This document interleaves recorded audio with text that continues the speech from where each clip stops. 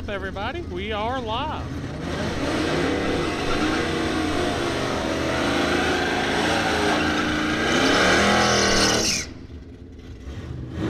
Got a little bit of... Oh, I gotta do some switching around.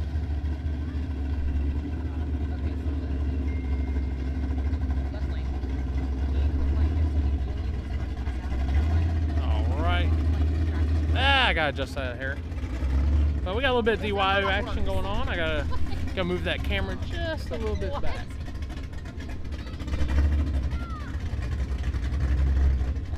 Your car was fixing to hook. Like, you just need to put some weight on the front end or something for now.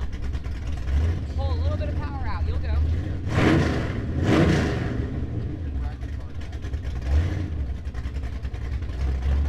All right, let's see. Yeah, there we go. That looks a little better.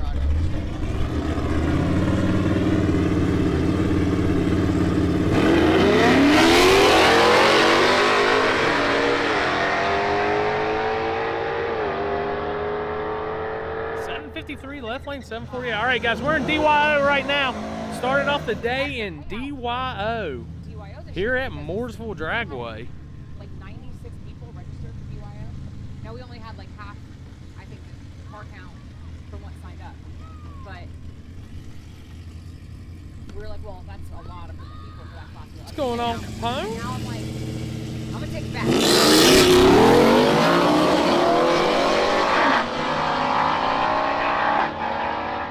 Them angles dialed in good today, man. 703 right lane, 914 left lane.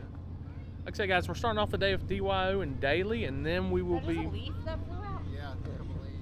We'll be moving into the faster classes.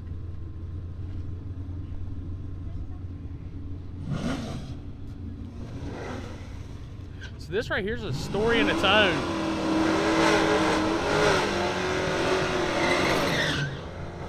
Dodge Dakota.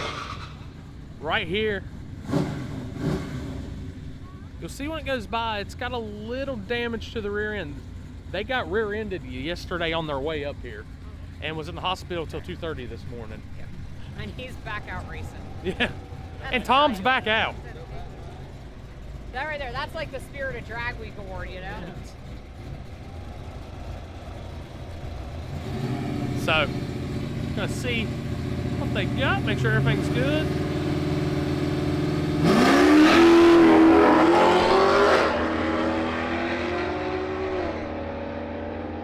Like they're gonna have a decent ticket to turn in right there, 725. I don't know what they've been running all week, but I'd say they'll be pretty pleased with that.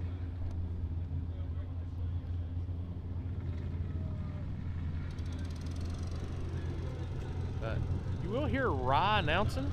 Rye Klemp is actually gonna be the announcer today, so Sorry? he's over here being all quiet right now in the tower. That would be my recommendation.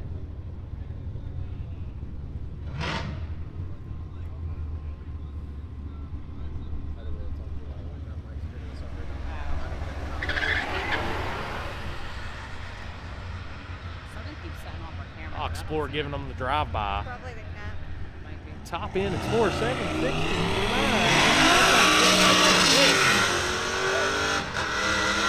Oh, he's 100% fine. He's one of the OG hard tire racers from this area too, so he knows how to get down some tracks.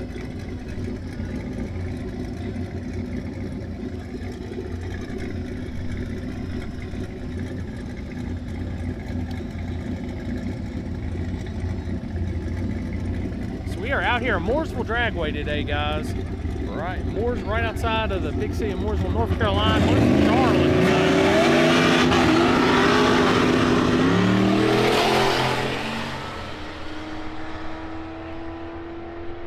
Left lane 742, right lane 646.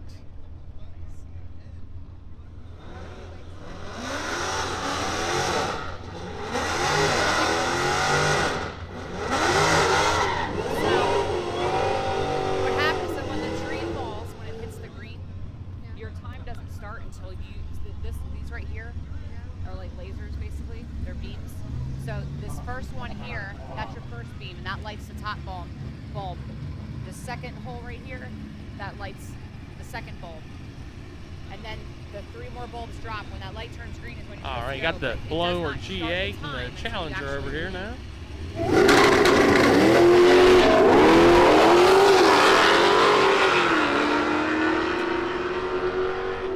G8 rolling through 702, left lane 766. Rev back there, like the tires. Why do they do that back there? So it puts heat in the tires and it makes them sticky. Oh, okay. That makes sense. Because they grip. And if you watch, so I'll have to show you a slow-mo video sometime, but if you watch when they leave the line, watch the rear tire, it like crinkles up.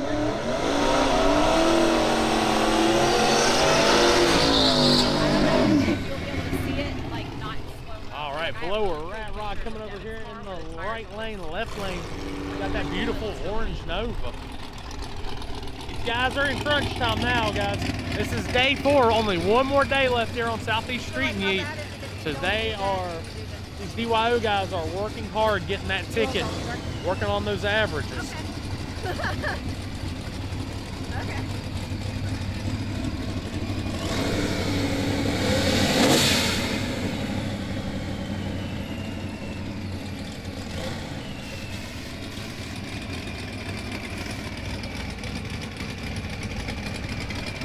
So you might be able to see it on this tire because it's nice and exposed. I'm not sure. It's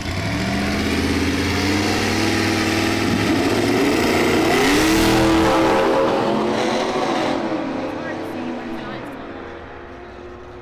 Left lane I'll find you a 597. picture. Blown rat rod goes to 642.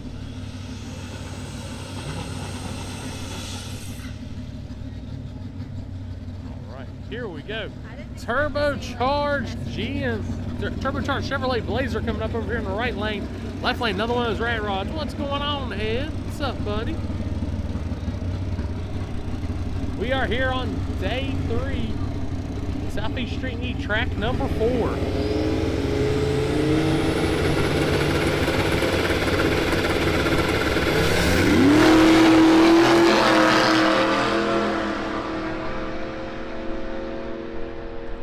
Blazer goes to 756, left lane 832.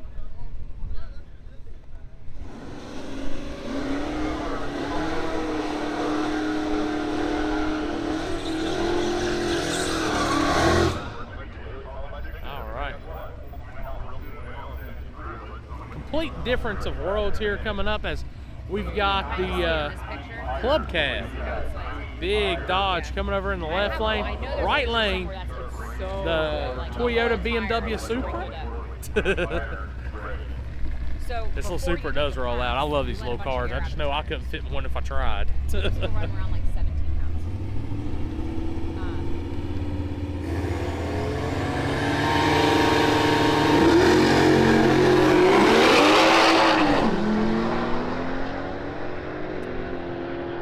Supra's got a lot of top end to it. 673.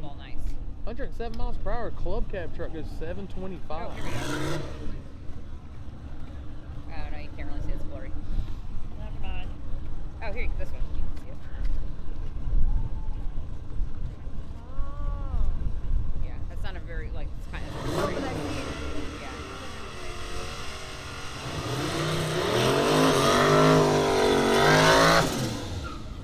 All right, we've got multi-Dragway veteran over here, Bobby Admire in the Caprice. Bobby Worldwide. Trying to get down. He's looking to, he's one I think DYO a couple times actually out here now. And we got that Turbo Nova over in the right, left lane, guys.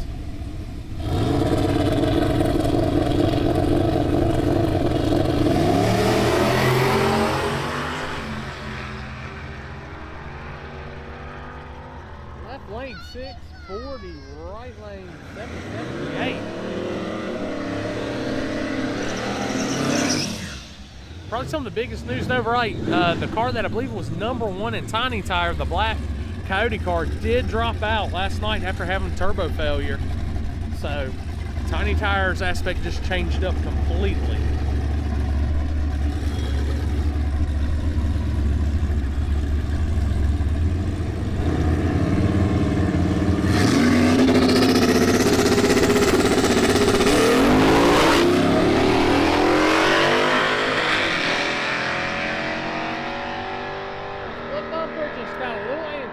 back. Left lane 748. Oh. Burn? No, I got dirt sticking in my eye.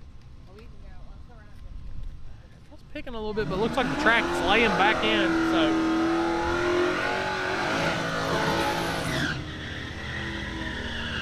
Dodge Dakota coming back up again. Like I said,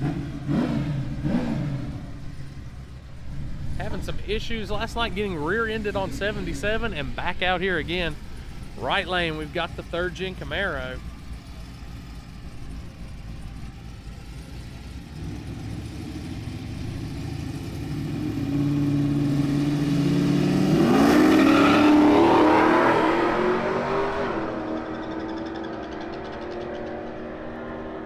Left lane 720, right lane 765.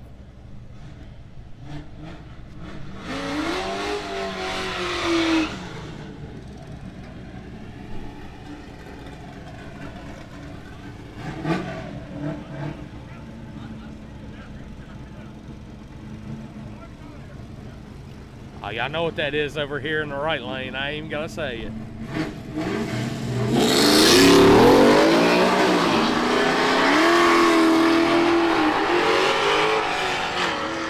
F-150 goes 690.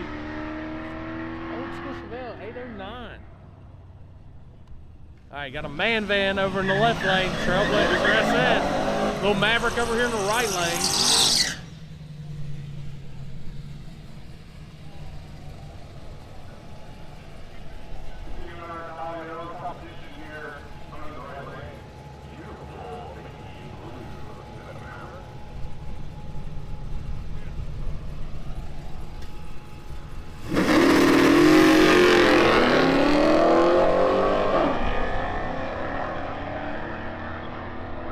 Maverick 674, left lane 920.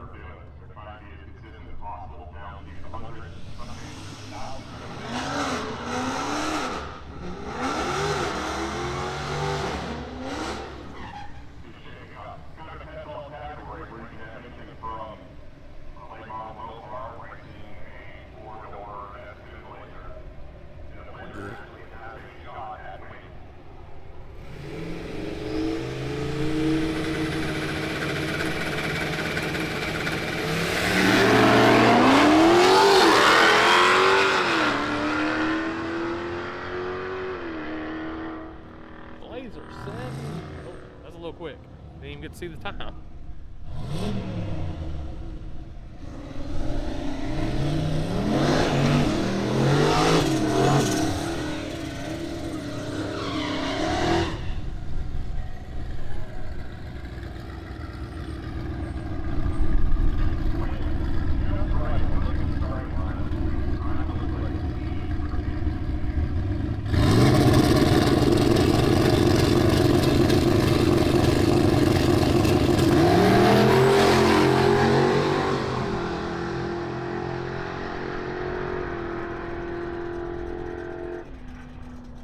$647.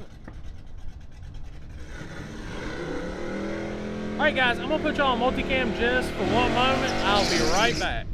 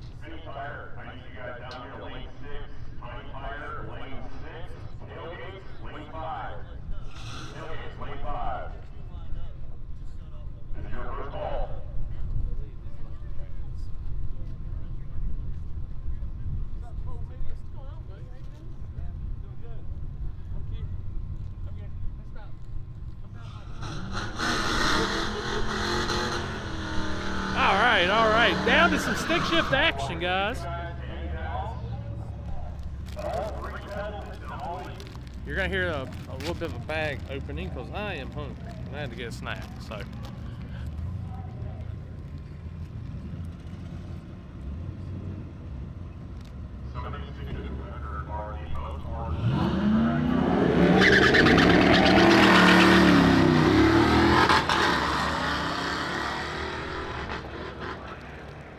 Left lane having a hard time finding the gears. Right lane 849.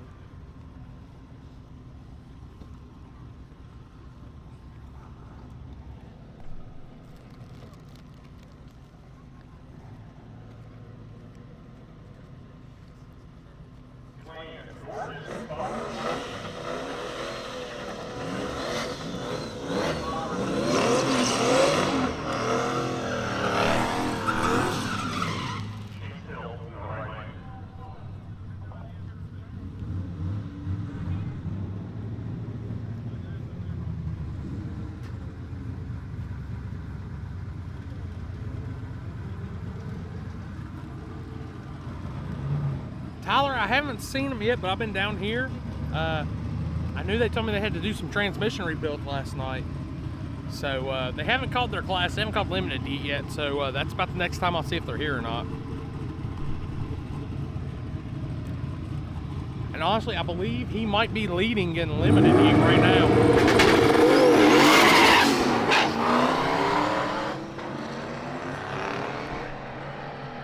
Left lane stick car, 775.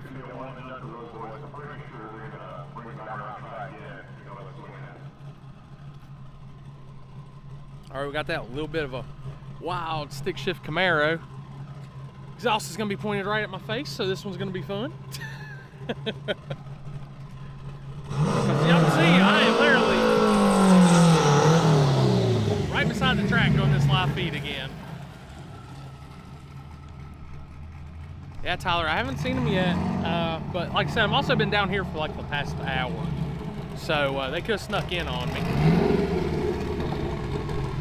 Yeah, they said they were going to Augusta last night to get clutches to rebuild the transmission, so.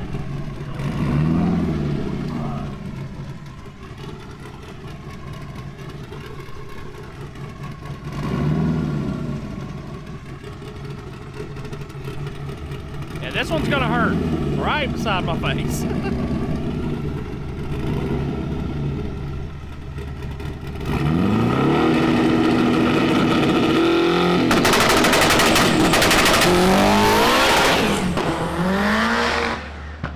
Woo, getting a little up close and personal with the cameras.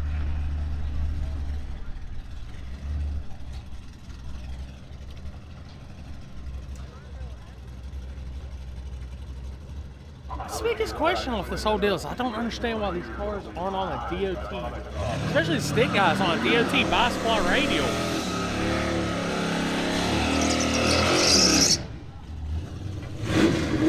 All right, more DYO coming up now.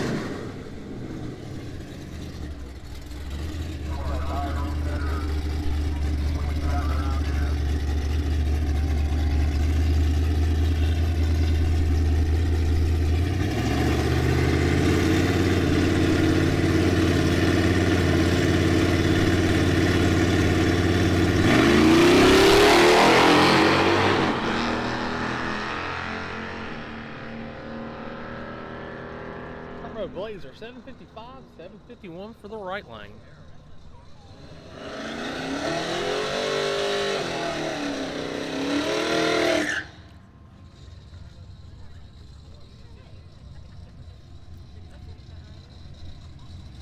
Yeah, they do at least have some good weather today. It wasn't too bad last night.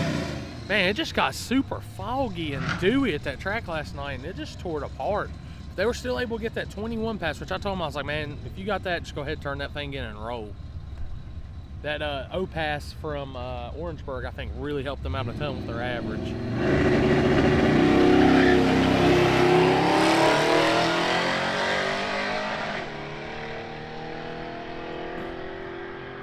Left lane 819, right lane 813.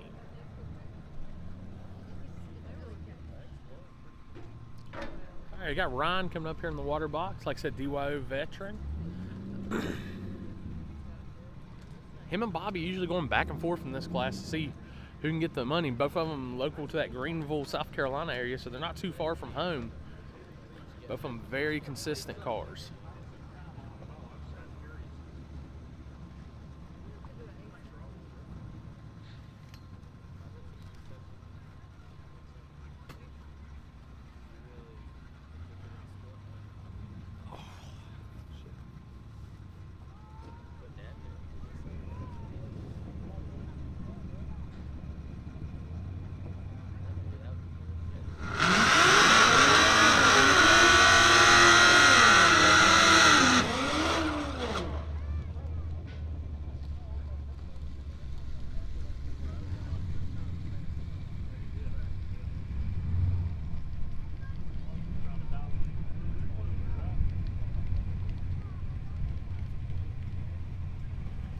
All right, here we go. Like I said, we got Ryan over here in the right lane.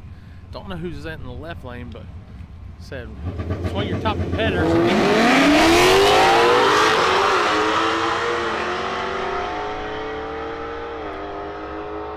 Ryan going strong, 758.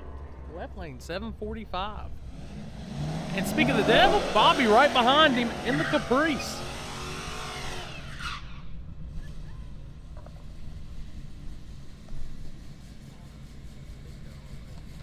Nice, okay. Talked to us earlier, training issues, but Flushing get to make it through.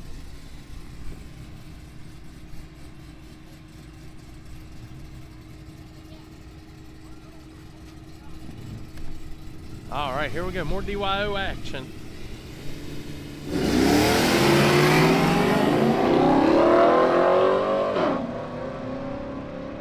Bobby Worldwide gonna go through 777. 922 for the man van. Stick cars coming back in the water box now.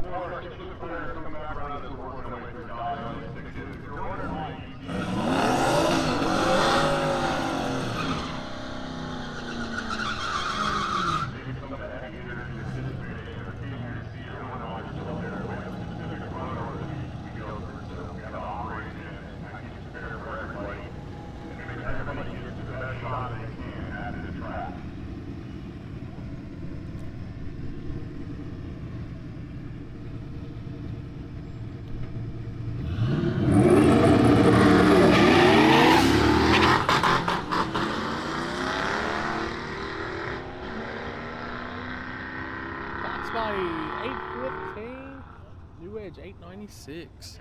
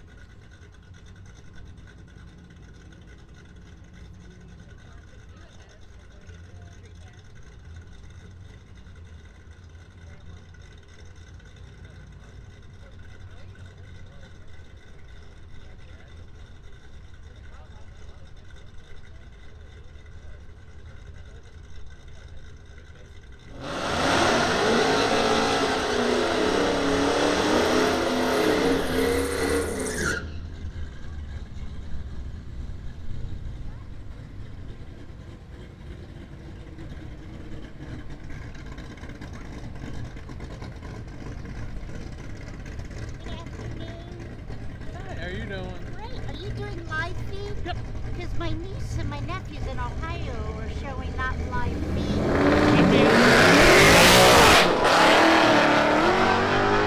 I'm sorry. Wonder what they're doing wrong. They've been watching us. I'll let them know you are doing live. Yeah, it should Thank be good you. on Facebook and YouTube. Okay, thank you. You're welcome.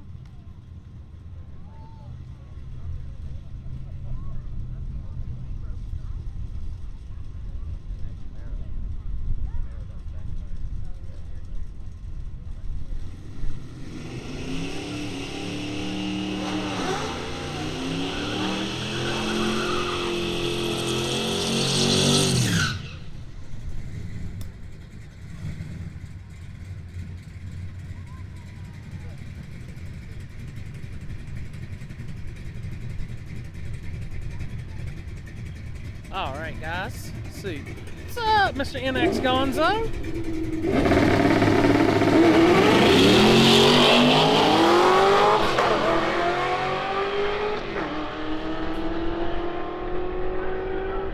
All right, right lane 708, left lane 810, guys.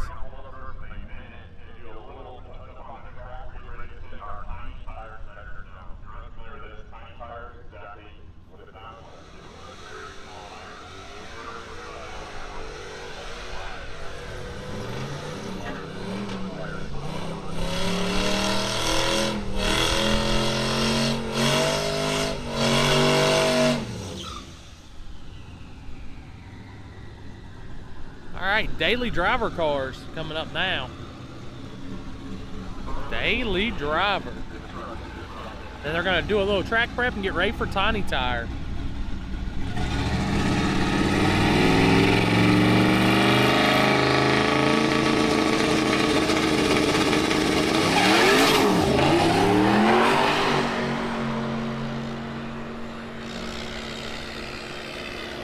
Left lane 677, right lane 724. All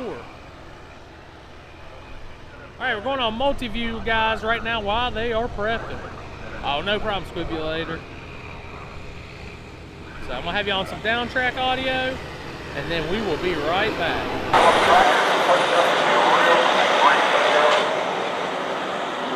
Clean up so don't go anywhere.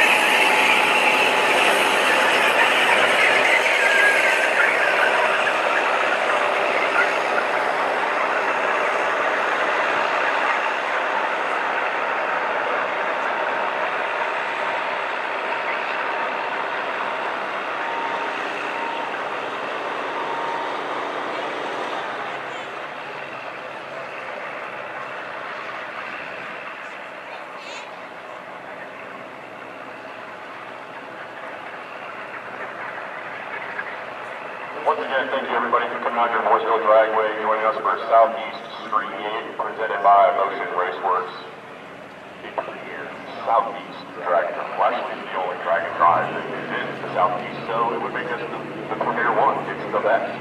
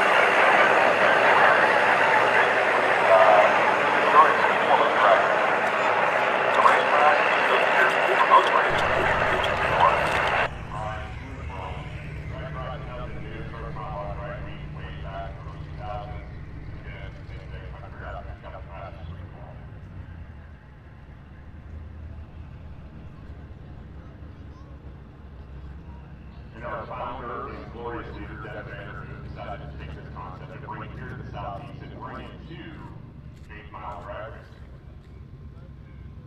Put a little bit of a twist on it, his own kind of flavor, a little bit looser rule set, less of the drive. You really need to suffer in a race car for 300 miles in late September in 100-degree traffic. No. Cool to say that you did it afterwards, but reality is somebody who's done that and it's not fun. But racing here is also in the summer, but beautiful weather, and everybody's out here enjoying us. All these competitors, this is now a great racing track yesterday. It's getting three tracks total, there's four models.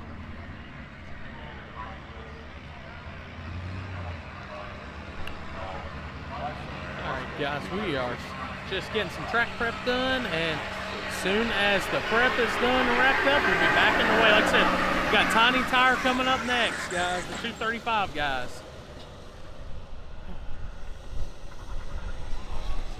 Thank you, man. That's freaking sweet. It's pretty neat. It can be a little bit of a hassle sometimes, but just keeping it figured out. Oh yeah. Like you was talking about earlier, once you get it down to a science, it's pretty easy. Just kind of, the biggest thing is making sure people get out of your way. It's like, you're gonna get in my way and slow me down.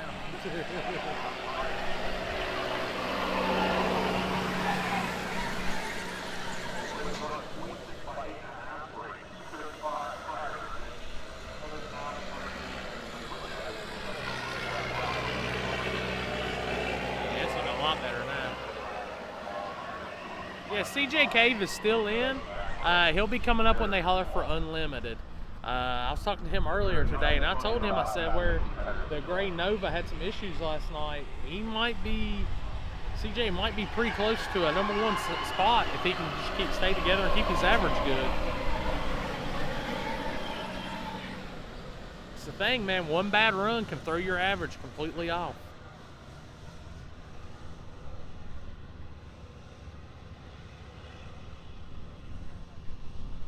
All right, they're putting the final coat of the glue down, and we will be coming back at it with cars next, guys.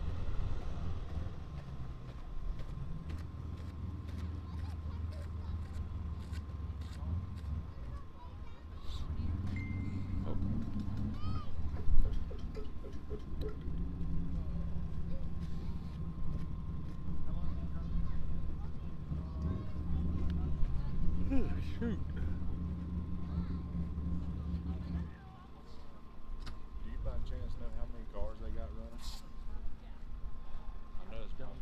From watching your stream, and then my buddy too, he sent me some pictures. I'm like, good Lord. Don't know how many's left though. A lot has burnt, so. Gotcha. I would say it's still 100 plus. Yeah, there was a ton of cars that actually showed up for it. So yeah, my buddy, he sent me pictures of Shady Side for their first run. Unfortunately, he didn't break. He was the one that had the 1-2 shift miss, and the Nova, supercharged Nova. And anyway, he said it was some reason he just got locked out of second gear. He's like, I don't know why. It ran fine at every other track, he said. He said they're on their way up here now. They went and took a shower, and they're coming out to run. So how about that? That's what I told them. I said, that's the best thing yesterday. I got in the hotel, ate my food, and just jumped straight to the shower. There's a class coming up next year, the 9-tire class. These guys are some very fast cars and ridiculous small tires. This class is shaping up to be kind of interesting because your leader in this class broke yesterday and had to drop out. Unfortunately, Brad Long lost turbo in between the first and second track. So his Southeast Street N Yeet event was cut a little bit premature, which now has opened up the opportunity for some competitors behind to capitalize. That one being hurt, that opened it up big. The Tracy Holcroft, and I'm not sure which car this is, but they are those if they can hold on to it for the person that broke, but then we know everybody else gets excited because they're like, I've got a chair. Yeah. And I don't know the results here, but looking at what they got here, they might put them in the running Have for you an know your overall. chart and everything I'll on check that? the numbers here. Is it like a little iPad? Yeah, it's all it is a tablet that controls everything, man. That's cool. And it's just got everything built into it. That's why I really like, because My other setup, I'd be using the laptop and have a bunch of extra stuff on. This just everything. Yeah, I like that. That's cool. That is really cool. And you got what? 1, 2, and then 4. Okay. Heck yeah, man. Yeah, we got starting line, like a hurt foot, wide pan out at about 250, and then looking down track at it. That's awesome. It looks amazing on the live feed. Thanks, When I man. was watching it, it was really nice. And I've still been working the bugs out of this setup, just where it's all brand new and stuff. Oh Just yeah, kind of. you'll have that. There's an update for it, but it's been working so good. I'm scared to touch the update Oh, and mess up on. So I'll update it on Monday. Yeah, that'd be like me. I don't want to update. It would move something and I would lose it, and I'd never be able to find it again. It wouldn't work right. Dude, that'd be my luck. That'd be my worst fear. All right, guys, going back to Tiny Tire now. Tiny Tire cars coming in the water box, and like I said, #1. Pretty sure he was #1. Brad Long, the Black Coyote car, nuked the turbo last night, so he is out of Tiny Tire. We got Eric Wynn and crew coming up over here in the left lane. So they're not probably in the leading portion, but their big goal is a 5-second average. This is their first drag and drive event. Right lane, we got that sick blower Silverado.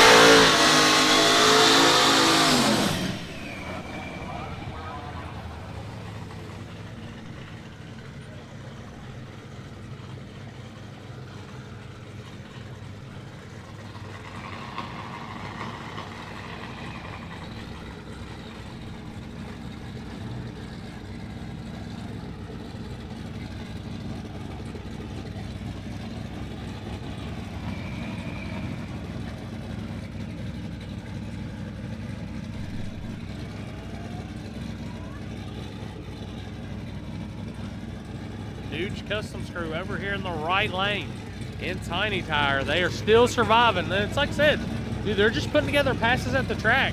I mean, as long as you're doing that, you're in contention no matter what.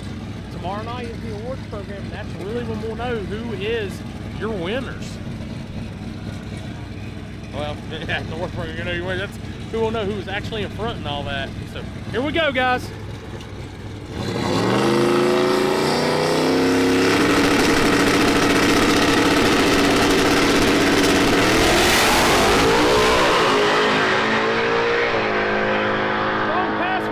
Left lane 529, right lane 568.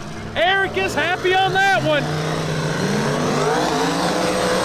All right, and these two, I believe, are now your top battle for Tiny Tire. Both station wagons, both turbocharged, and both on an 8.5-inch tire. That's Tracy Holtzclaw over in the left lane, one of the locals to the area. Don't know the name on the right lane. Like I said, both turbocharged wagons on super smalls. So these guys are battling it out here in Tiny Tire.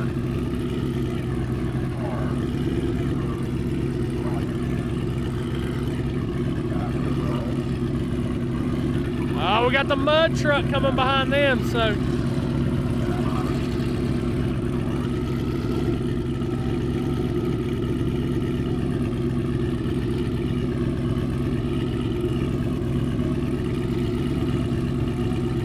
All right, this pass could make or break Tiny Tire right here. These two guys going at it.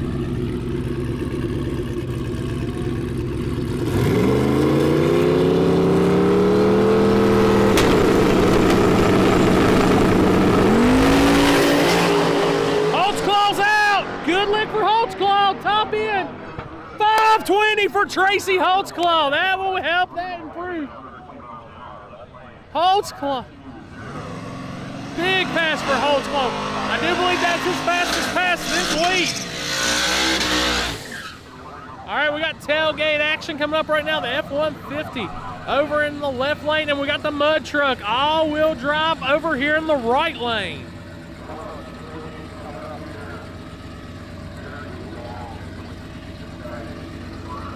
Watch this truck let down a 5-second pass right now.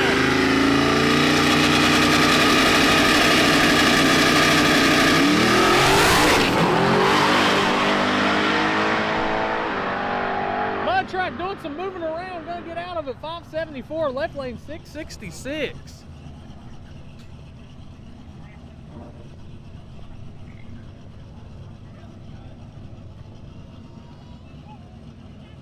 Tom Wrestler coming over here in the right lane. More tailgate action coming at you right now. Holtzclaw, though, making a statement right off the trailer. That will move him. I believe currently he's probably in the #1 spot.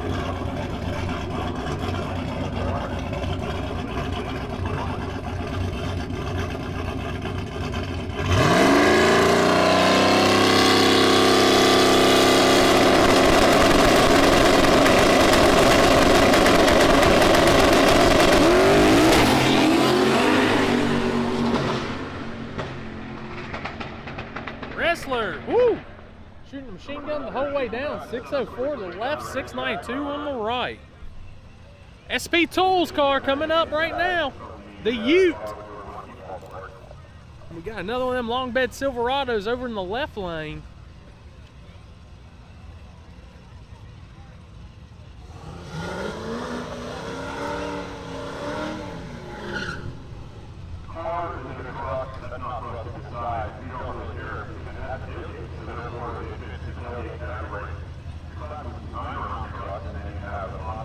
They have fought some issues all week with the Ute, so between broken axles and just having just hard time, they finally, they believe, got everything straightened out. They're looking for a good pass here at Mooresville.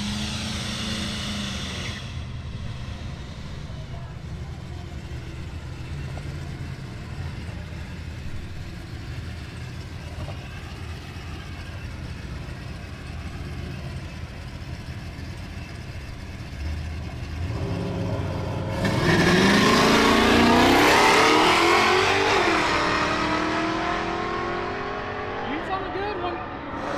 723 for the Ute, left lane 867. All right, looks like we got more daily drive cars coming around now.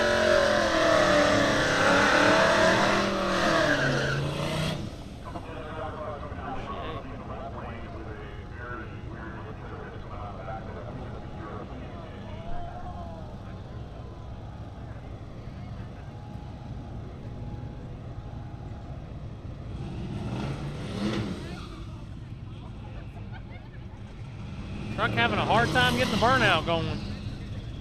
I love the facility, Robert. They were just fighting the weather and the issues with it yesterday, so.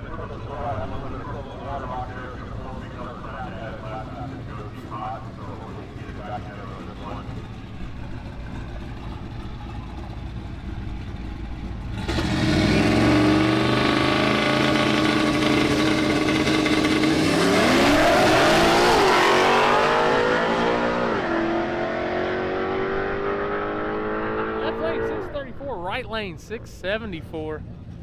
And now I believe we have DD. Limited and unlimited to the lanes. Limited and unlimited to the lanes. A couple DYO'ers coming up right now, guys.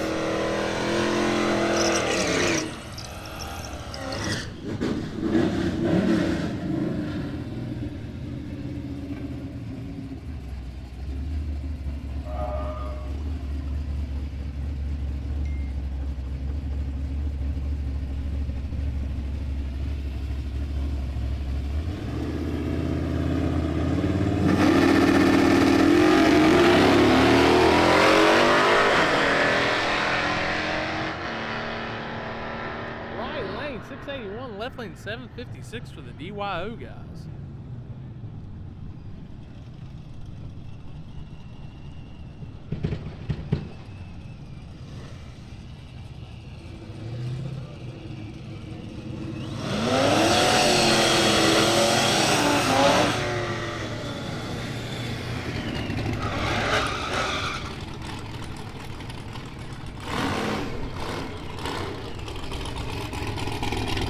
All right, that blown rat rod coming up in the right lane. Another Caprice over in the left lane.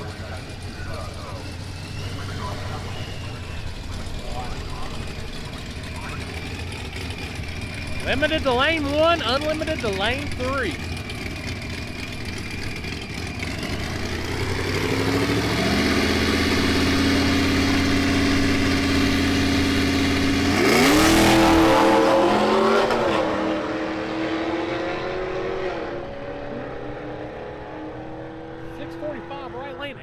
7 left.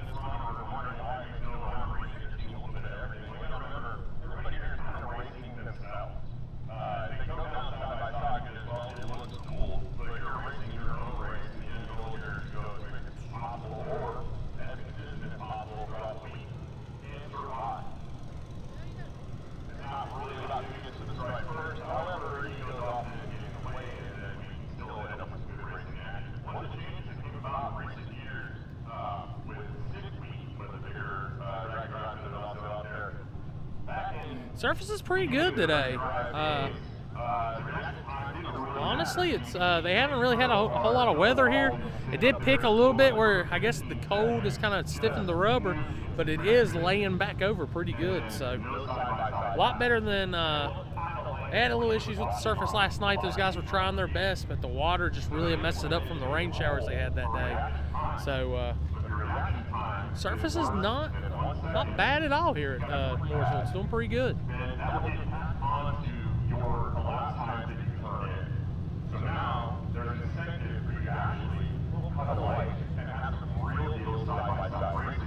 No, this is prep drag and drive. This is a drag and drive, Carter.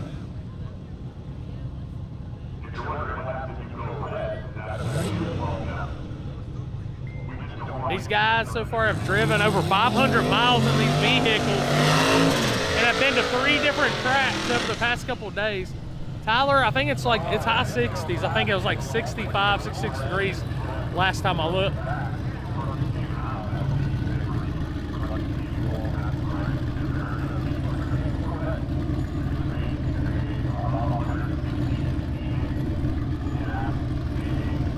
Watch this little red truck. It is nasty.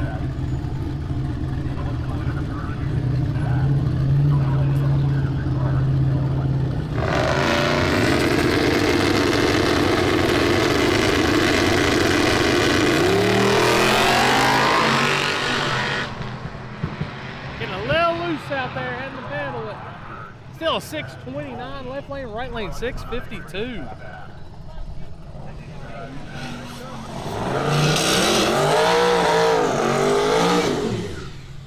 More tailgate action coming up. A couple of turbocharged tailgaters as we got the Silverado in the left lane and the newer F-150 here in the right lane.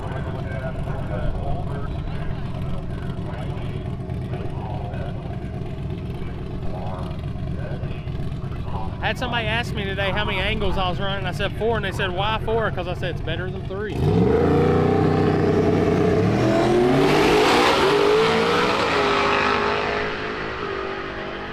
No, Robert, the last day is tomorrow, 5:57 for the left lane, 6:79 right.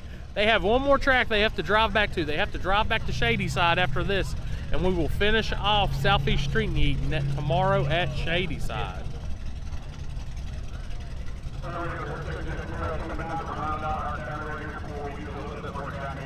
A couple DYO cars here looking to get one more hit in. It sounds like they're going to be doing some track maintenance and getting ready for the fast guys of Limited and Unlimited. Tyler, if you're still watching, I guess that's what I'll finally get to see if they've made it back on property yet or not.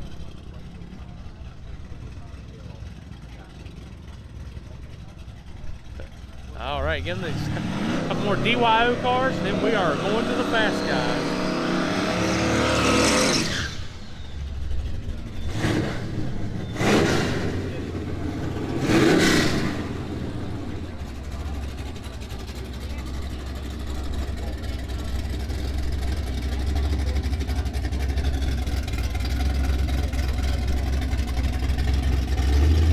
Sweet! All right, good deal.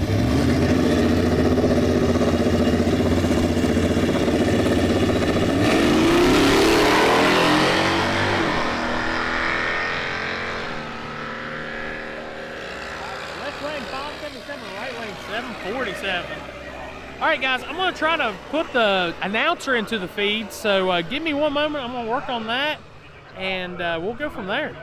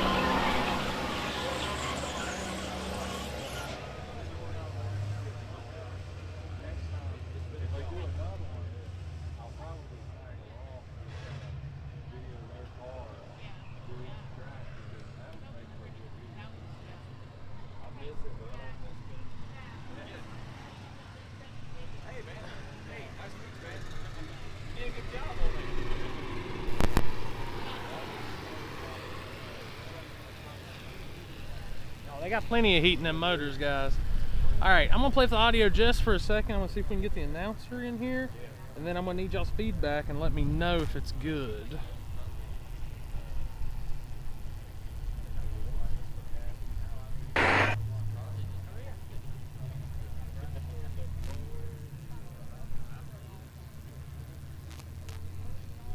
I know we've had some issues trying to get the announcers in here before, but hopefully this will actually work out pretty good.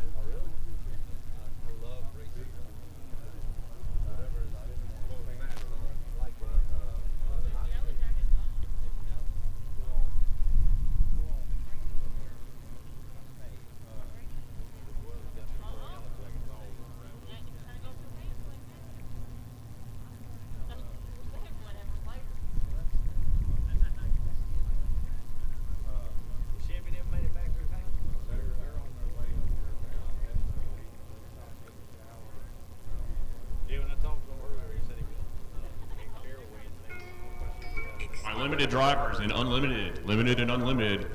I would start tooting up real soon.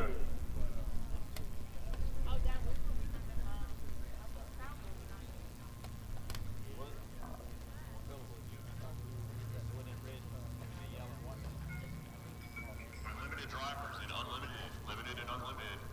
I would start tooting up real soon.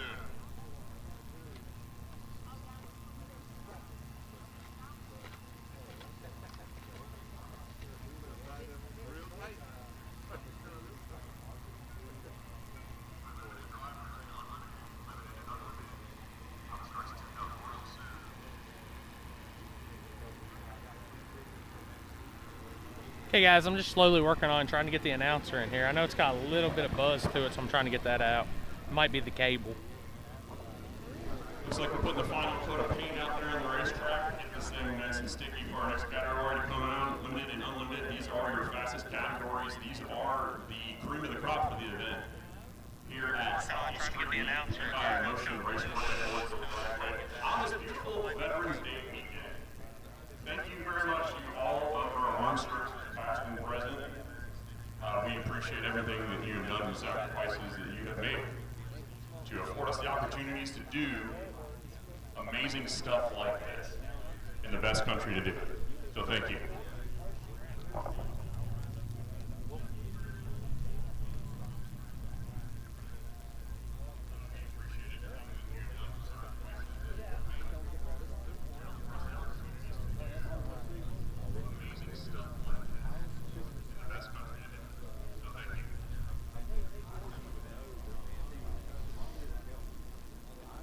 What's going on, Michael Shannon?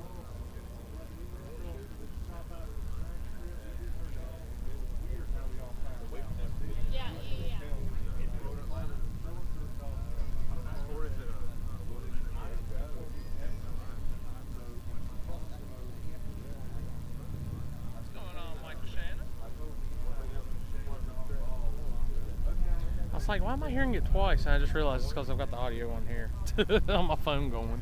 Yeah. Mostly I'm getting ready to pull man during the speech.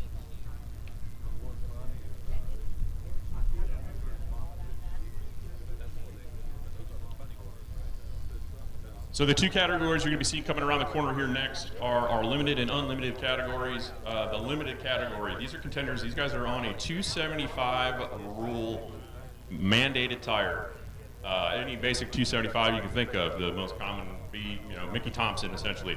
No methanol fuels. We don't want race cars. We want real deal pump fuel. E85, race gas. Yes, you can go and spend $20 a gallon for C16, but if you put methanol, which is much cheaper, you're out. Right, it actually sounds like it's really good, guys, so we're going to roll with it. As we got the fast class coming Steel, up roof now. and quarter, there's no crazy composites and all over these unlimited things. These are coming full into weight the street water cars, box. making probably well north of 4-digit horsepower. And this is one of the funnest categories to watch, in my opinion. This is all fun. It's drag and drive. Like, I believe the everything buzzing's about this is actually in awesome. their audio, so I can't really fix that one, guys. But these guys. But well, this should be I a really show. like having the announcer, so we're going to roll with it.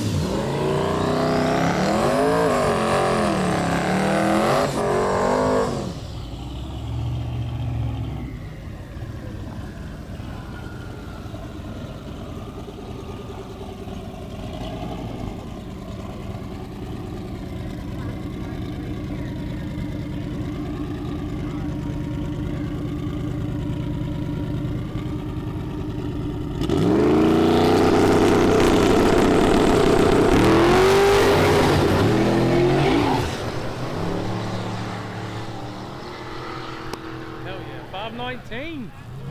Right lane a little premature. Fortunately, they will still get their time. Almost left before the tree was active, but goes through at a 5:19. That's the fastest pass for the week for them. I think that's going to be a turn it in and hang out.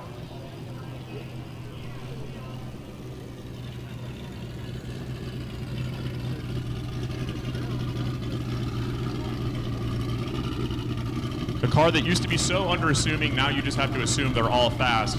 Ford Fairmont in the right lane. This is taken over as the Fox body for the platform of choice to go out and abuse. Taking on the left lane, big old G body.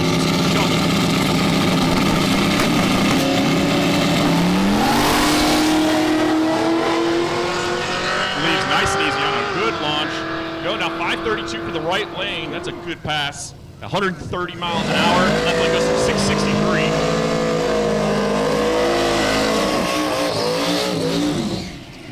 Left lane's DJ Cave. This is one of the cars that I believe is posed to strike for his category. He could have the ability to move up and clinch a victory and finish a little higher than you'd expect. It's crazy how things can shape up on these drag and drives. You never know. The week will start one way and then it ends up completely different. Which is like saying that water is wet.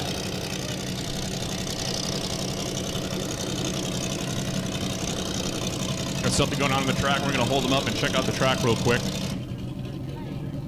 they bring back, will you get it for me? Because the stuff came off like that.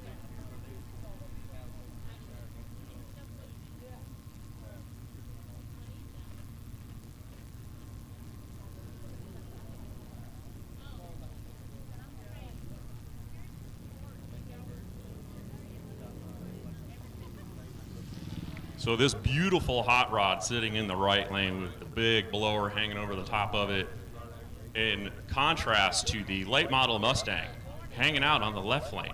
This is the kind of variety that you get. This is what makes drag and drive so cool, is you get to see the craziest contraptions that come out here in one of the most, and you're looking at it right here on the starting line, this is the left lane is one of the most rule heavy categories. There's a lot what they can and cannot do, and they're basically governed. This is what you got to do. Right lane, unlimited. You want to? It's got tires. Come party. It looks cool. It makes all the right noises. It does wheelies, and yeah, I want to see it happen. So that's what you get. It doesn't matter. You can your late model Tesla or something you and your boys drug out of a barn and want to come out here and have some fun. We want to see it.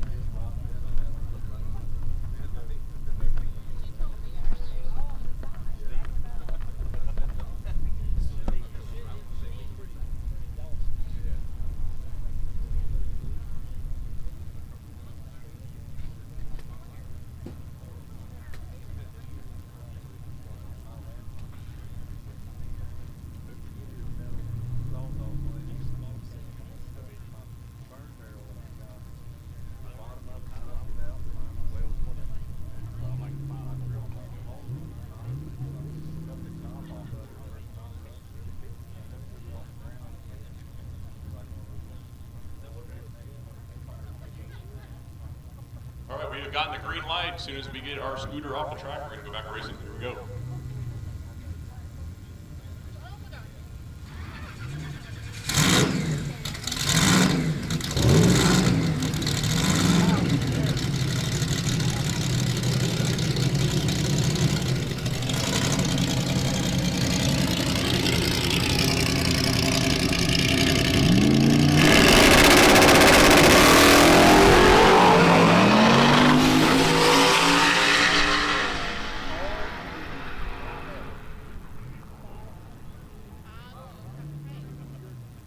CJ Cave goes down through at a 5:05.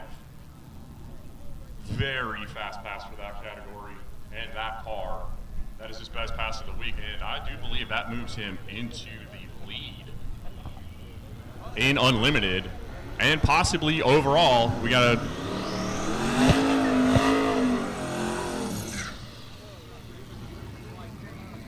crunch some numbers on that. A couple of Drag and Drive veterans coming up here. On the left lane, you got Randy Seward. That maniac has driven that car tens upon thousands, legitimately drove that car across the entire country, put about 10,000 miles on the thing in one trip, and I think I lost count of how many times that car has been long, and it is fast.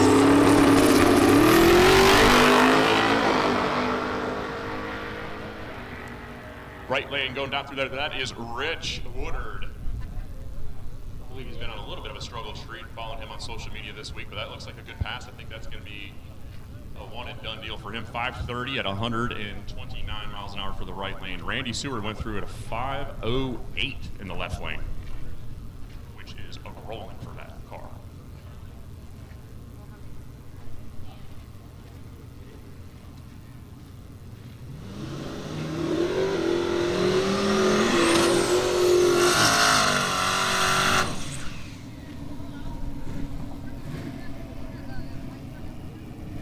Another big, beautiful square body on the left-hand lane. I believe that is Scott Thompson.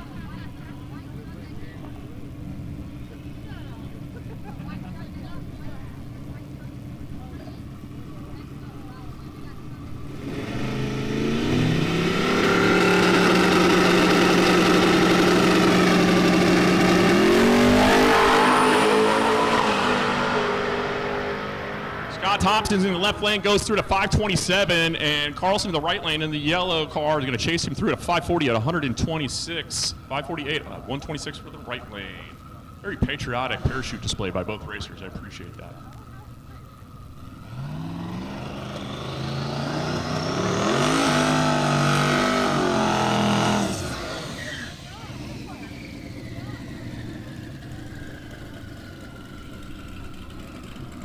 The newly ventilated Dodge Durango in the left lane. Pay attention to the back end of this thing. He got tagged on the road, busted the back window out of it. Not a good situation whatsoever. However, they managed to salvage the week, and they're still out here finishing it. That is the spirit and mentality of the Drag and Drive events here. That's what these racers do. Most people pack their stuff up and go home, but they spend a lot of money to get here. We're going to finish. And in the right lane, beautiful Innova. I love the vinyl top. I appreciate people when they retain that.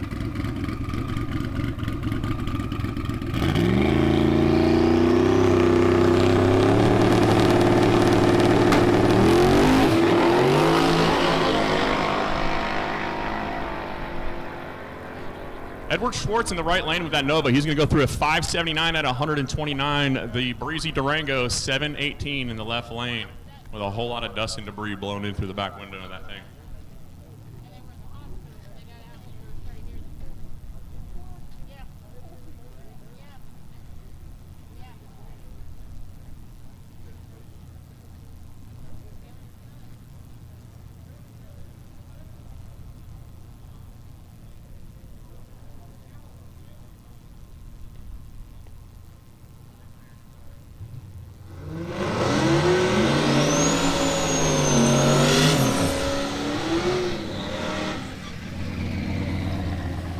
Right lane, a very pretty Malibu. No stranger to Drag and Drive, as evidenced by the Sick Week stickers plastered all over that vehicle. That belongs to Robert Wooster. I hope I'm saying that right. If I'm not, I apologize. But we'll just call you Bob for now.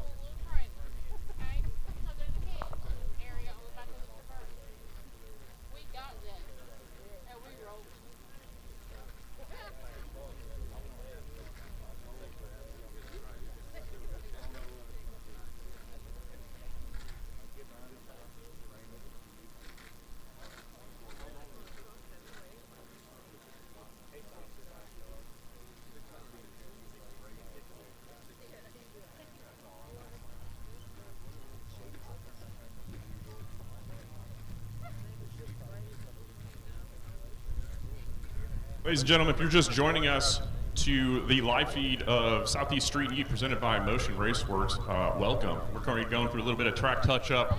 We are in the midst of our limited and unlimited categories, the fastest of the categories here at Southeast Street N Yeet. We've been rolling for about an hour, and I gotta say, very impressed. Everything has been running exceptionally smooth. Racers, applaud yourselves. Fantastic effort from everybody here. Zero issues on track, and loving it.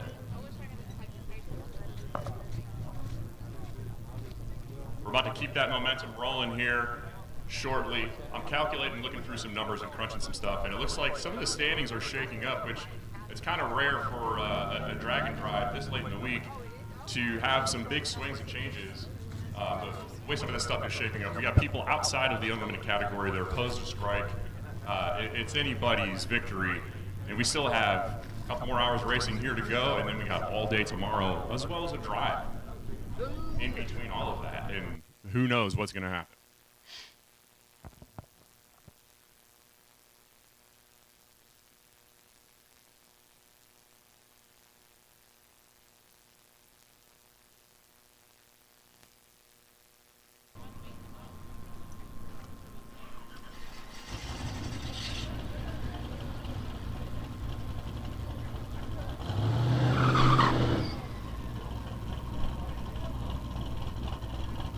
All right, we're going back to action.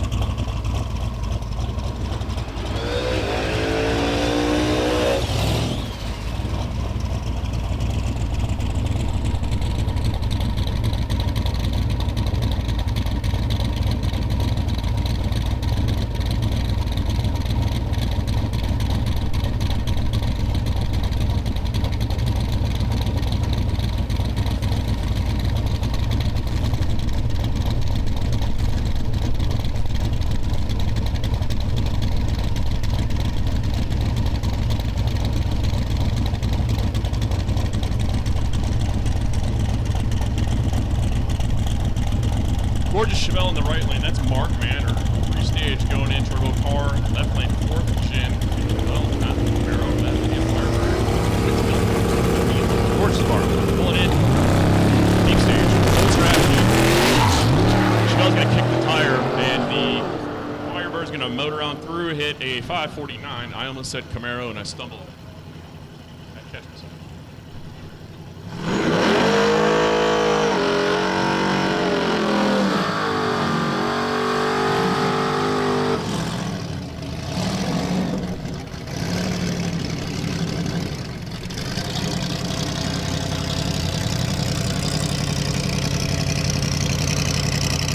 Big blown hot rods back up, put the big tires on the pavement, make another hit. In the right lane, going up against this absolutely devastating, beautiful Nova. The color is incredible.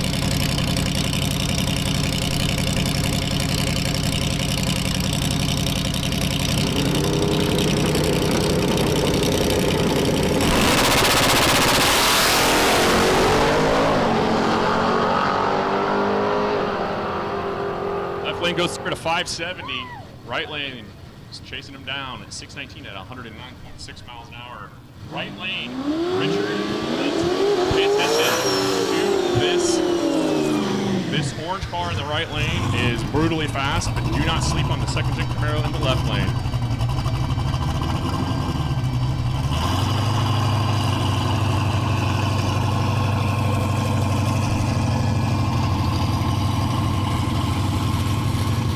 Richard Flint not having the week that he wanted. This is a very, very fast car. The first day, unfortunately, he had to try that 10-second time slip. Not what you want to do.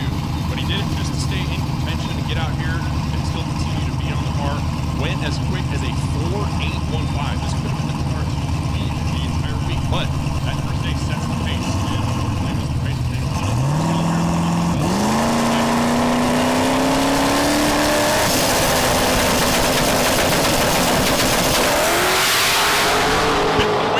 Charlie Depp in the left lane with that Camaro, making it look good, bringing it down smooth. Right lane 484 at 153.95 miles an hour for Richard Flint. Unfortunately, that car is out of contention, but considering his average substantial down between today and tomorrow, that he might be able to podium.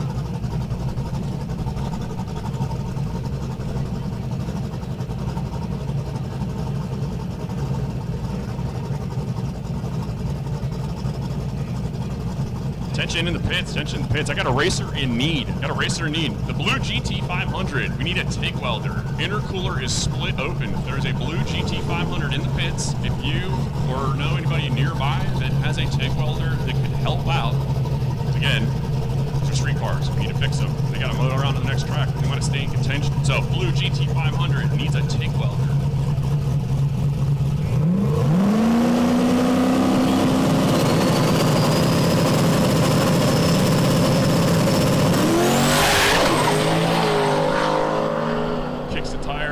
Drives around him, going through 540 in the left lane to the right lane, chasing him down just for fun. I paid for 100% of the pedal. I'm going to use 100% of the pedal.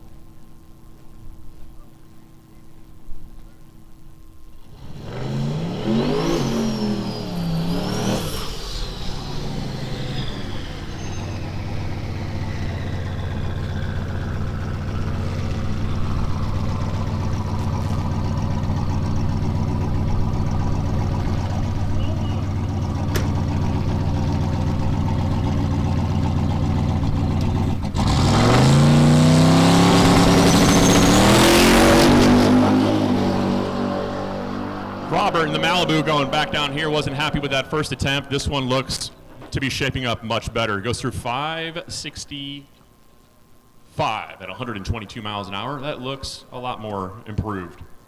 I think they're gonna, I saw the Shaka. They're never coming back around. We're gonna see another one. I like it. Did I butcher the name? Is it Worcester or Worcester?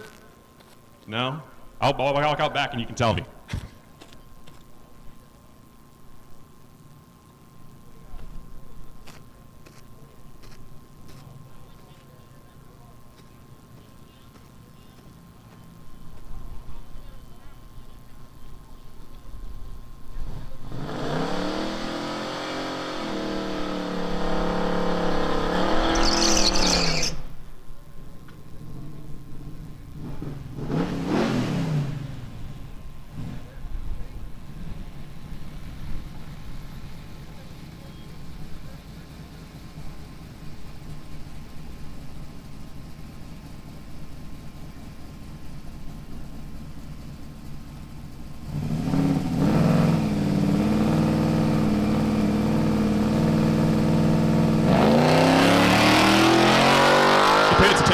All run categories. If you are not happy with your first one, or maybe you just want to make a whole bunch more passes because racing is in fact fun, well, come on down.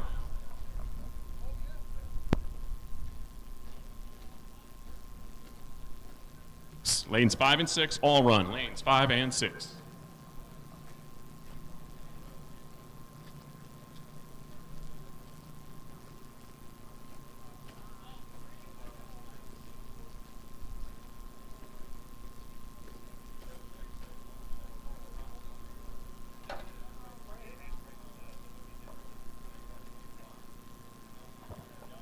Coming up next, we have one of the fastest cars, if not potentially the fastest car on the property. Nick Reinhardt coming around the corner in this absolutely drop-dead gorgeous. You probably saw it when you pulled into the track today. This Chevy 2 Nova is going to be coming up in the right lane. Look for this thing to be well into 4-second territory.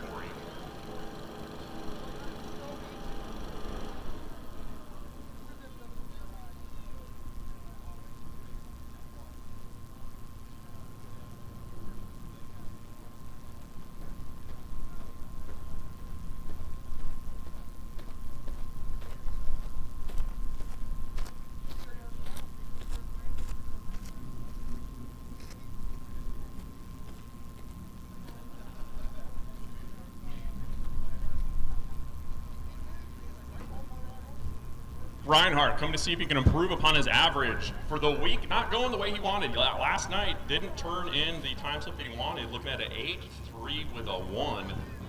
This car is well into 4 seconds.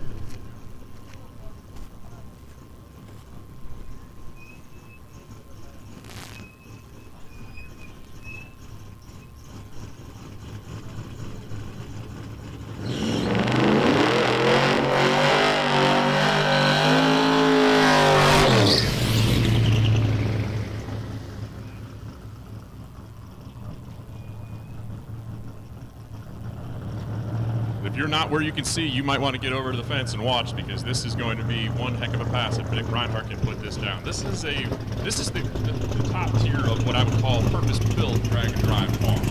Go do it in the best possible way. We'll build something along the lines of this. There's more than a handful of these kind of cars that are out there that are essentially really fast street cars, not a slow race car. This was in some sort of a heads-up category where it had to be competitive, because at the end of the day, these are still very heavy. They need to be robust to survive the street miles.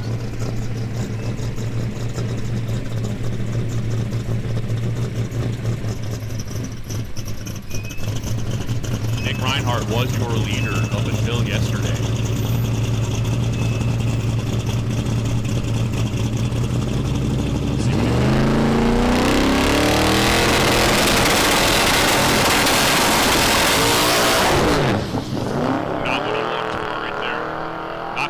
Off on the hit. It went a 142 60 foot, 330 to 45 and 69 at 90 miles an hour to the 8th mile.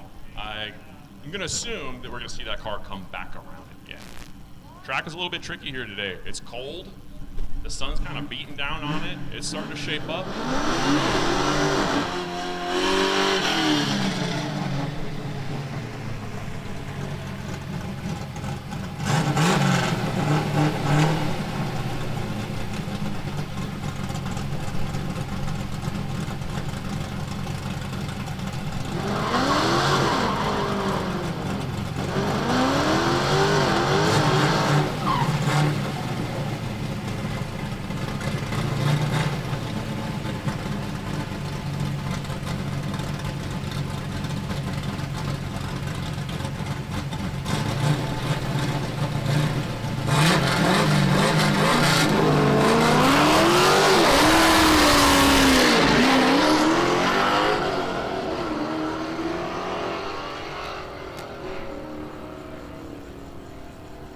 The GT500, if you did not find someone to TIG weld, I have a gentleman up here that has a TIG welder a mile away, and you have to use it. So if that helps you, please come up here to the tower.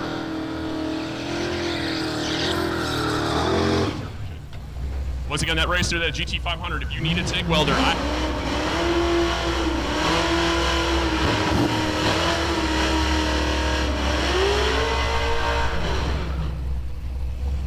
racer with the GT500 that needed the TIG welder. If you need it still, I have a business card of a gentleman that can probably help you out in your situation up here in the tower.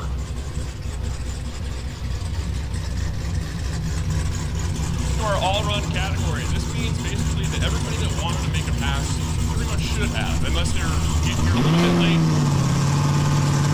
At the end of the day, it's racing. Now it's fun. So everybody, random run.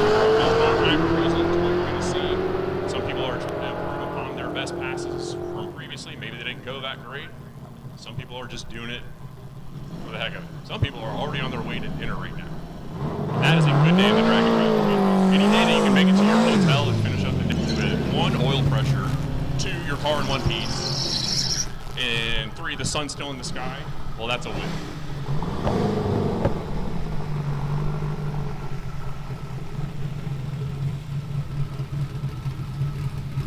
Replay function for y'all now, so we trying to incorporate that in a little bit. I see a beautiful yellow Chevelle that sounds really weird. Everybody, David Gallimore is on the property. If you see a yellow Chevelle that sounds very weird, tell him his car sounds incredibly terrible. That is a Ford inline 6-cylinder inside of that Chevelle. That is a Barrett. It's plastic. So we just get it. We took the big block out and put it in like 640.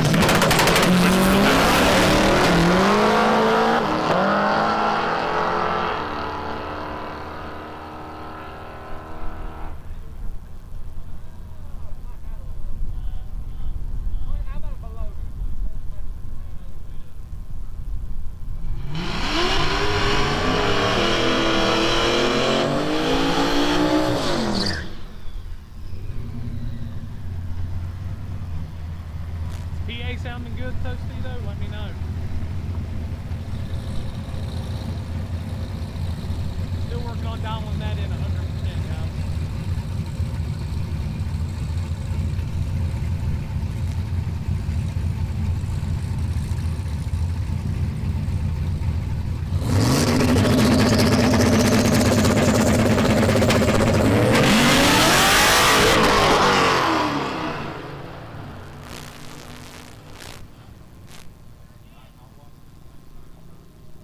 Little problem getting off the line here, and he did exactly what you're supposed to do. You stop the vehicle quickly, safely, and move to the side, and just don't panic. Don't make any sudden movements. Don't look it in the eye. You make eye contact. Lord help.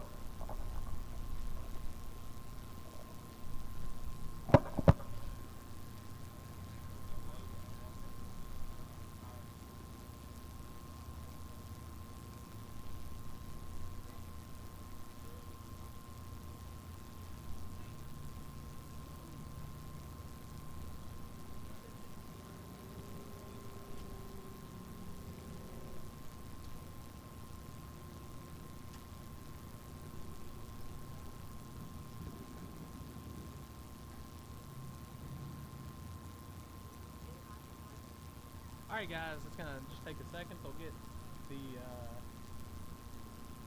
priest off the track.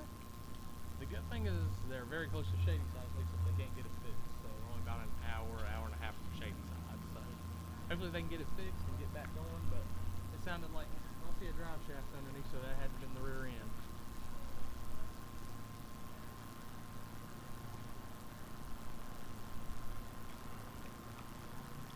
I know. I'm gonna let Rod take duties though today. After a few days, my voice is a little used up, guys. So I'll be back on the mic tomorrow at Shady Side.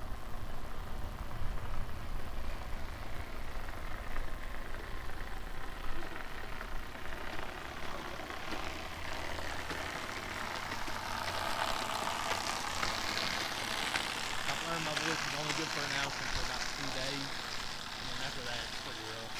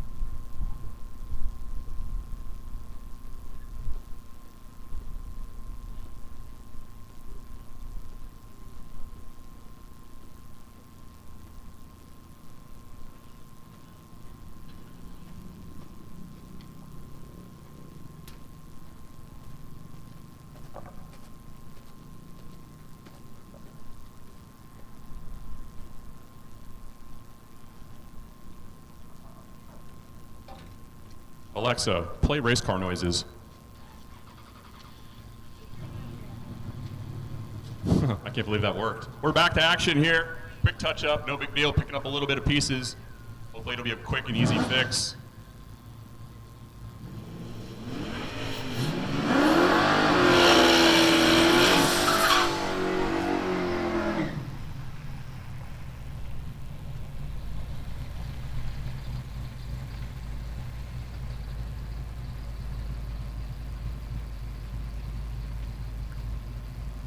If anybody is out there still digging for a TIG welder, I believe we have the situation handled. So if you are still frantically searching for a TIG welder, I believe we have that racer taken care of.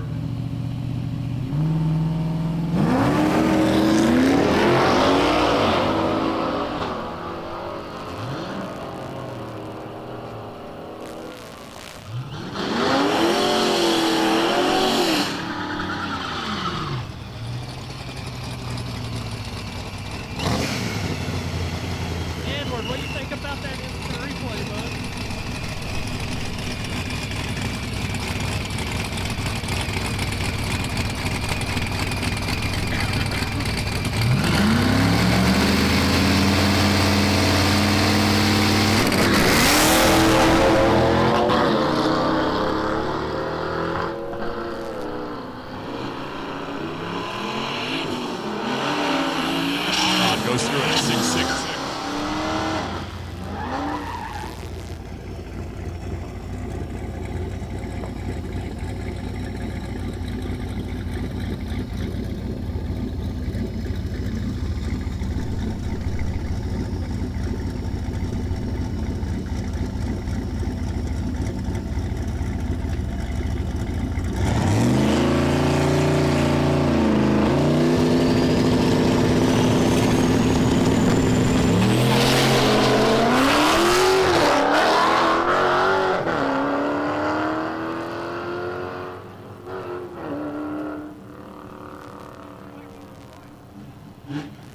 Matt Finney in the right lane, taking on the stick shift category in the left lane. That is Joe Nichols. Joe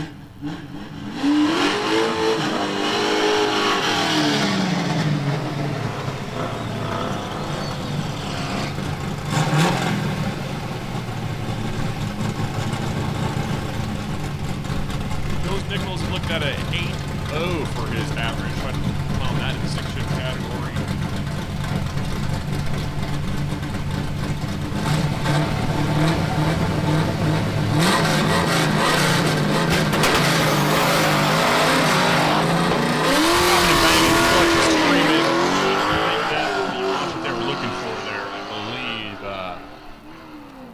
Well, maybe I'm wrong. 779 in the left lane. Maybe that is what they're looking for. It sounded angry.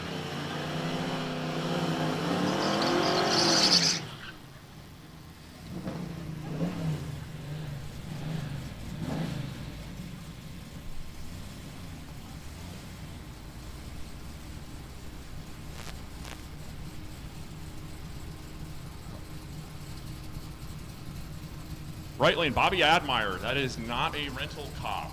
That is not a cop car. That is Bobby Admire. What used to be a police car at one point or another, taking on the second.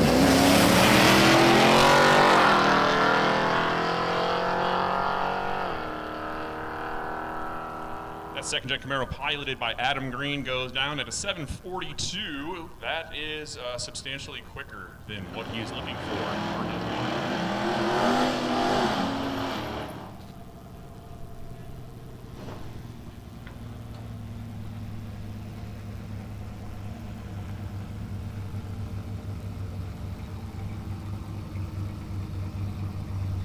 Right lane, Stacy Baston in the Tri-5 Chevy.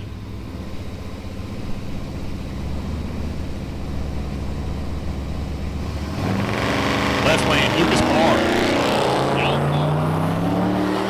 Puts the paper down, folds it up nice and easy, places on the seat. Departs the starting line briskly and goes down through at 8:28.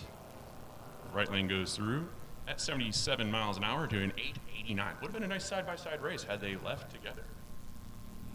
And the left lane is, this thing.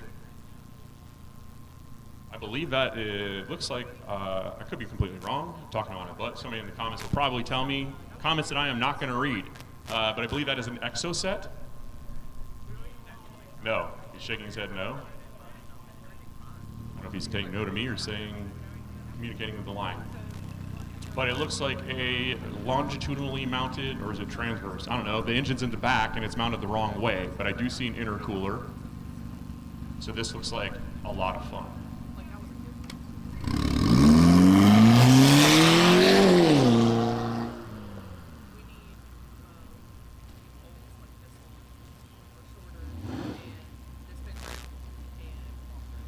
I'm assuming that that's not the path that Jason Robertson is looking for, judging by the performance he's had throughout the week here. Hopefully he can get it fixed and come back around and put on a show, because I kind of want to see the go-kart get down.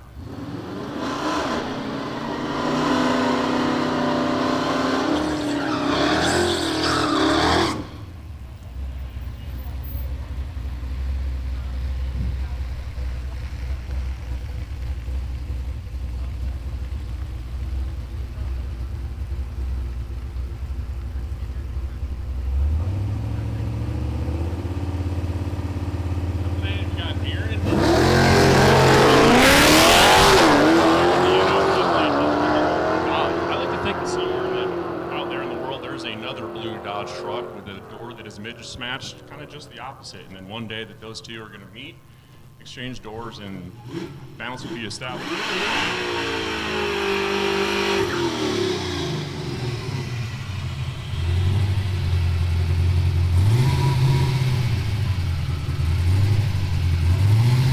Stick shift category coming up in the right lane. This Nova sounds exceptionally healthy and it looks exceptionally good. I want you Chevy Rollings. Man, if you had a name that was meant to be a race car driver, it is Chevy Rollings.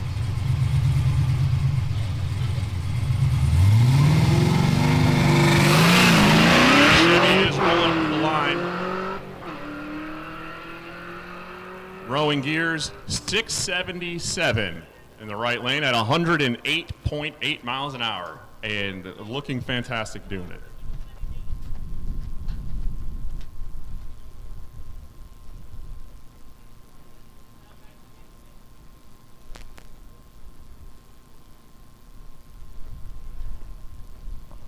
So I'm pretty sure that, judging by the enthusiasm of his crew guy there, Mr. Chevy Rolling, that was rolling for Mr. Rollings. Sorry, that was a terrible joke.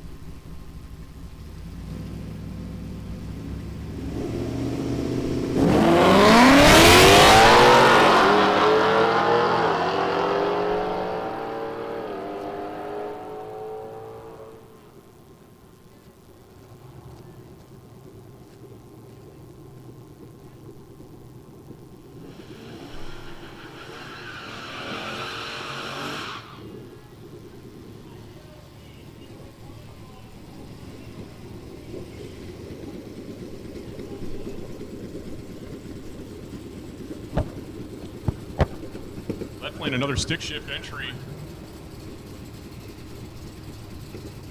That is Chris Stevens in the Fox body. It looks a lot like the other stick shift. It has a turbo. It just looks like this one's covered in pollen. Not the pass he's looking for there. A little bit of smoke choking out of it. I think he got a little bit of issue in the tune-up. Hopefully they can get that rectified and bring it back around, because we'd love to see these guys make the best pass possible. Coming up here in the left lane, we got Randy Seward, a drag and drive OG veteran. This guy is probably more miles in that Mustang than most people do in their own daily driver.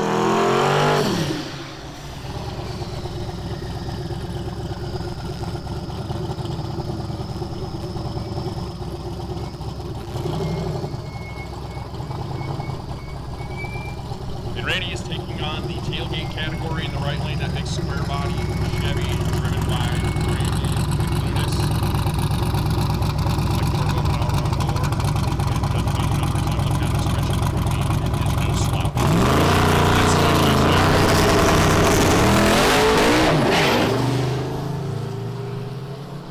And I jinxed it.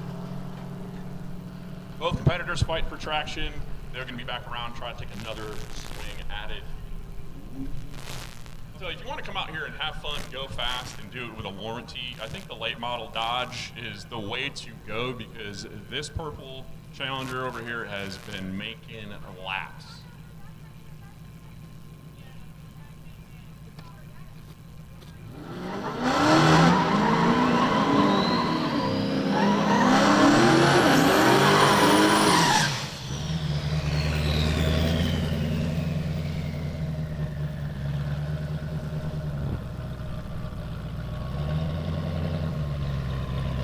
Dodge in the left lane is driven by Kevin Kelly. I think it's the record for most passes performed here today, at least at Mooresville. I'm sure somebody can tell me how it's been going the rest of the week. I would assume probably a lot of the same.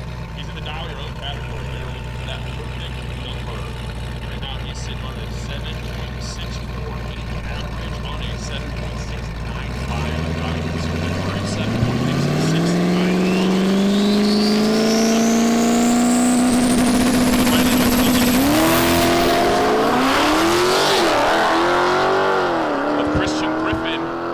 Going through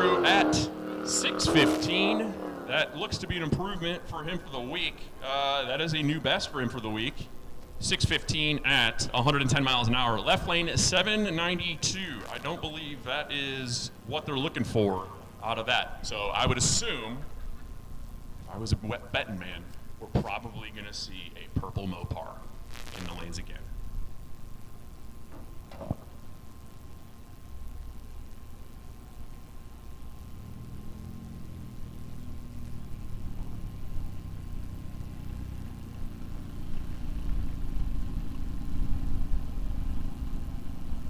Jason Robertson back up again in the go-kart to make another hit, try to get this thing to go down the track. Hopefully this works out a little bit better for him. Just racing in the right.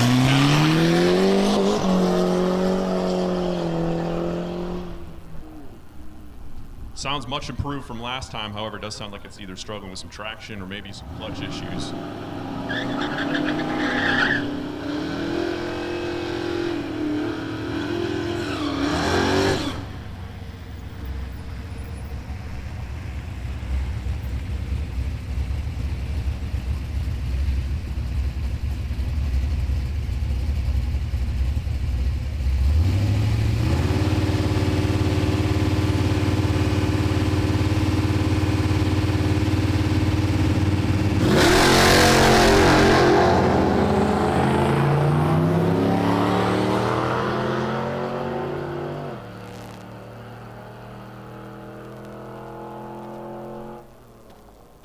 Right lane goes through 731 at 92 miles an hour. Left lane with an 874 out of the Ford pickup. Coming up, late model Supra. Is that a Supra? Taking on a absolutely gorgeous second gen Nova over in the left lane.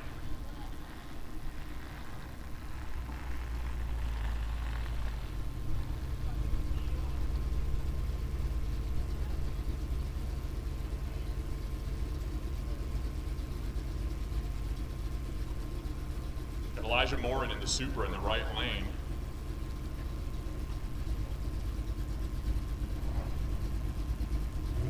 Elijah will be lining up against Jay Marshall. I need my sunglasses. This is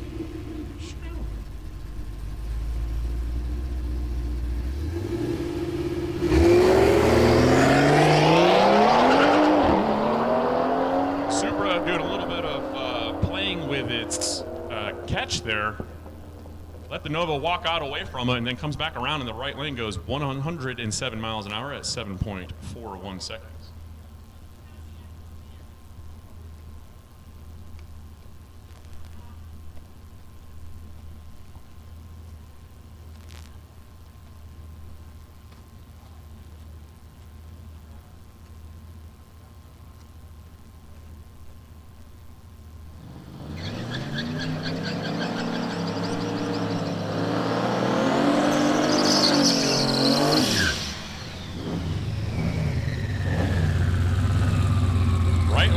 John Macchia taking on Adam Green in the left lane. Pair of second-gen Camaros. The beginning and the end of the second-gen car. You ever wonder what the difference is? Well, here we go. Check out the back glass, check out the tail panel, bumper, rear, split, plastic, metal, chrome. Pick one.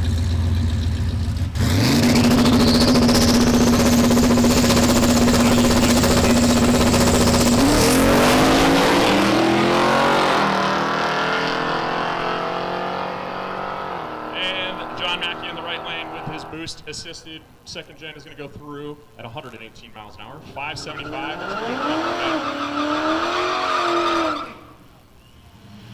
Left lane went through at 7.542. The what the truck in the right lane is back up. Is it a truck? Is it a car? I don't know. But hopefully the pass goes better than it did last time. Struggled a little bit. Back up here to make another attempt at it. Taking on the late model Mustang in the left lane.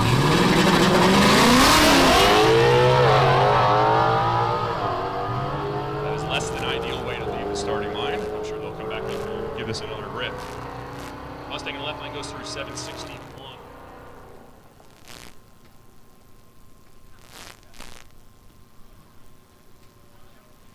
Oh, make the headlights go up. Make the headlights go up.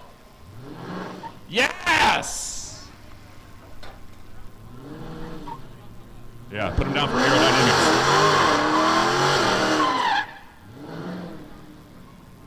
All right, somebody owes me $5 because there is a purple Mopar back up here again. Nobody saw that coming. Taking on the Miata in the right lane. I'm assuming the Miata was not plan A. However, he's having way more fun than we are.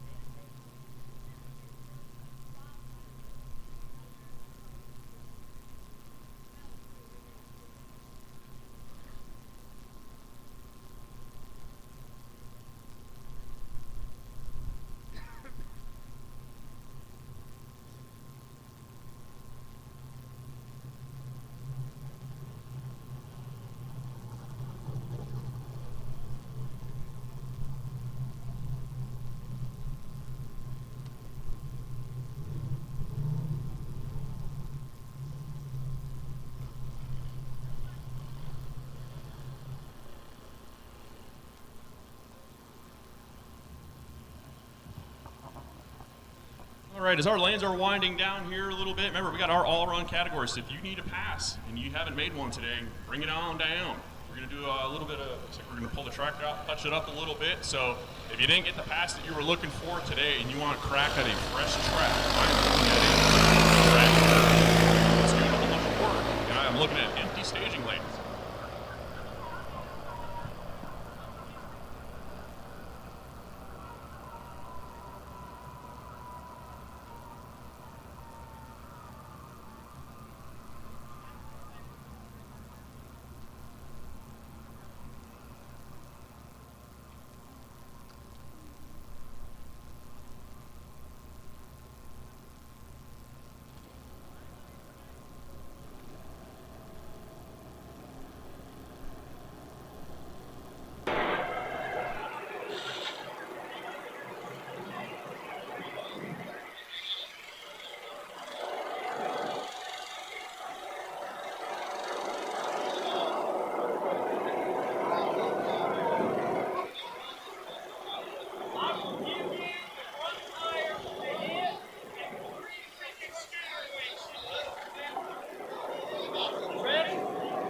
In case anybody was wondering how Alan breaks his hip, this is it.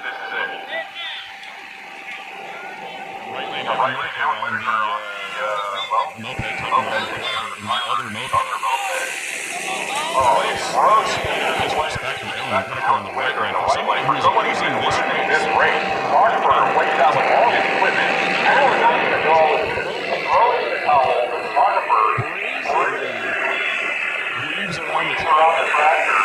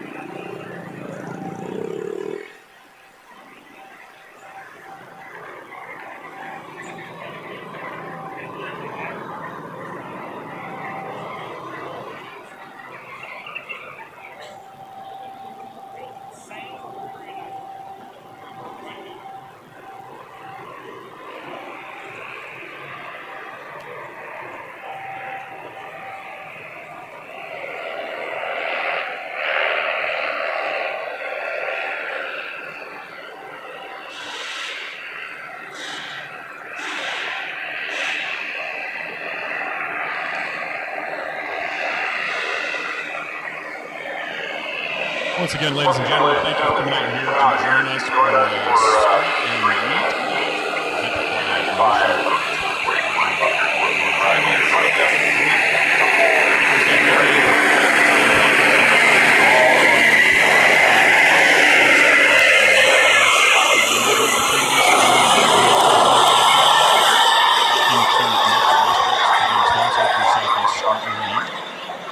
Also, thank you to Spoold Media, Rory Stanford, out here providing us with the live feed.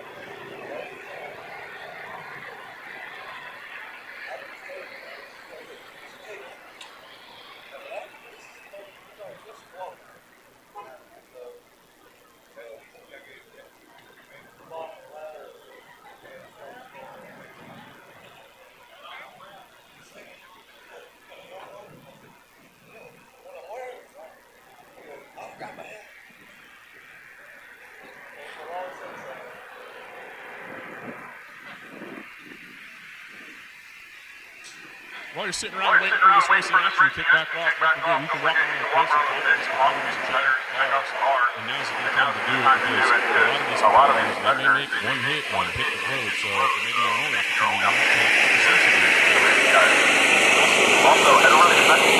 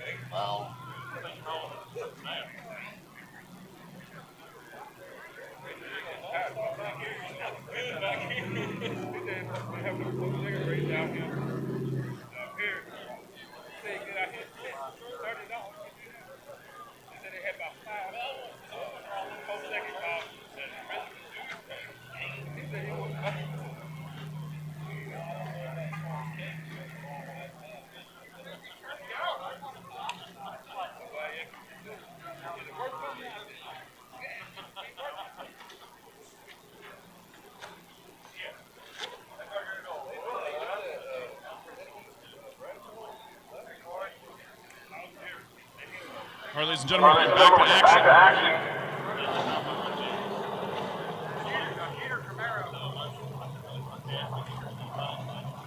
Coming up in your right lane, this is Mark Manners, car 205. This is your unlimited category. I'm sitting right now at a 596 yesterday morning. Didn't quite do what I wanted yesterday afternoon. Day 1 looks like a little bit slower, but it's been a 526. So look for this car to try to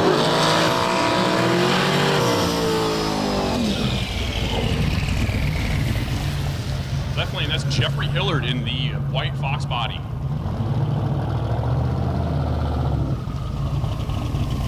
Story from yesterday, day track number 2.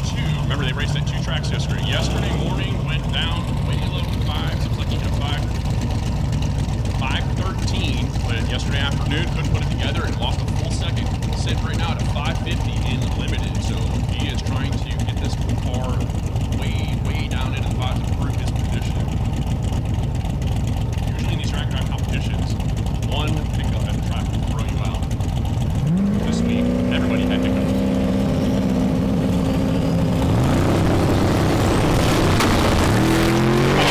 Nice and easy. Gonna roll through. That's a beautiful pass. 5:19, 8 to B, making it look nice and tidy. Right lane's going to go through at 684 on the brakes. I think he's going to come back around.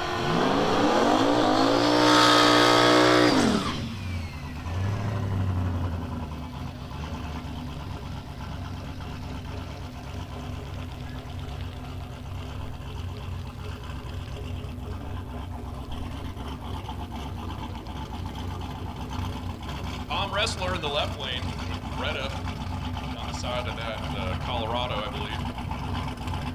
Turbo LS power taking on the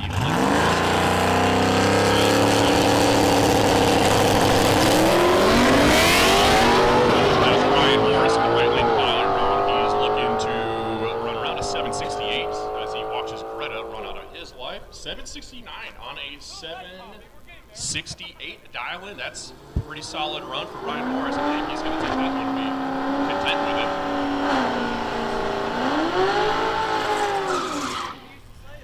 Greta in the left lane ran down at 6022 in the truck.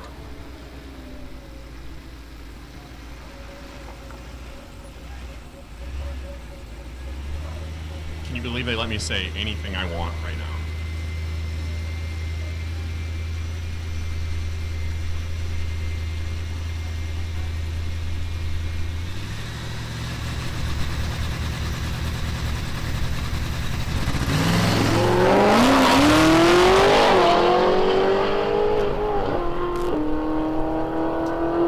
Chevy 2 did run, but he smacked the tire.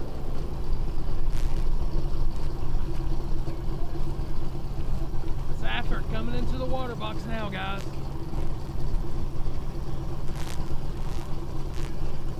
Austin Safford coming up in the left lane for the limited category. This is a very fast car. This thing's been in the 5.0s this week. He is sitting at number 1 currently, according to the standings for the limited category. Right lane, the beautiful square body.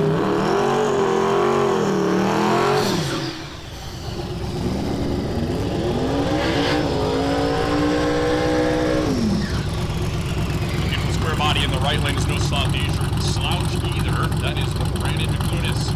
Truck has been in the low 530s this week with a 535 average, sitting number 2 in tailgates and 28s. Now, while the Mustang probably doesn't want this to be a side-by-side pass, it might be a side-by-side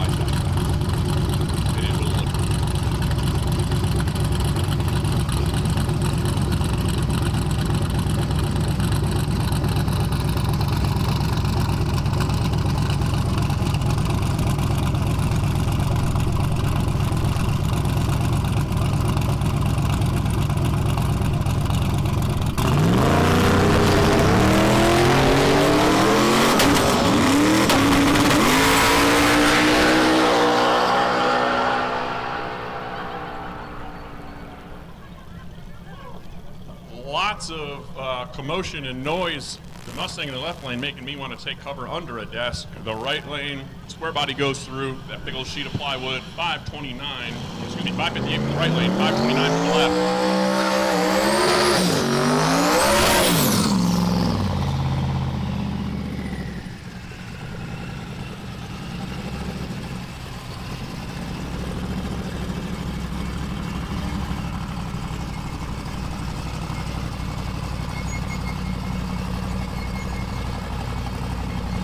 Back for the third time at the Australian-born truck, car, whatever you want to call it, whatever the insurance identifies it. Yeah, that's what's important.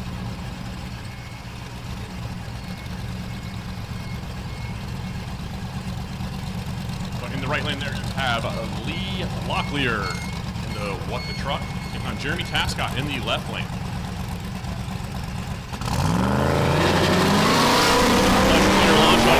Right lane, Jeremy, fighting for traction, is going to watch the El Camino. Well, he's going to try and chase him down.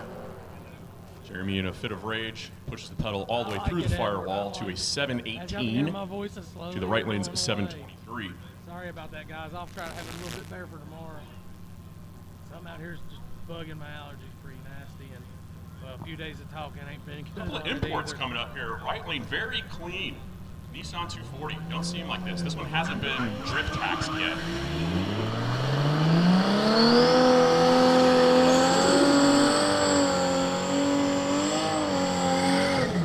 Taking on the Lexus IS300 in the left lane.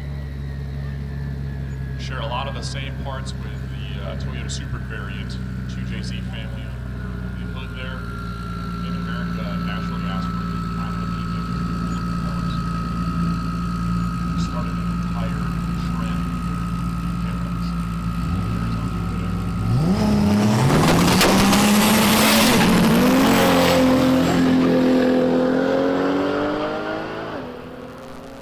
And the battle of the imports, the Nissan is going to take the win in the right lane. 699 to the 2J powered left lane, 692.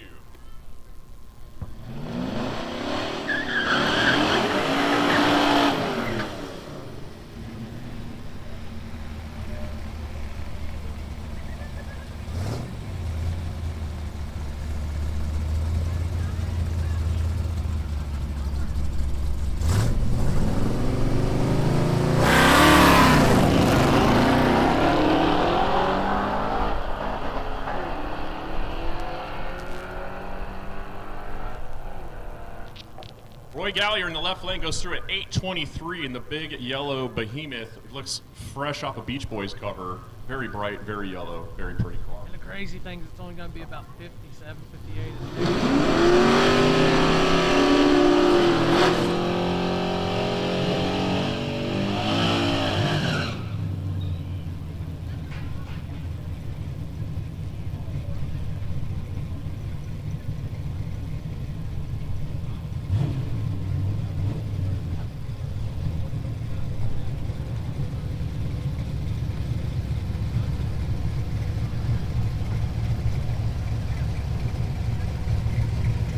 Jay Bradley in the left lane with this hulk of a machine, probably the only car on property that weighs more than the Hellcat.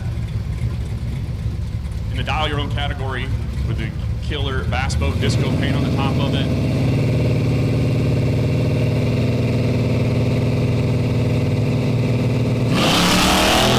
He is chasing down Matty Batson in the S10 in the right lane. Matty goes through 739 with an 8. And the large and in charge barge in the left lane, 848 with a 2.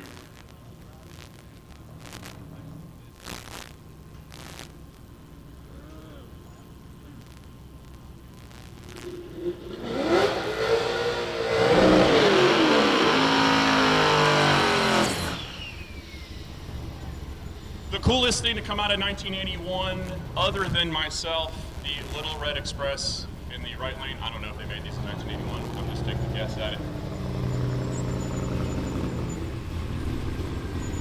That is Rick Russell in the Little Red Express. Something about stacks and a parachute on the back just it makes me feel right inside. And on the left lane, taking the C6.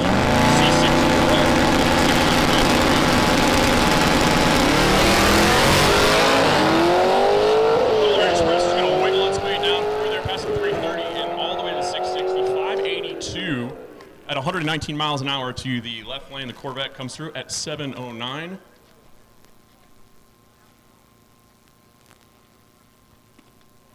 And that is a new best for Aaron White in the 6-shift category in that Corvette. I believe he's going to celebrate a little bit.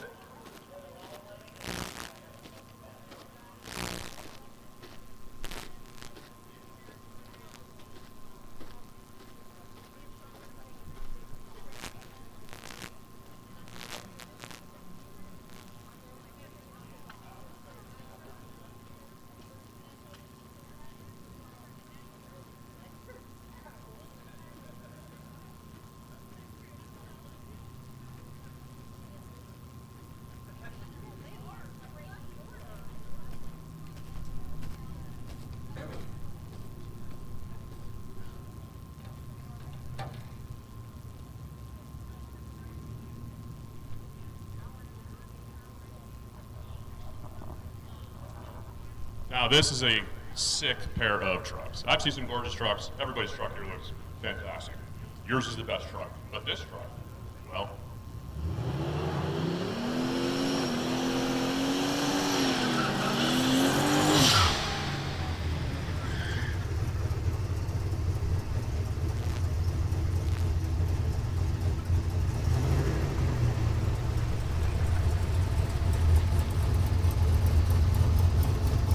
Right now in these pair of old GM trucks, these things are, I mean, boosted, back, they're slim.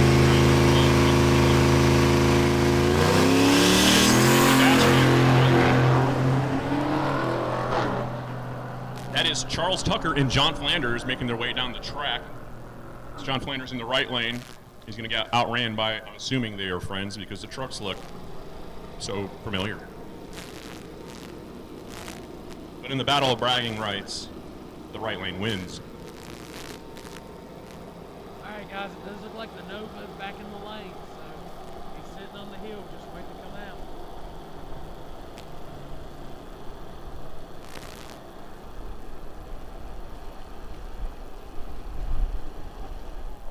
I'm seeing some racers pack up and make that very satisfying drive to a hot meal and a hot shower. Some of you could use it.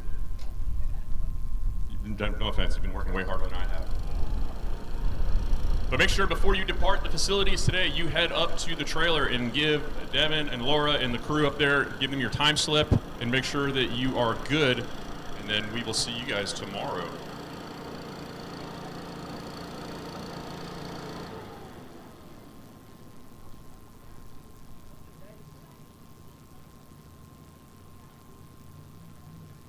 Once again, make sure, racers, you hand in your time slips before you depart the facilities today. We're doing a little bit of track prep and touch-up real quick.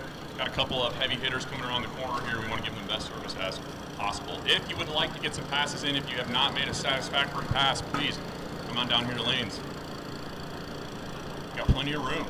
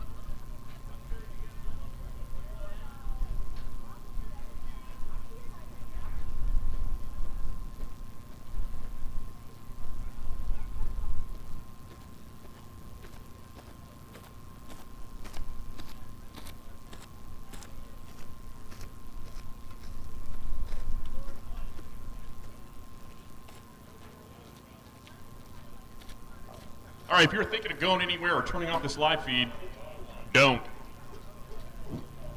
Coming up next, we got Nick Reinhardt. This is one of the heavy hitters here on the property. Nick has laid down a 4.62 on day one. Yesterday went a 4.66, but last night did not get the time that he wanted. Had to turn in an 8.3 with a 1 when they departed the track last night. So that kind of killed his lead in the unlimited category. It knocked him from first place all the way down to 5th. However, he is still posed to capitalize. He's not out of contention. Usually with a drag and drive category like this, when you have a hiccup like that, you're done. It's game over. However, a lot of people this week have been struggling, and they have the same struggles as everybody else has. So the playing field has been leveled. And Nick can make a comeback. If he can lay down a good pass here today, and depending on how the rest of the category shakes out, we've got CJ Cave looking like he's sitting at number 1 with a 5.22 average. I don't have the numbers in front of me what he ran earlier, but I'm pretty sure he went quicker than that. That's looking at your number 1 in unlimited, and then number 2 got car U11 belonging to Clint Dillard. Clint is sitting on a 5.42 with a 1 average, and all these numbers are from the results as of last night. It could change any given time. So this event is not over. Lots of stuff, lots of stories unfolding. Remember, they still got to drive tonight, race all day tomorrow, and this is anybody's race still. So stick around. We're going to see some killer passes here coming up, and we'll see if these guys can set the bar a little bit higher and maybe re-clinch the number 1 position.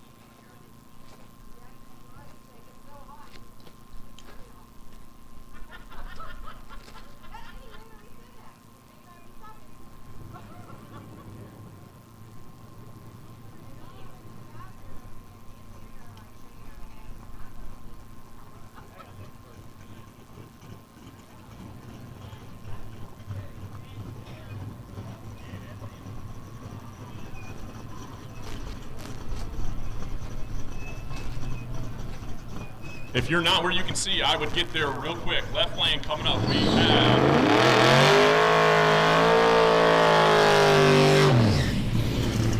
Art, posed to be the unlimited winner. Had it stripped away from him yesterday, but could potentially do it again. If he can put together the perfect test for this car at this moment, put him right back into contention to seal the deal here. So let's see how this goes.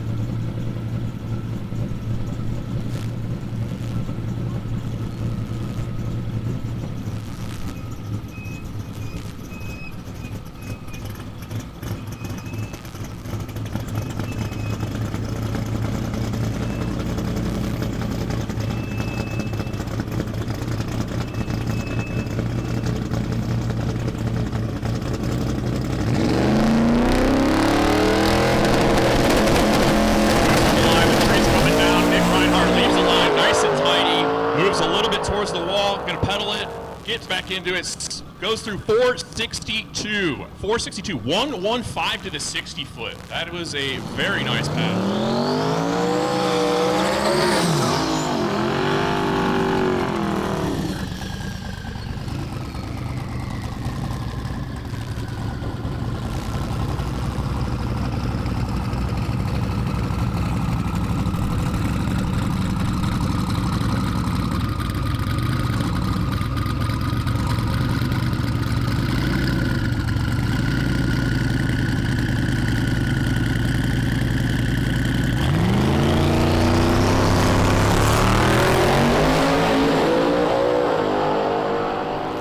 lane, that big Silverado, going to go through 575.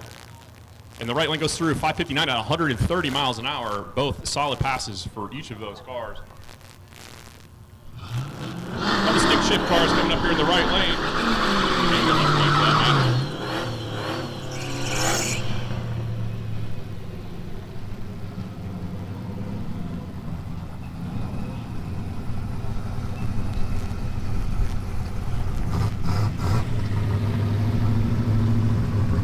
Ryan Vestal in the right lane, I'm sorry, left lane in the Mustang.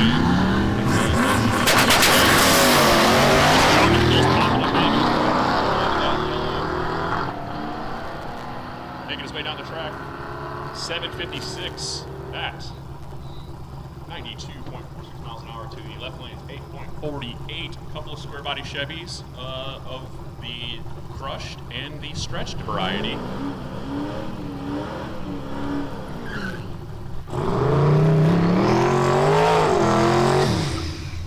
Our tailgates and 28s category coming around here.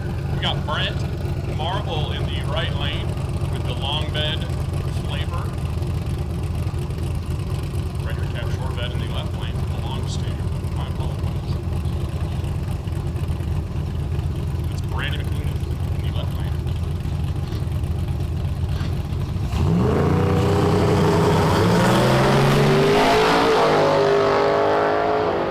Brandon let him think about it for a little bit, had his fun for about 10 feet, and then promptly drove right around him to a 532. Right lane goes through 861 at 81.76 miles an hour. Go-kart back up here to try another shot.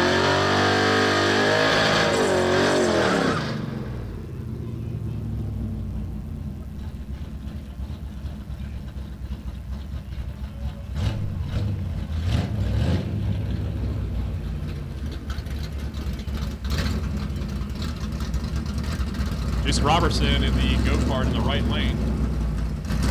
Picking up the stick shift station wagon. 4 doors.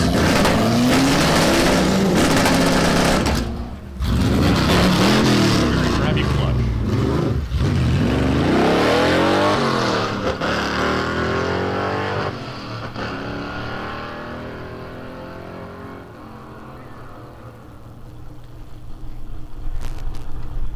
That was Christopher Gilbert in the Nova, having a little bit of trouble getting on the track there. Pretty sure we'll see him back. The go-kart in the right lane goes through 11:20. Looks like they have some issues of their own.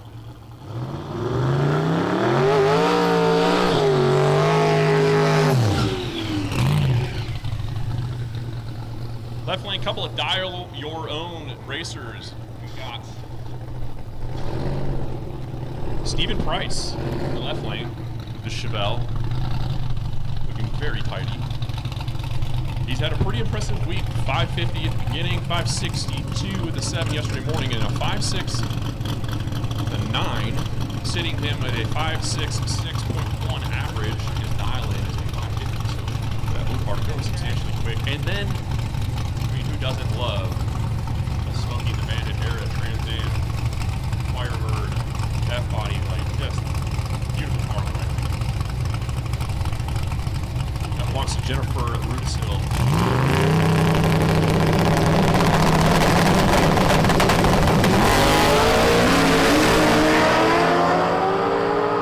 Chevelle goes through the left lane at 570. Very nice, clean A to B pass. Right lane goes through 720 at 97 miles an hour for the Firebird.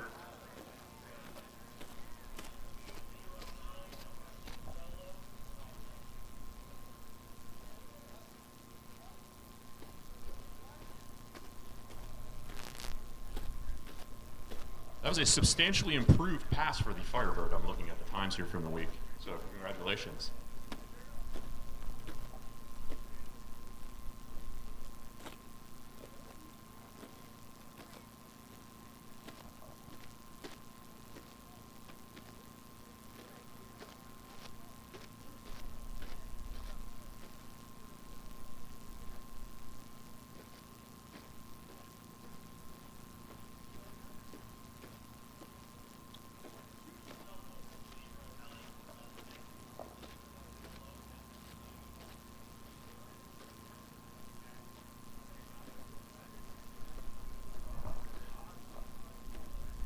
Coming up next, one of our unlimited racers. This is currently, I believe, your number one, unofficially, sitting number one. This is, I believe, CJ Cave, coming around the corner here. Trying to improve upon his 5.2244 average for the week.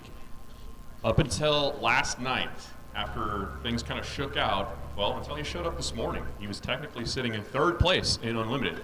Now, he finds himself in first place by simply waking up and breathing and having a car that still has oil pressure. And that's the name of the game. In order to finish first you must finish. He's going to try and improve upon and stretch that distance out a little bit further if he can, because he has a second place competitor in Clint Dillard who is chasing him, and then we saw him go down earlier, made a very clean pass.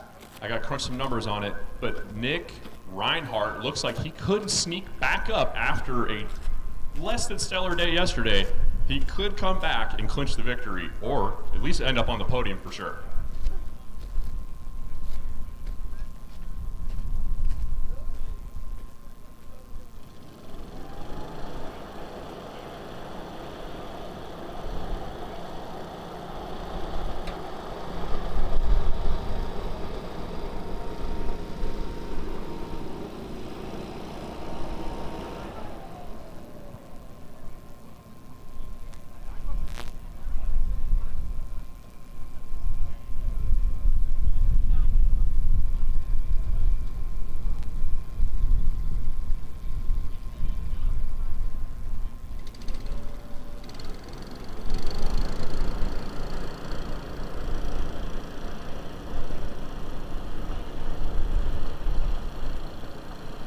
Racers, once again, if you're still looking to make some passes, you still have some time. We have some killer track preparation going on right now. We still have some very fast competitors waiting to make hit.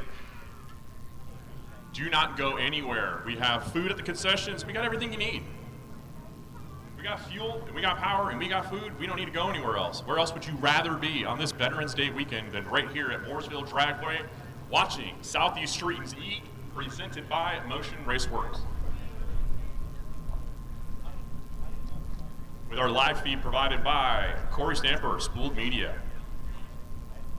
Thank you for setting up and tearing down, not only once, but twice yesterday. This is not an easy situation to put on these events and put on a live feed like this, so having him on board really helps out. We appreciate it. And if any of you have watched anybody else's events and live feeds and paid money out of your pocket and then it sucks, well, make sure you walk over there and tell Corey.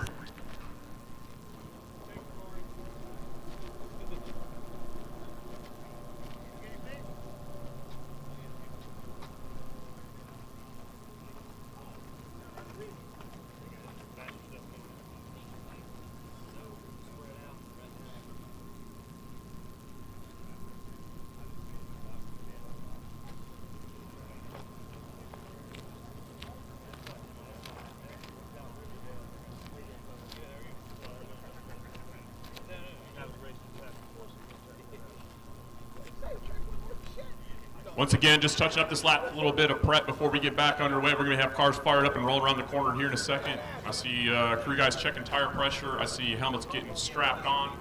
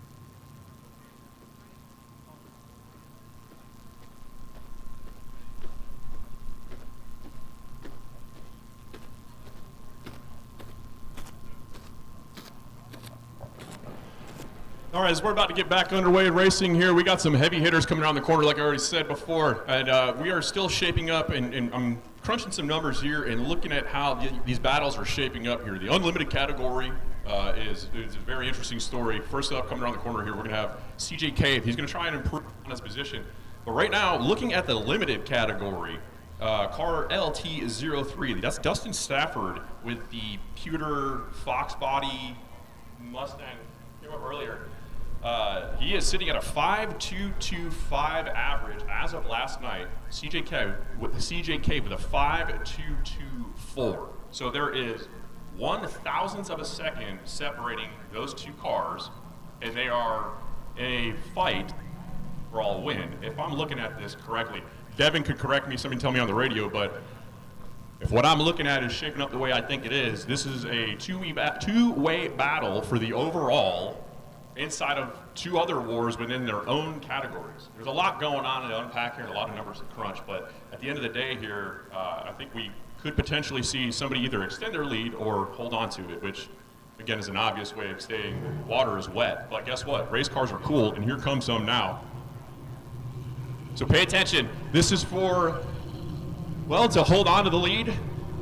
He is looking to improve upon his average. CJ has a 5.224 average, so look for this to get pushed a little bit further down. Thanks, guys. I appreciate it.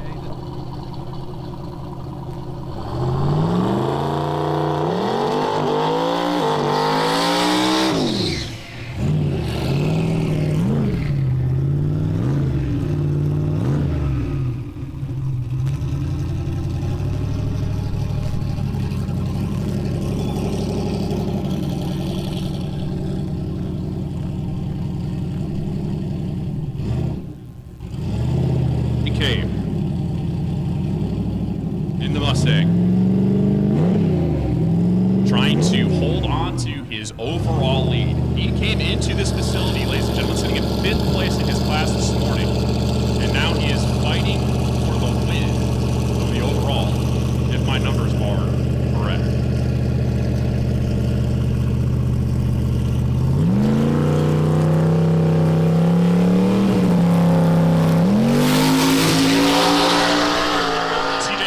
Moves hard to the left a little bit towards the wall. 121 to the 60 foot, goes through 495. We don't have mile an hour. That was a little bit. Man, it's really anticlimactic when you're announcing you don't have the mile an hour to, really emphasize. But 495, that is exactly what he's looking for. That puts CJ further into the lead and may end up sealing the deal for him tomorrow on the overall victory.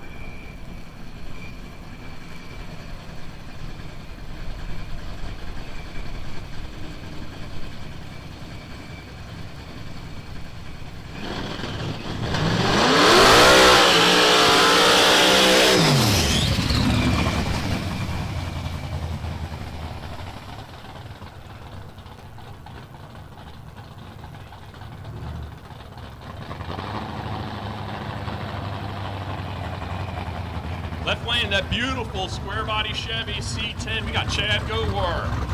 And in the right lane, in the 4th Gen S body LT07, we have Chris Cavalier.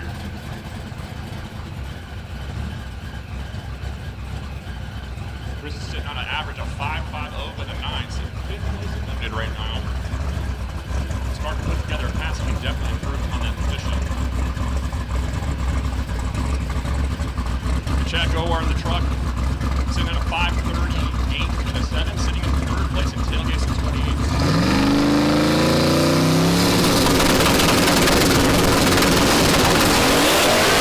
Right line gets the tire, though. Leaves the line, 121 to the 60 foot. He's going to go through off the throttle and coast to a 7.10 with a 3.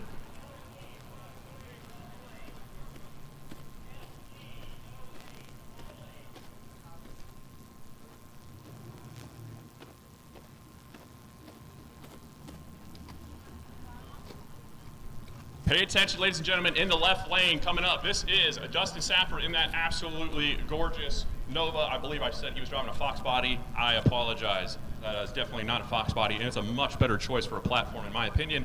But this is the guy who could upset it for CJ. If he could put together a pass that can best his, well, CJ just went through at a 490.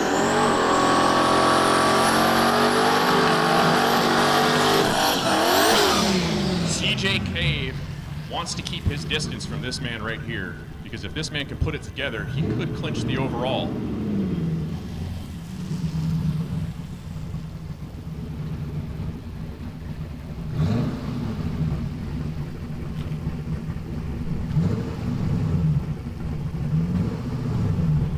Not to be outshined, we got Adam Buntley in stick shift category in the right lane. He's had a best of 579 out of this car. Again, 3 pedals, rolling his own gears, doing it the hard way on the track.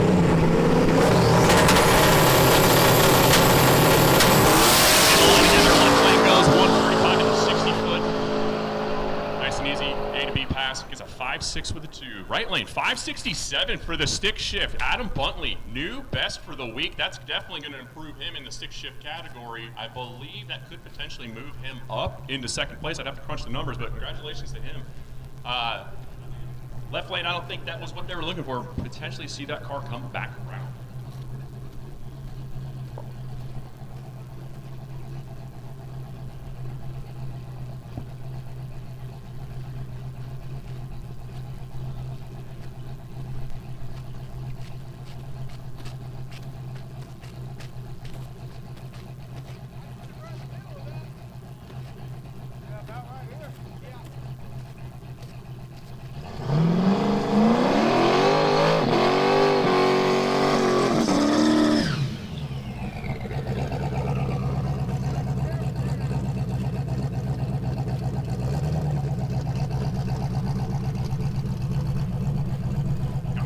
Coming up in the left-hand lane in our limited category.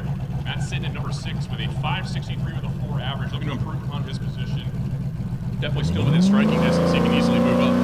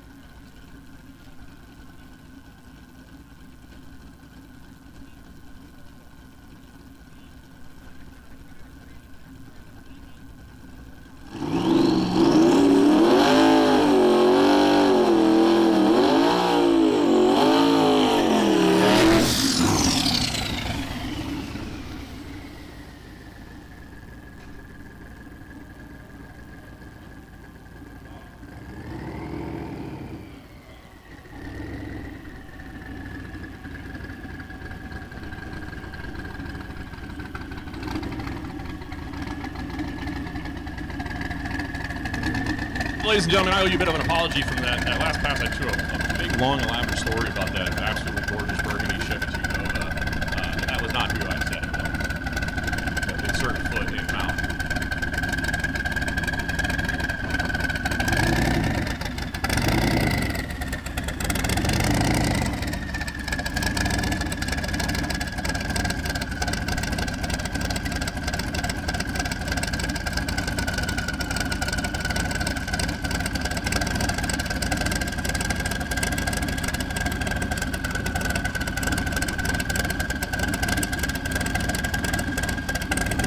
I was corrected on the identity of the gentleman in the Nova. I was told, I started saying that was Matt Safford. Matt Safford is in fact the gentleman with the box body, and I was also informed that he is currently pulling parts off of his car to fix it in an effort to maintain eligibility and competition. He's trying to get it put back together, get back up to the pass, remaining contention, and also try to hold on to his overall lead right now. So we'll see if he can get that car put back together. We wish him the best. Hopefully we get to see him back up here and make another pass, because we want to see how this thing plays out. Right lane, the faux Tina on the Malibu, creeping in the beams.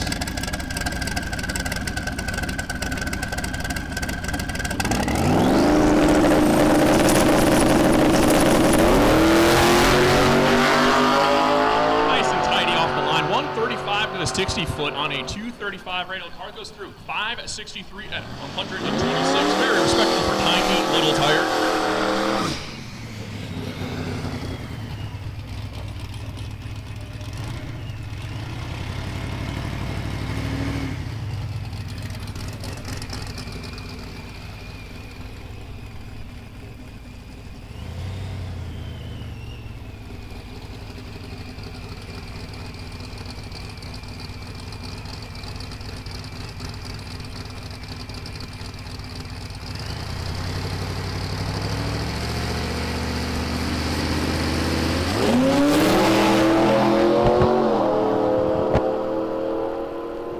The sleeper of a BMW goes down through at a 672 at 105 miles per hour to the traditional hot rod on the left lane there, 656.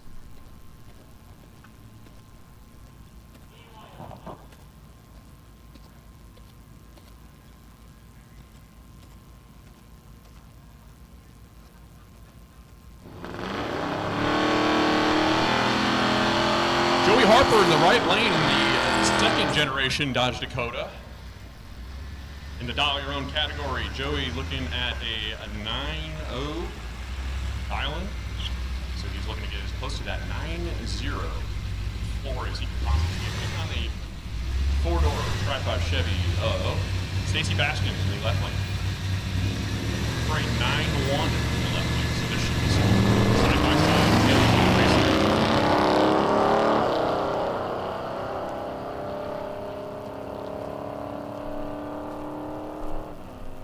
Left lane's going to get there first, a little quicker, 884, probably quicker than they actually want to go. And then right lane goes through at 902. Not a bad pass, especially when you're looking for as many zeros as you can behind a 9.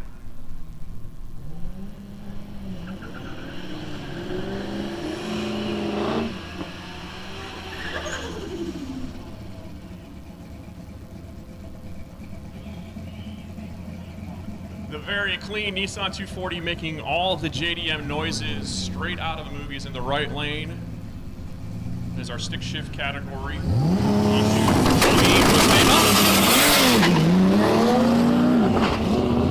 And making sure everybody is still alive on the starting line before he leaves. He's going to roll through a 699. Not a bad pass for stick shifted. Little import car. Very clean. That is a new best for Tommy.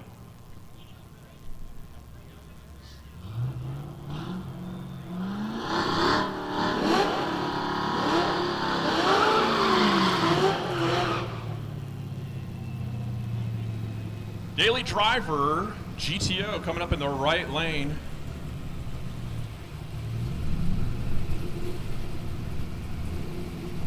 Getting on a stick shift Mustang in the left lane. My spreadsheet opens back up. That is too.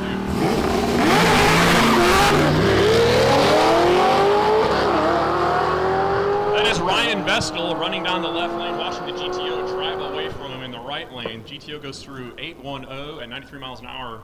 Left lane 922, probably on the brakes. I can't tell you because I don't have mile an hour to look at for that lane.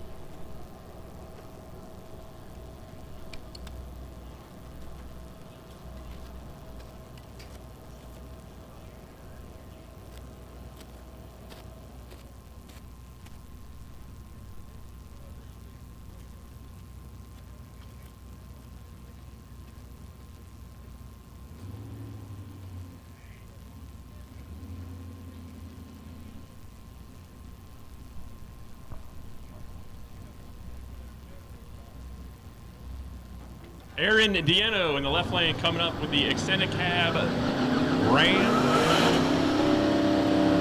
And he will be taking on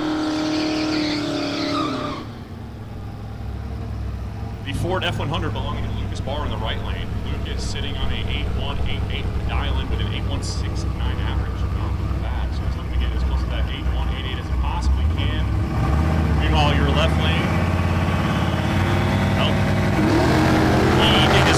For a 7050. He's not been able to repeat that throughout the week. 727. He's pretty consistent in the 720s. He's sitting at a 731 average right now for the week. That is going to help him out just a little bit. Probably wants a little more out of that. Right lane goes through 846. That is right where they want to be.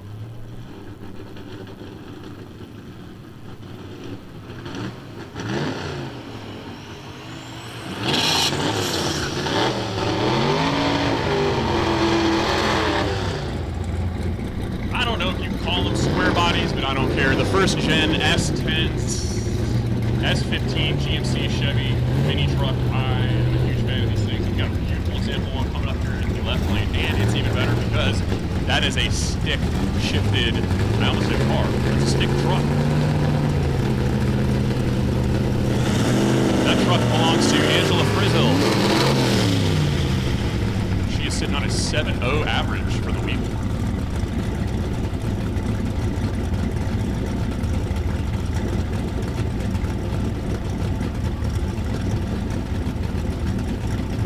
Josh Wilson, sitting on a 687 average, the dial-in of a 6837. That was the issue. Back up down here. Back him out of the means. Go check something out down on the track real quick.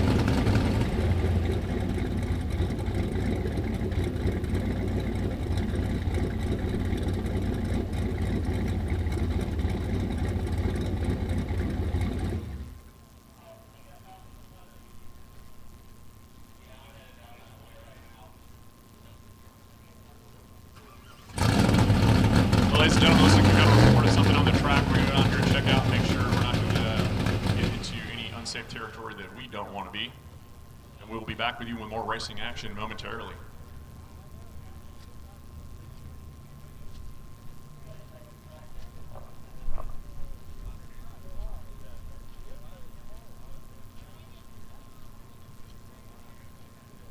Hey, remember that thing I said about stuff on the track? Just kidding. Let's go racing. Fire them up. Biggins coming back down the return road. We are good.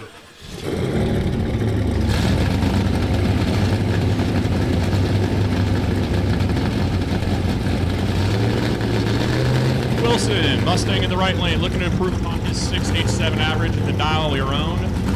Sitting on 687 with an 8.3. Left lane, rowing gears. You can hear the nitrous kicking on as after every shift. It's 687 with nitrous, with 3 pedals, in a pickup truck. What's not to love?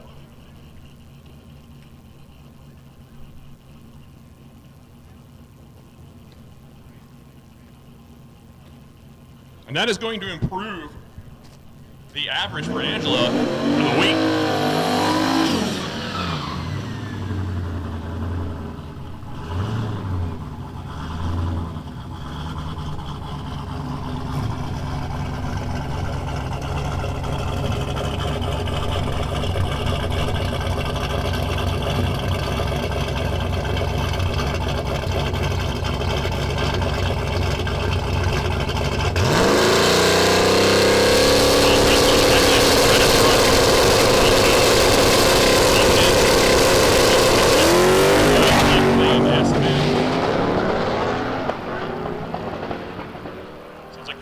Shooting ducks. You might want to move that drone.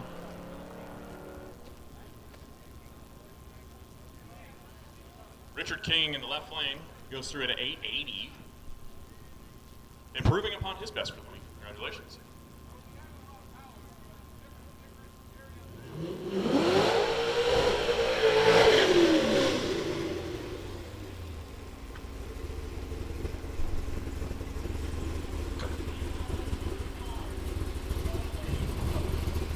Corvettes in the stick shift flavor coming up.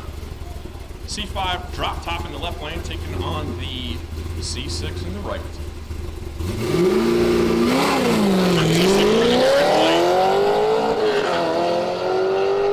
Aaron sitting on a 736 average for the week. Goes through 702. That's going to drop his average down substantially. I'm pretty sure he's going to be happy with that. That's his best pass of the week by over a 10th. Left lane goes through 9.0.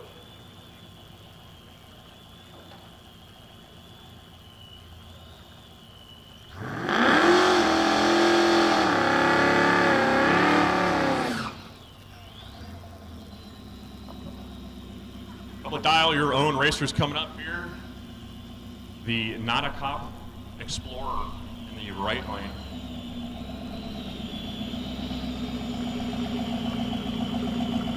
Explorer belonging to Alexia Cox, sitting on an average of 796 for the week with a 756 dial in.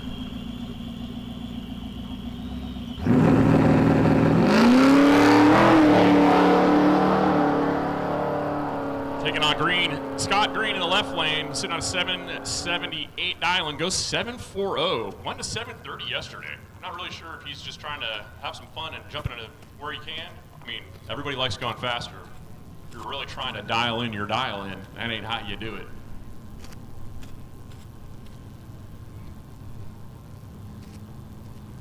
Well, I feel like I want to stand up and salute this truck as it's pulling into the water box, because that's just a whole bunch of freedom right there, ladies and gentlemen. Look at this absolutely stunning C10.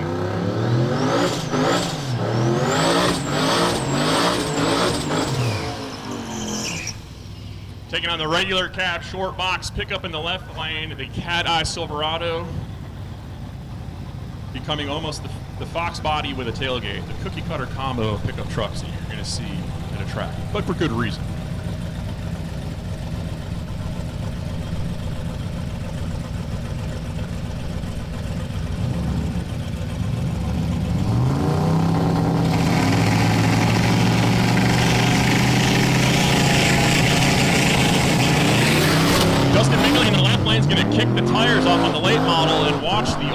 Cool in the right lane, drive out of his life and hold him off. It goes 758 out of the C10. What a cool truck. 870 in the left lane, a little off the pace. I believe we will see that car back, or truck, real soon.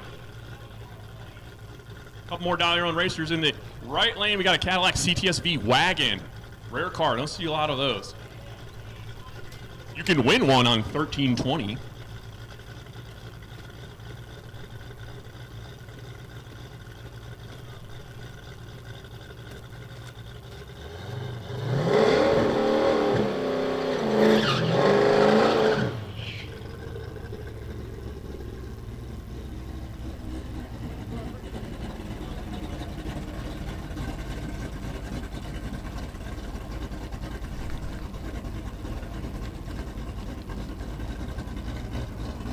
The late model Cadillac barge in the right lane, the CTS-V wagon that is being driven by Larry Dawkins. Larry's sitting on a 796 with a 9 average, looking for a 7921 for dial your own. Left lane goes through 687. Right lane 767. That is an improvement. Probably a little too much of an improvement.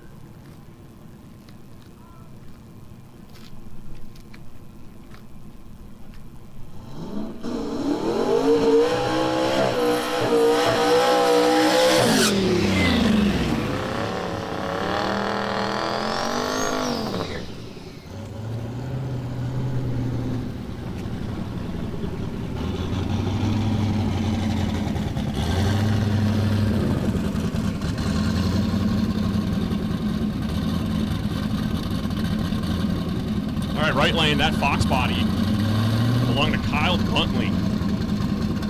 That is your number one car in stick shift right now. It's Yeet stick.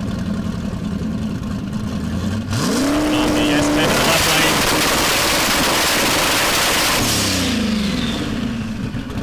lane. Left lane rolled the beams. Reset the tree here. Try this one more time. Jack White in the left lane. The white stripes. It's crazy. Here.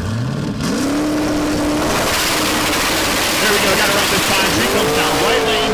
Knocking some power wheel in. Walking it out with a 1-2 shift. He's going to hook it up. Go down the track. 567 at 125 miles an hour. I'm sure he's going to be pretty happy with that.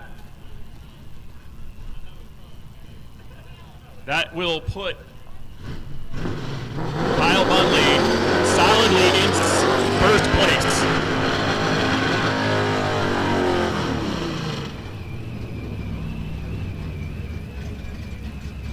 So with that last pass, Kyle Buntley in stick with his 567 onto a 562 average. He has somebody different at his heels in Robert Warren with his 573 average. So stick shift in another category. I'm not sure what happened with both of those cars today. They could be in the pits thrashing. They could be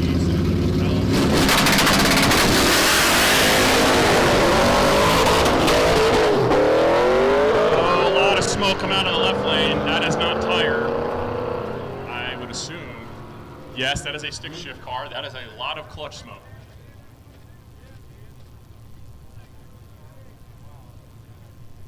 Not pretty passes from either one of the cars. I don't think that's what they were looking for. Hopefully they'll come back around and take another swing at it. The right lane, the axle wrap on that station wagon.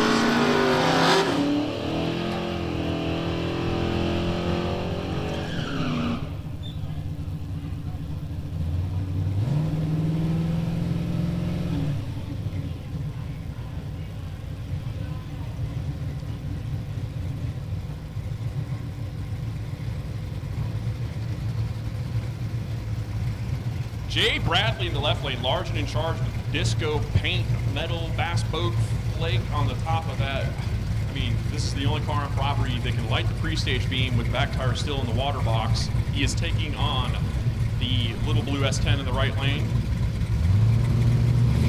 belonging to Matty Batson. Matty back up making another pass. And he's got a 750 dial, which is looking to get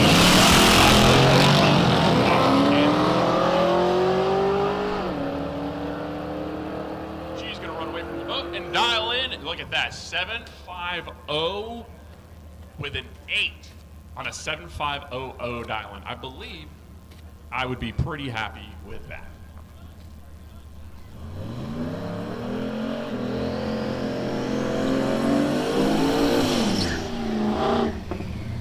Left lane, James Gipskine taking on John Mankia. I apologize to everybody on property if I butcher your name.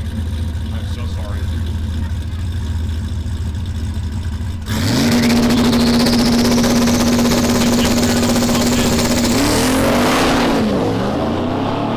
Line nice and tight and good. A to B pass in the right lane. Goes through 597 while we wait for left lane to come through at an 863. Right lane goes 117.3 miles per hour. And once again, simply because I can't get enough of it, the Little Red Express is coming back into the water box.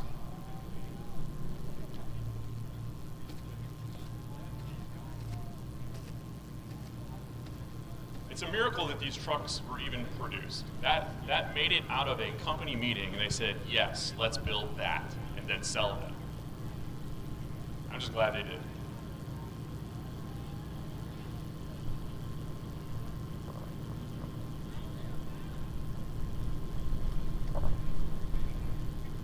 Rick Russell is the pilot of the Little Red Express. Well, if it's a Little Red Express, are you a pilot or is it more like a conductor, like a train?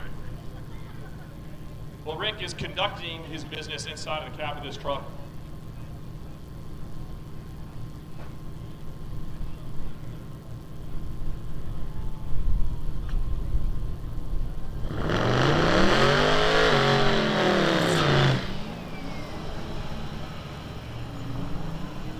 John Flanders is going to join Rick in his Little Red Express, taking two of the coolest trucks on property down the track at the same time in this beautiful Carolina sunset going on behind us. I mean, this is picture perfect.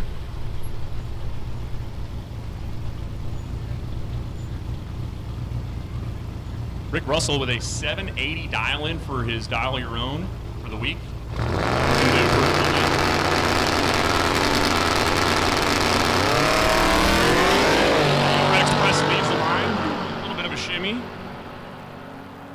Goes 601. A far, far departure from what he dialed in at.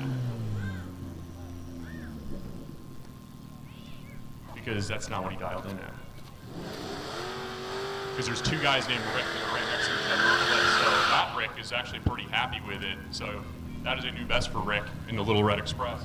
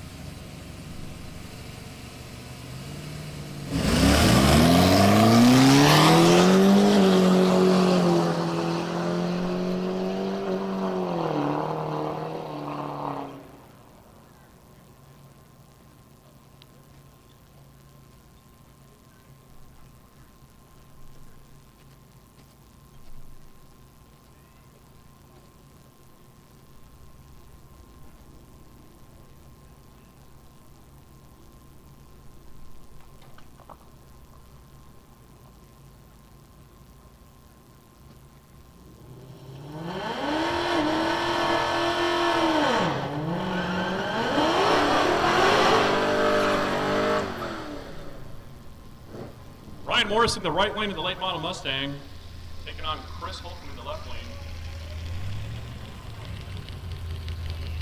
Couple dial your own category cars here. Right lane sitting here with a 768 dial-in.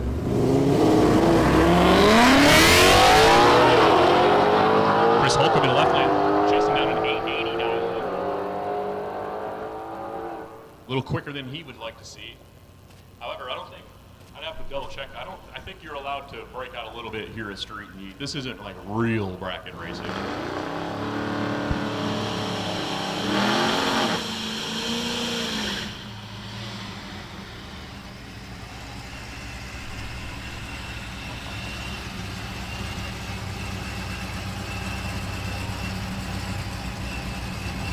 And to let the truck coming back around one more time in the right hand lane.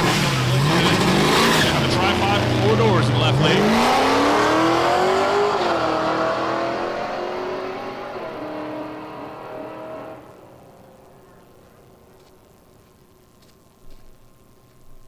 Right lane goes through to 812.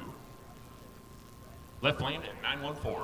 We got one more car. We're going to run down the Cadillac CTSV wagon here, and then we're going to do a little bit of touch-up because guess what? Track prep.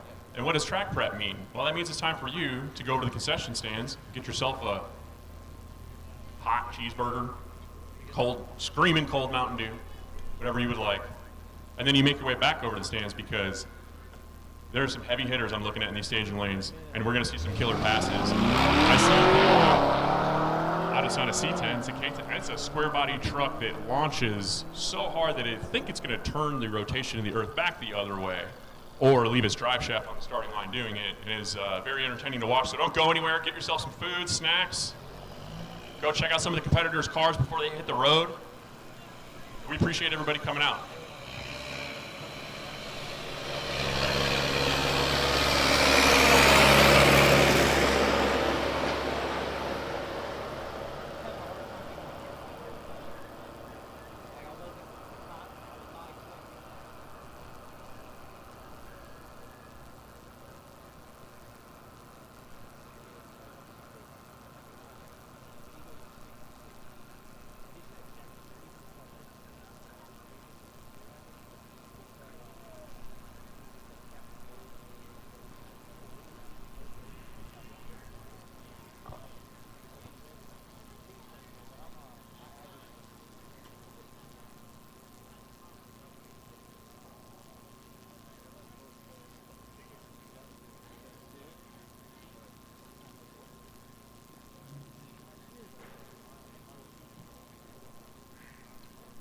Attention to the pits, attention to the pits. Don't forget racers and co-drivers, all Street N Yeet participants. Following this evening's festivities here at Mooresville Dragway, we have free food for you guys. We got a whole bunch of Carolina barbecue going down. Customs by Biggin. I guess this has been, it's kind of like his thing. Not only can Eric Yost run an amazing racetrack and build a badass race car, apparently he's really good with butts. Pork butts, shoulders, whatever you guys call them out here. But we got food, and then, you know, we're a bunch of degenerates, and we like to put up a little bit of money. And the good people over at Tick Performance, they're gonna have a practice tree shootout race. So if you didn't get your teeth kicked in enough today out here on the tree, well, you have a chance to take home a pocket full of cash. Again, drivers and co-drivers. This is open for our Street N Yeet participants. Unfortunately, if you're out here just spectating for the day, you can come watch. But if you're a driver, co-driver, and you are participating in Street N Yeet, please stick around and join us. We're gonna hang out, break bread, have a good time.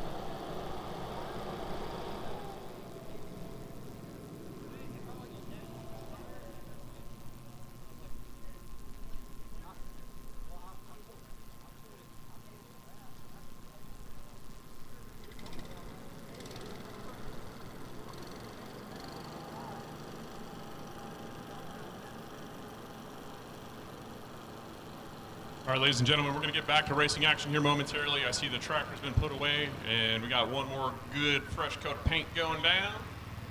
And drivers in the lanes, get into your cars.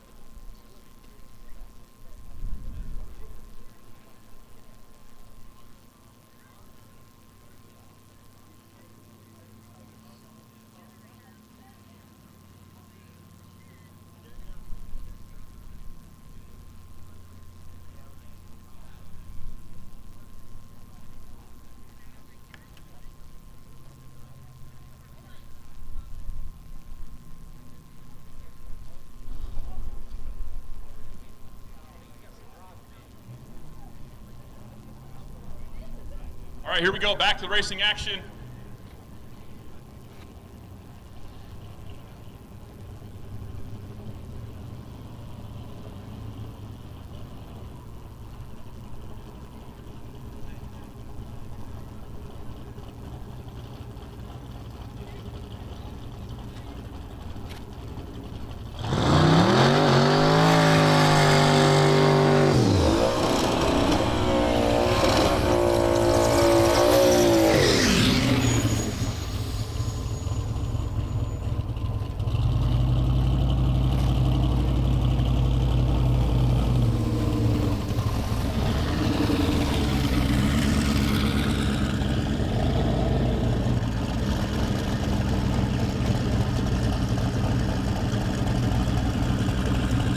Entering the left lane, that gorgeous red Chevelle, watch for this car to lay down a pass. Hasn't had quite the week that he was looking for, but has been as quick as a 5:26 this week. He's looking to improve upon his average, try to get somewhere in striking distance.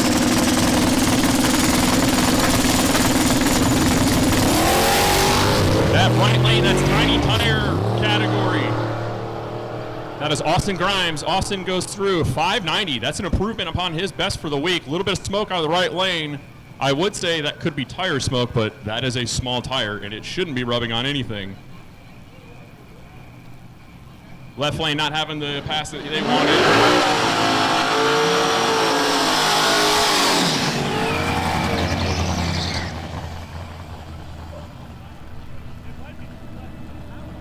Right lane, we have the polar opposite day here. Long bed, 4-wheel drive, square body Chevy in the left lane that now that I see it in this light has a beautiful blue hue to it. Taking on the regular cab short bed on the ground C10 in the right.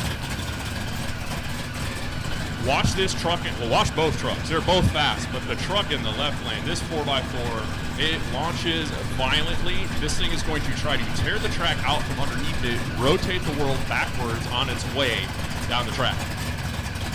Let's see what kind of runs they can put together here.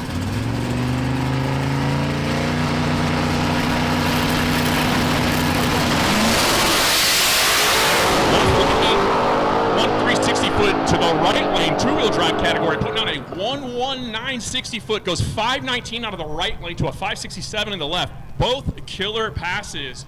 The two-wheel drive in the right lane, though, how about that?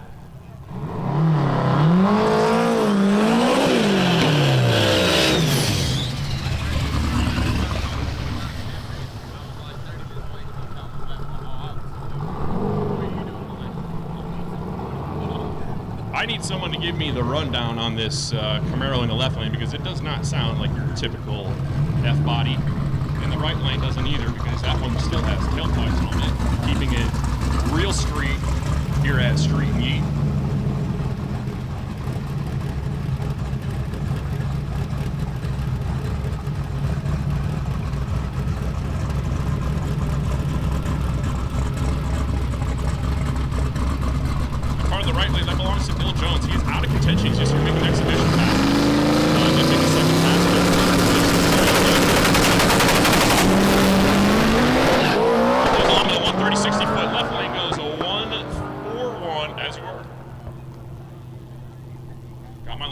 Right lane goes through 5.4 with a 2. Left lane 5.85. Lots of smoke. Lots of smoke on the top end. Left lane is stops on the top end, waiting for him to clear.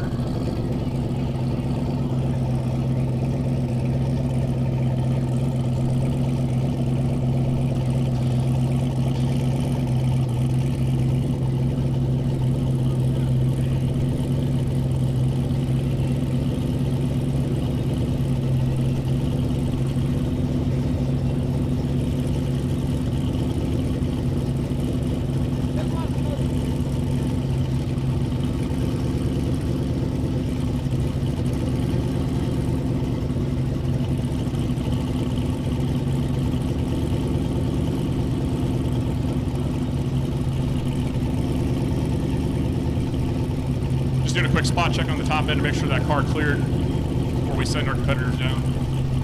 Anthony Hartville in the left lane with the wagon.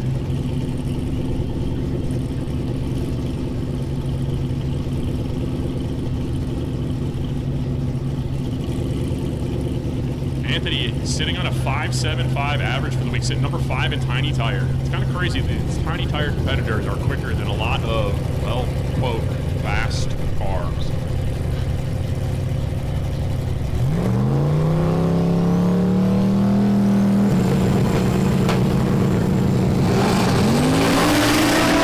The Aquanet Firebird on the right lane is going to watch Anthony in the left run out of her life. That's Jennifer Rudisill, but her car does look very, very nice doing it.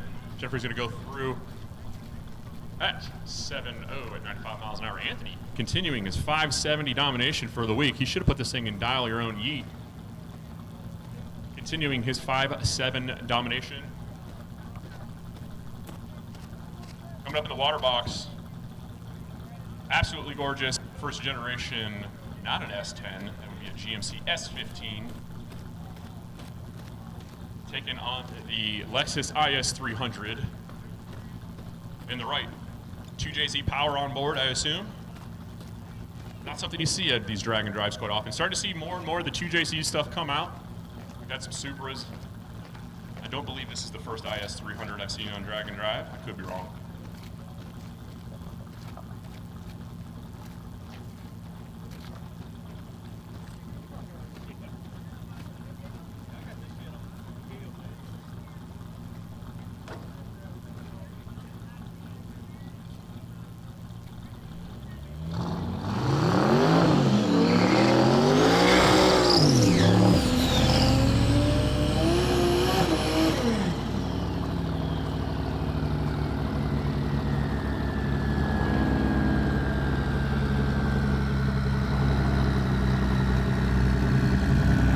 Right lane, that is just Mooresville in the IS300. Go on a little bit.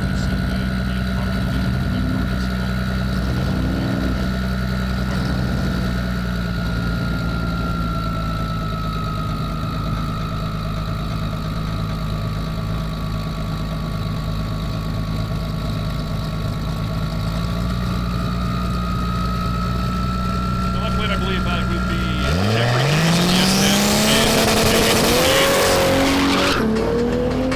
IS300 is going to get off the line. Be quick. Not sure what happened there. The S10 looks like it broke something.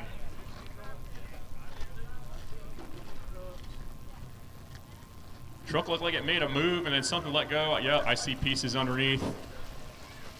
Unfortunately, that's going to hold us up for a little bit while we pick up what I believe looks to be a U-joint axe. Make sure we count every single one of those needle bearings. They need to all be accounted for.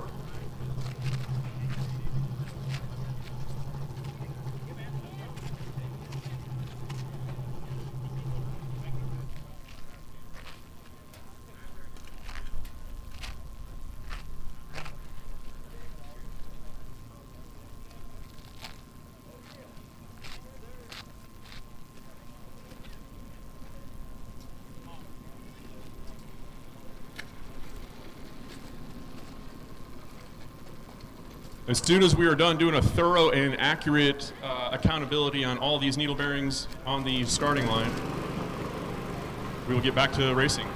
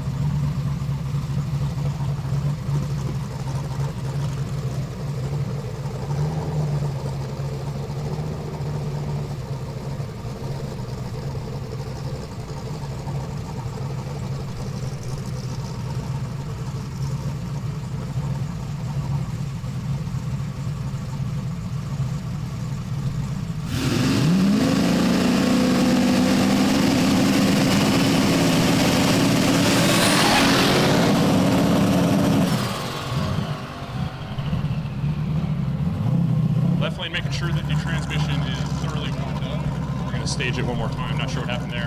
Looked like having a little bit of issues getting the trans brake to release. Going to reset, try it again.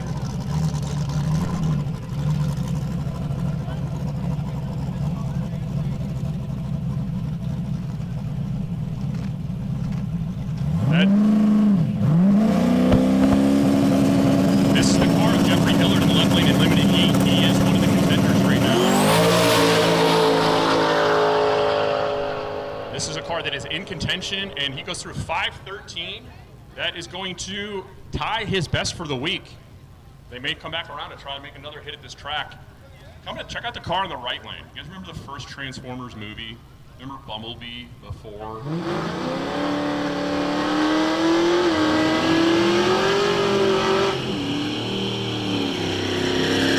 Second jet conveyor on the right lane with the just perfect amount of stank on it.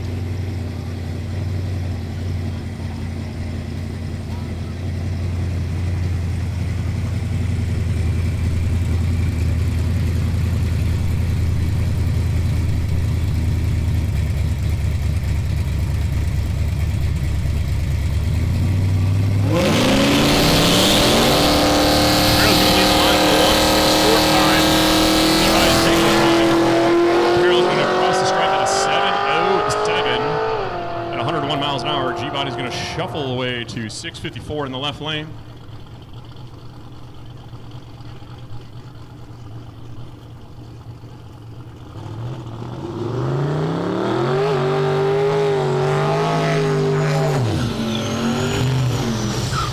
Robert Wooster in the right lane. We got the correct pronunciation that time.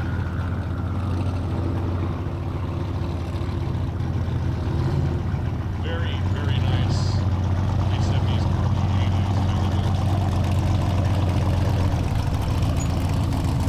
Dial your own competitor in the form of a very nice blue Chevelle. And that car belongs to the guy that's on my spreadsheet that I'm trying to find, and that guy's name is Stephen Price. And that's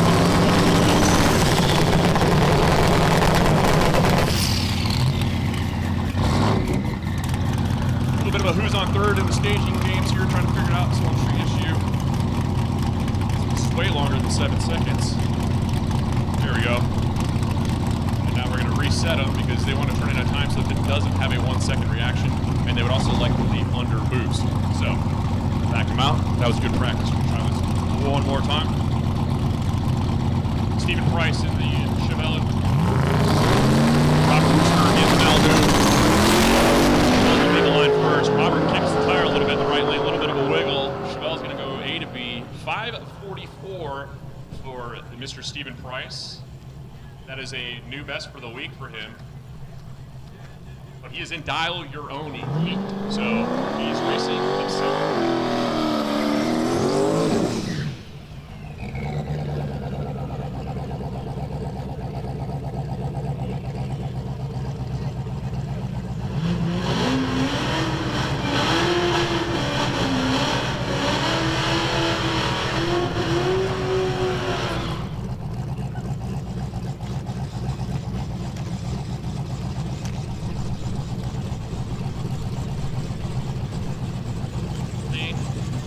With the shiny primer, it's the color of makeup. Fox spot. This car's been in the mid-5s this week. Right lane CTSV with parachute on it, so you know it's fast. Sherry Foster in the CTSV. Fox body gonna get off the line first. Can he hold off the CTSV at the stripe? Doesn't look like it. Oh, but he does. CTSV does get some mile an hour in the back half. Left lane 583 of the Fox body. Right lane 584. That would have been a really good side-by-side race had they left at the same time.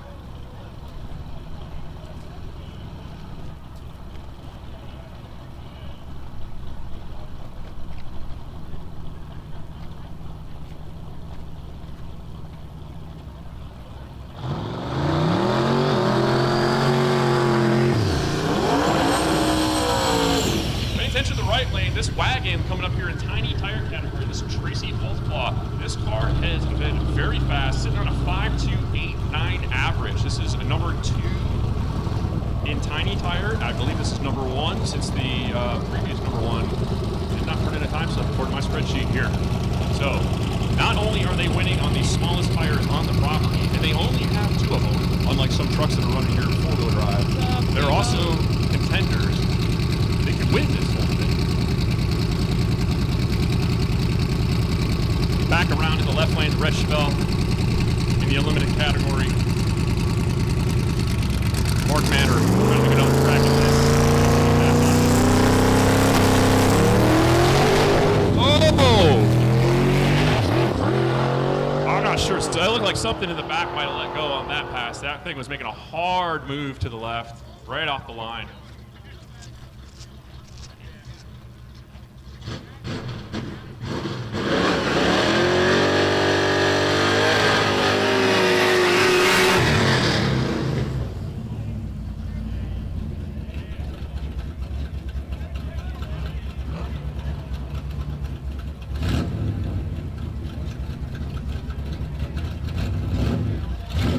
Right lane, Chevy Rollins or Rawlings, I hope I am pronouncing that correctly.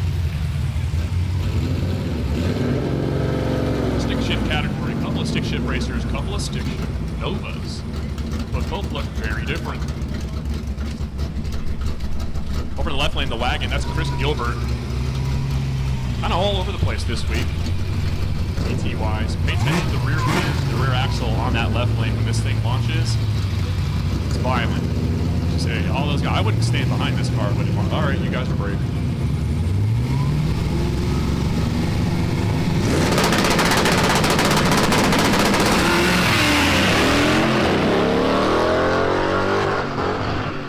The later Nova is going to get off the line first and make it to the stripe in the same order. 654 at 111 out of the right lane, stick shifted category. The wagon is going to be bringing it up at 866 with a 6 in the left lane.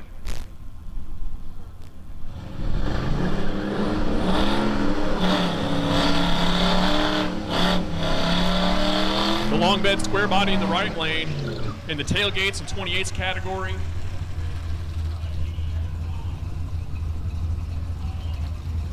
That belongs to Brett Marvel in the right lane. Brett will be taking on the Cat Eye Turbo Silverado belonging to Preston in the left lane. Deep stage, full boot.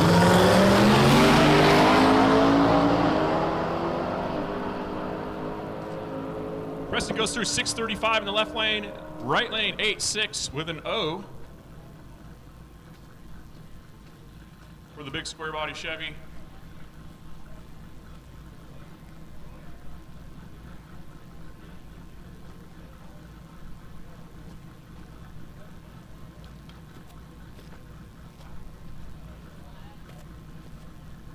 Once again, ladies and gentlemen, if you are done racing for the day, make sure you hand in your time slips to Devin and Laura. Racers, make sure you turn in your time slips if you are departing the track before the festivities have ended. If you are sticking around, crew, participants of all Southeast Street N Yeet, drivers, don't forget we got a bunch of food and beverages, so we're going to hang out into the wee hours of the night here at Mooresville Dragway. We appreciate everybody coming out here.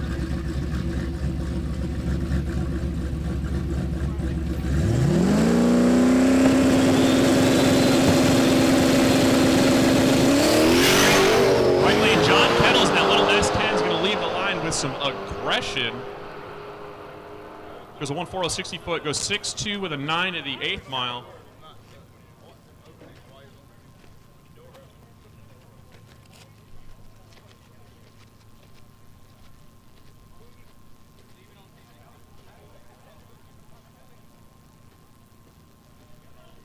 That is a huge improvement for the S10 this week.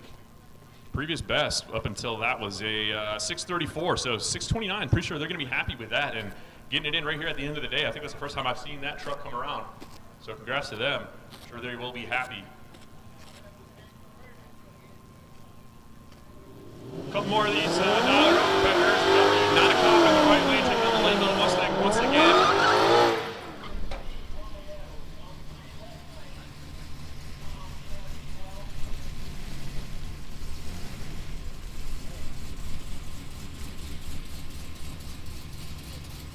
That's Ryan Morris in the Mustang in the left lane. He is trying to keep up with the purple Hellcat Demon Charger with the amount of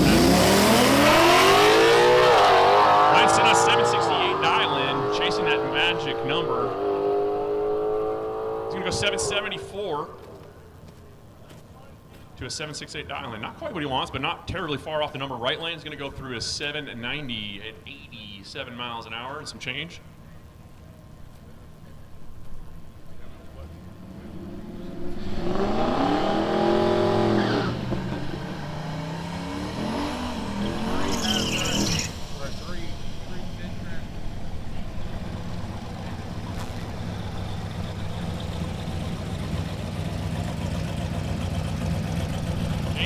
In the left lane for Dial Your Own.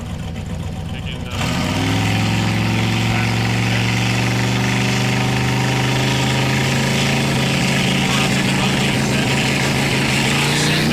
very aggressive bump.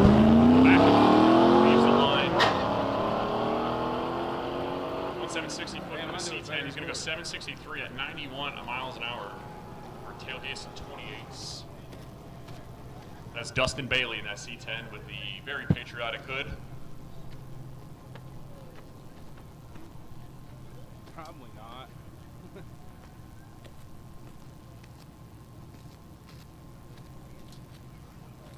I didn't know. No, he didn't.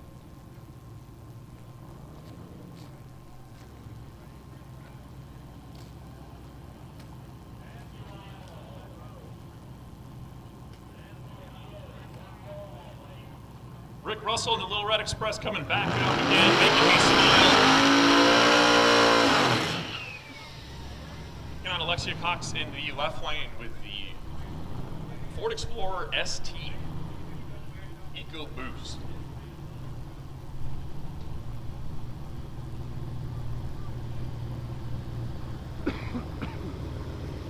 The Explorer has been very consistent this week, sitting on a 7956 dial-in.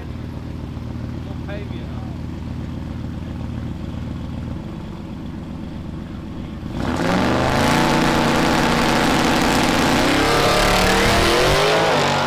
Rick Russell's going to lead the line first in the Little Red Express, and Alexia's going to get a great view of that truck as it goes down the track. 606 in the right lane. 795 out of the Explorer. Deadly consistent. So that was going to be a really tough car to compete with when it comes time to finish up this Dial Your Own Yeet tomorrow.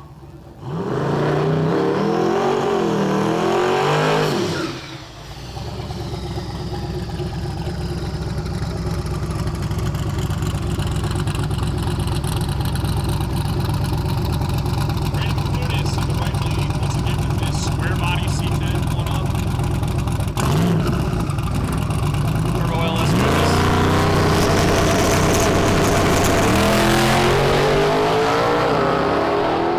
Nice 129.60 foot for the C10, goes through 538,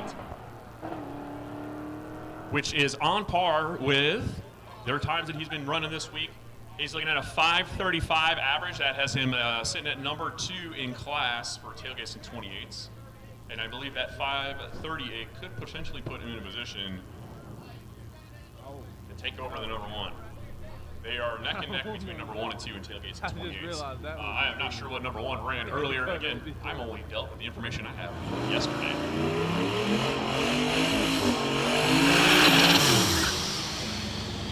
Once again, another Dial Your Own competitor coming up here. Dial Your Own cars, you guys are trying to figure out what these DYO guys actually do. They kind of don't want to race against other cars. They wanted to race themselves, or maybe they had something that didn't quite fit into any other category, or they just wanted to come out and hang out. This is the easiest way for them to get involved. But the Dial Your Own category is just that. You say what you want, and then you try to run it. Oh, very aggressive launch for the Mustang. Slamming the right rear into the ground. I know a chassis guy he's pretty nearby that could put a roll bar in there to fix that, but then it wouldn't look as cool.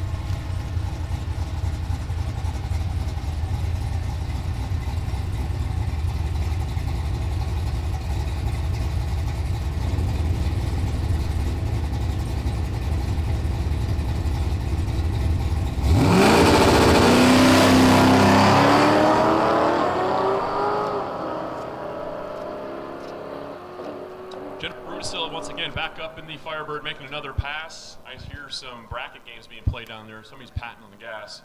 Right lane goes through 802, and that is pretty spot on with what her dial-in is.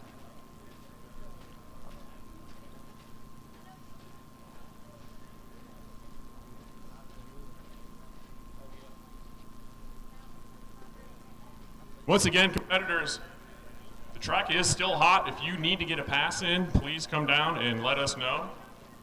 See Alan in the lanes, talk to Devin or Laura at the tower or the trailer. If you're done racing and you have yet to do so, please turn in your time slips. And don't forget, we got a whole bunch of food and beverages waiting. But if we still got race cars that need to make some passes, well, you're the priority, so get down here.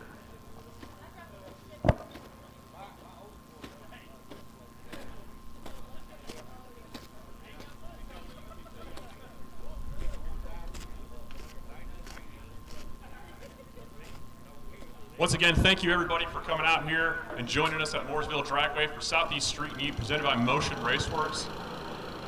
Shout out to Corey Stamper or Spoold Media for our live feed.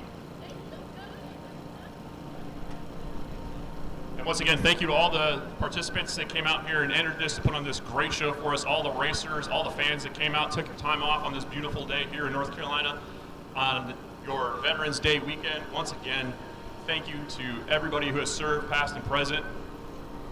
We appreciate all the sacrifice and the service that you have made to allow us to do cool stuff like this in the greatest country in the world.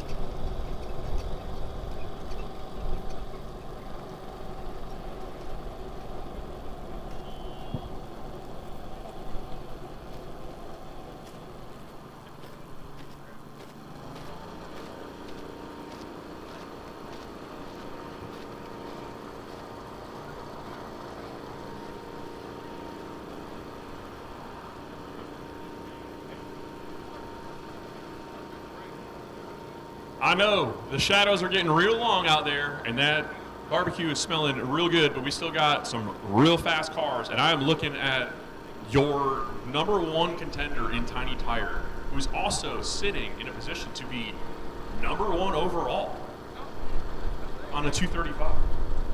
And he's up here to make another pass to try to see if he can upset. I mean, I got to look at the numbers and crunch them here, but we're looking at Tracy Holtzclaw, as of last night, sitting on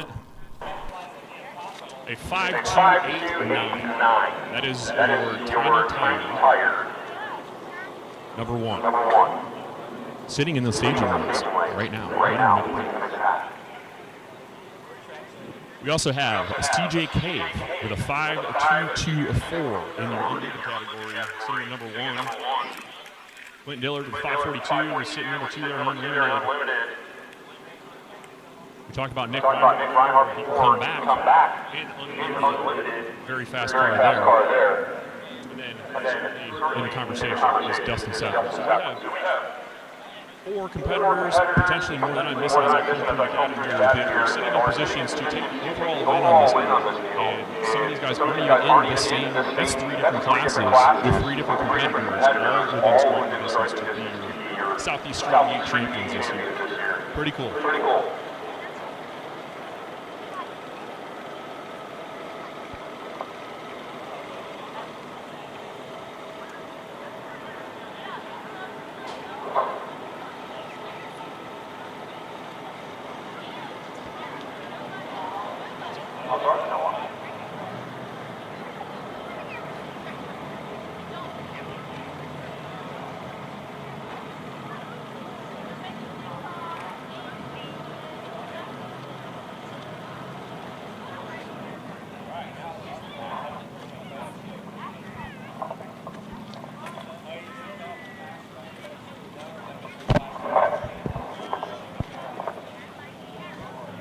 All right, our track is ready to go. So drivers, whenever you are ready, you're over the lanes, you're ready to get hit. Come on down. More cars coming into the lanes to get one last shot at this track before we start the party this afternoon. And remember, Southeast Street N Yeet is not over. So if you want to see more of this action, come join us tomorrow at the Shady Side.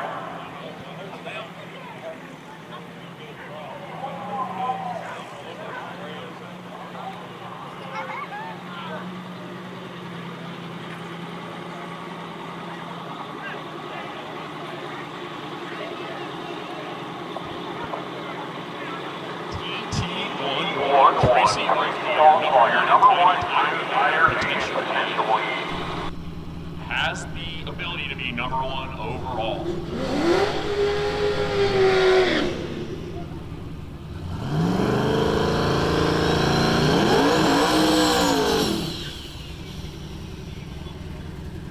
He's taking on Aaron White in the C6 Corvette. That's a stick shift car in the left lane.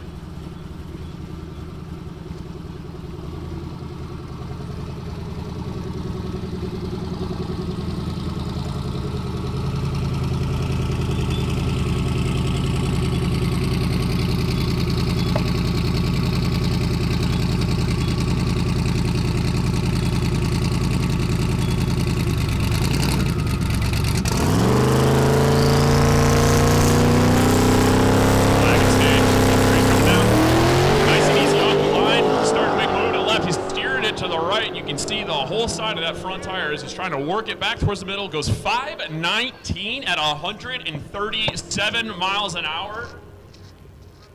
And I do believe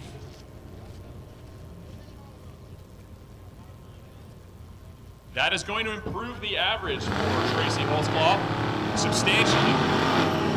Could put him into position. Got to crunch the numbers, but it looks like that might be enough. Definitely enough to hold the lead in tiny tire. It might be enough to do some damage in the overall.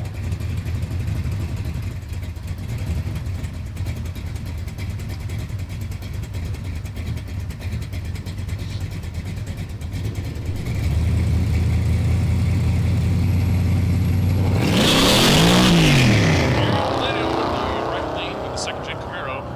Doing the right thing. Pulling it over immediately. When he had a little bit of an issue, sounded like something let go in the drivetrain.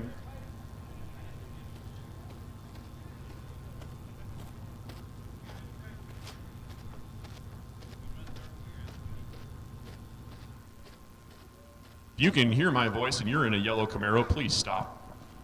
Please stop. Please stop where you are. Stop. Stop. Don't go any further. Right there. Yep. You can park it right in front of the live feed camera. We'll all watch. If you see the guy in the blue shirt in your rearview mirror, he's trying to catch you, but he's on foot and you're in a car. You can stop anytime. If you guys are in the crowd, wave at that guy and maybe tell him to stop.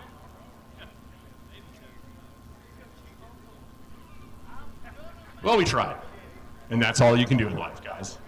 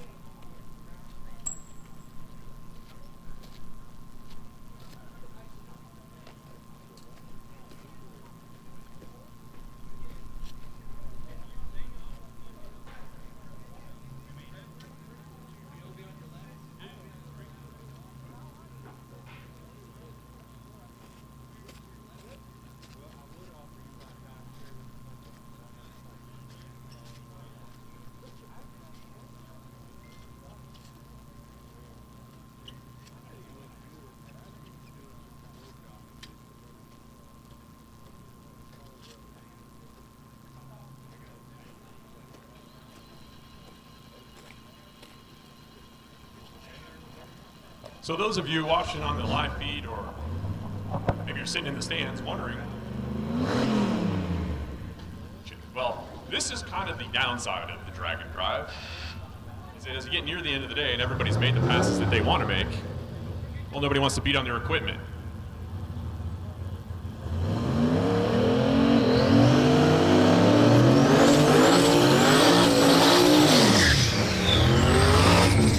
But Dustin Bailey in the left lane is someone who's not afraid to beat on his equipment in that regular cab, short bed pickup truck.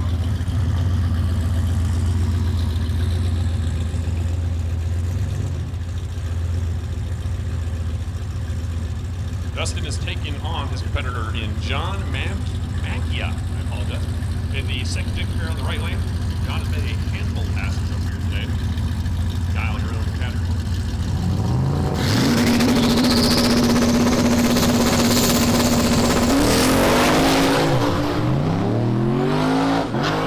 Second Dick Camaro, no slouch, going down 575.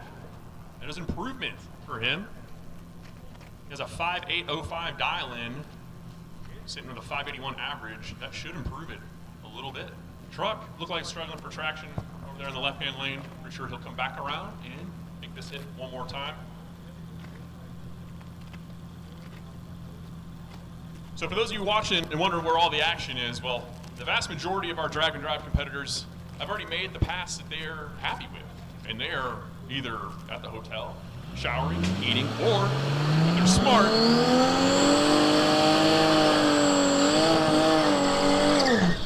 smart, they're sitting here hanging out with us at Mooresville Dragway because the weather's amazing, and we still got some killer cars to make some killer passes, and we got a whole bunch of good food here.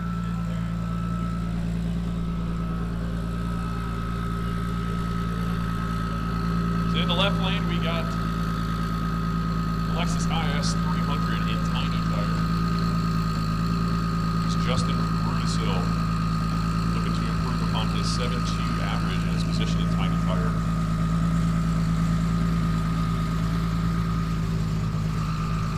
He's going up against the Chevelle in the right lane with there's a lot of people going on.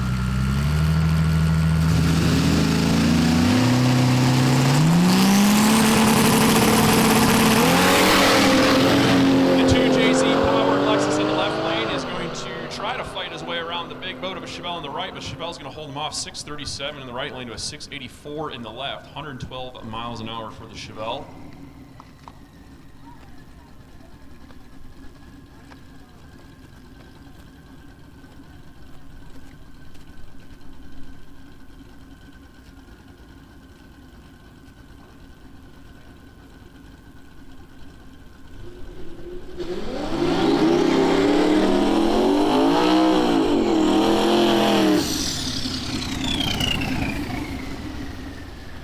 And the sticky C6 is back up once again in the left lane.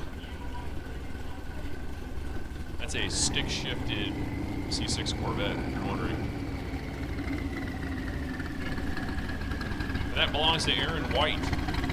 Aaron running in the low sevens, as quick as a 712. He's taking on the Fotina in the right lane.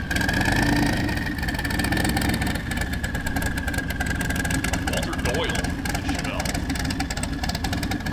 Chevelle has been as quick as a 544 this week, sitting on a 5.5 and 3 average for the week. Looks like number 4 in tiny tire. Definitely in striking position. Can improve upon that. See what he does here. Lined up.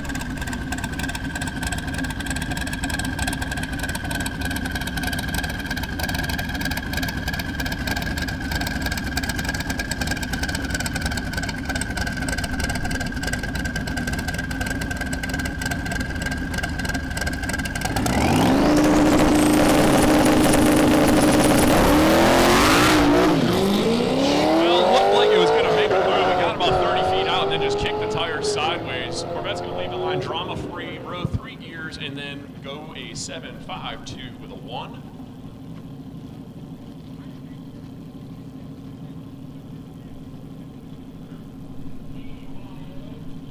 A couple unlimited cars coming up here.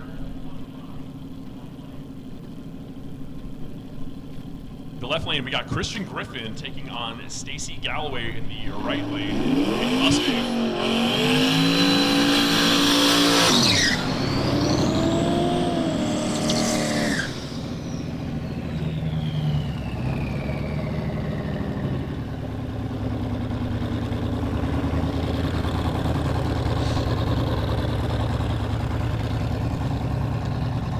I don't know if I'm getting old or if I just prefer Fox bodies with flat hoods, but something just looks right.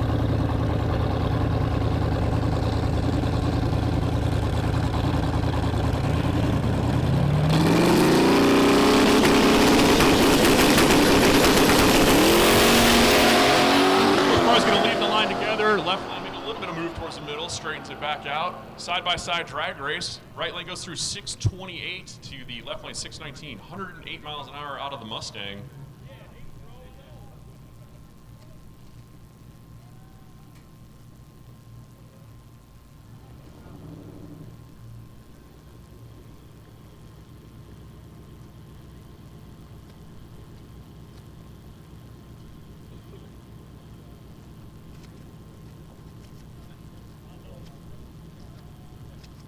Our man Rick is back up here in the Little Red Express.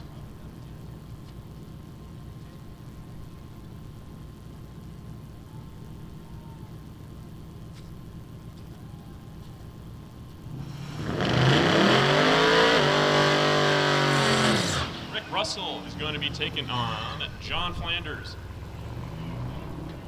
in that purple GMC with all the windows in the cab.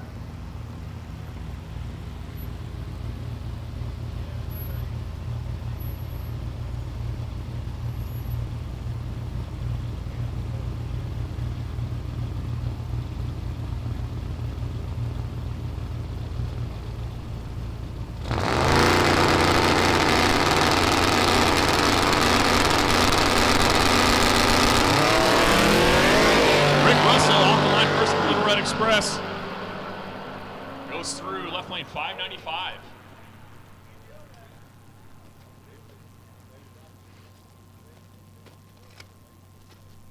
And that is a substantial, that's his best, almost his best for the week. That comes real close. Went 592 yesterday. So that is an improvement, 595. Congratulations to him. Pretty sure he'll probably turn that in. Stop flogging on that gorgeous truck and come eat some barbecue, buddy.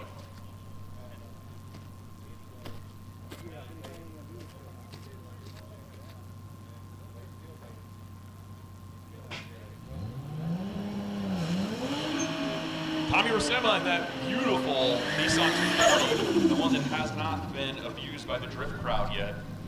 This one's still preserved. It's still kind of nice. He's in the stick shift category. He's in on a 7.44 with a 7 average.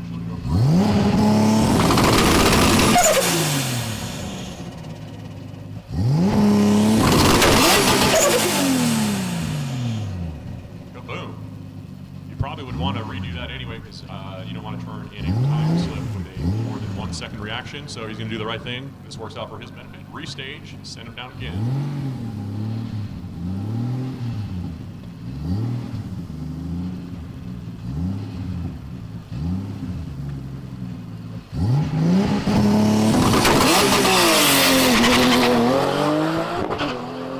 Making all the pops, the bangs, and the fire, leaving the line in spectacular fashion, and rocking it down the track to a 6.65 at 107 miles an hour.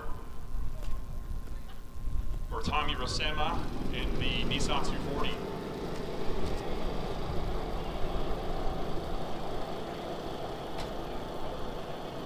That is a new best for the 240, so I'm pretty sure he'll be satisfied with that. Drop his time slip in the bucket and finish out his week tomorrow. And for those of you who want to continue along with our journey, don't forget, we're going to be at Shady Side tomorrow in South Carolina.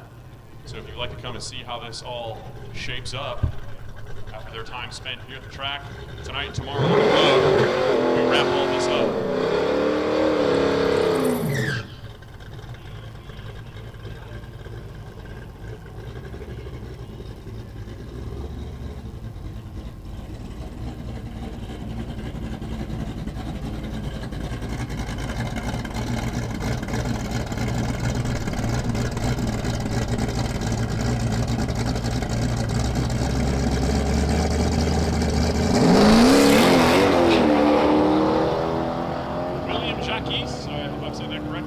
tailgate going down, and in the daily driver category in the Mustang goes 679.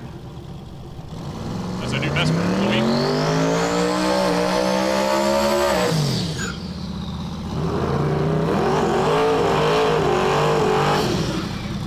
A couple of tailgate competitors.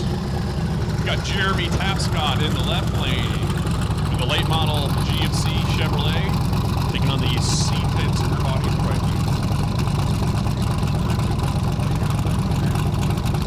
Brandon Eunice again back up here. Another truck that has made, another vehicle that has made a rip of pass.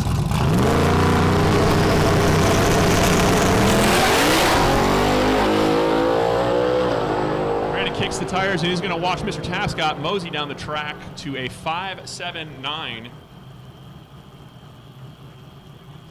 That matches his average for Jeremy, but that is not going to improve upon his, well, current fifth place standing, which may have changed as competitors turned in their time slips today.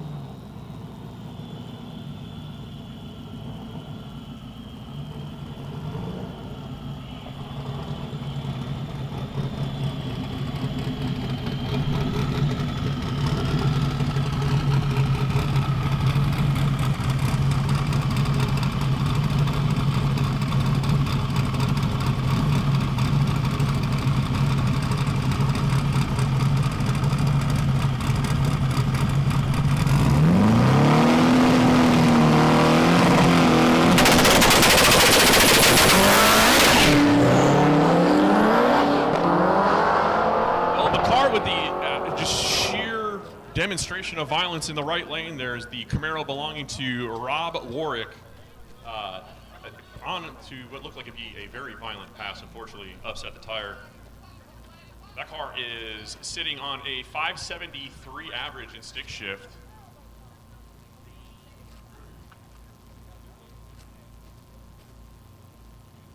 I still need someone to explain to me why it sounds the way that it does.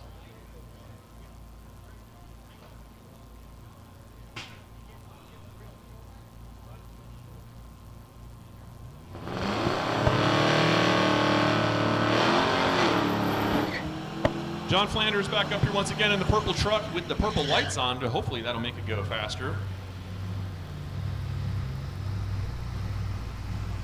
That's Stacy Bastian in the left lane.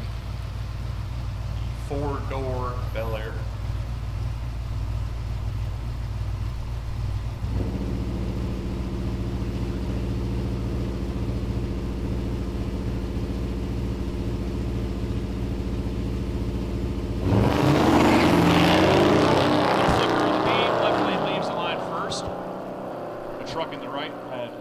Trouble hooking up as it has 1,000 pounds of chain on the back of it for a bumper. That's how it sits so low.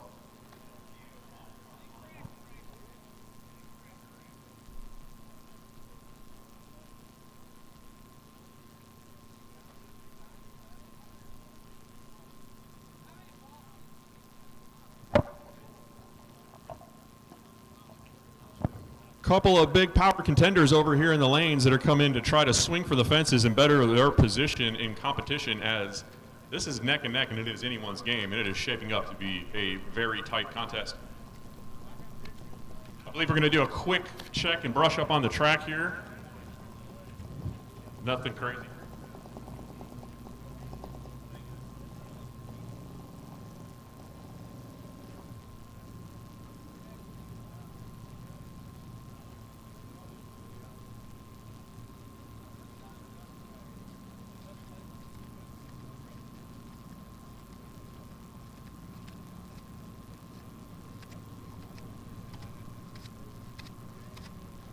Once again, we appreciate all of you that have stuck around this long. You guys are the long haulers. You're the ones that are the fans. You know what's really going on because the good show is yet to come. We got a bunch of very fast cars yet to make their very fast or even faster passes.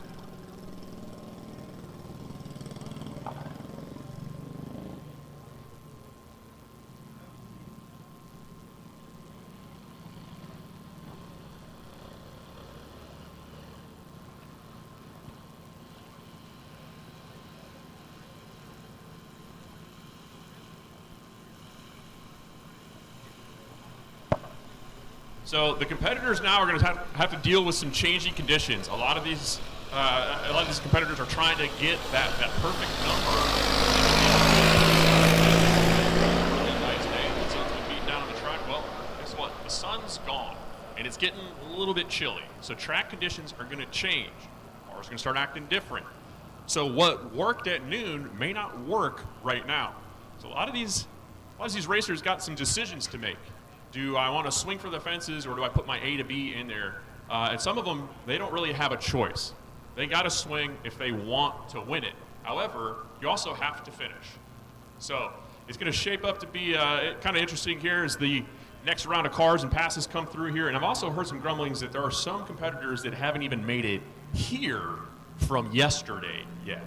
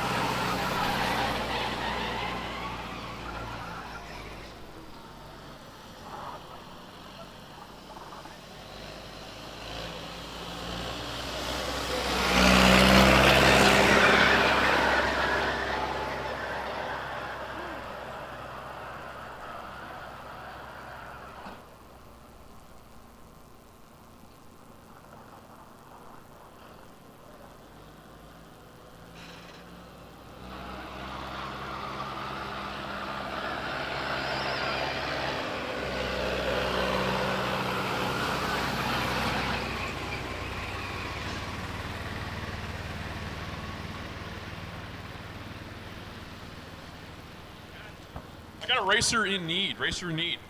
The team with the red S10, that little red S10, they need a drive shaft for a turbo 400, 54 to 55 inches in length with 1450 U-joints.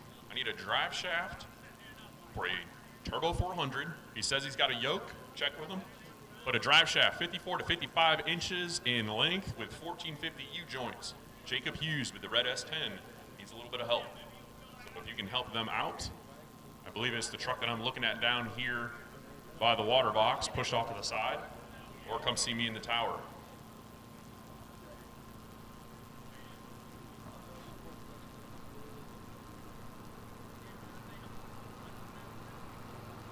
Section 1350 U-joints, not quite that big. So 1350, the much more common. That'll probably be a little bit easier to find. 54 to 55 inch drive shaft with 1350 U-joints with red S10.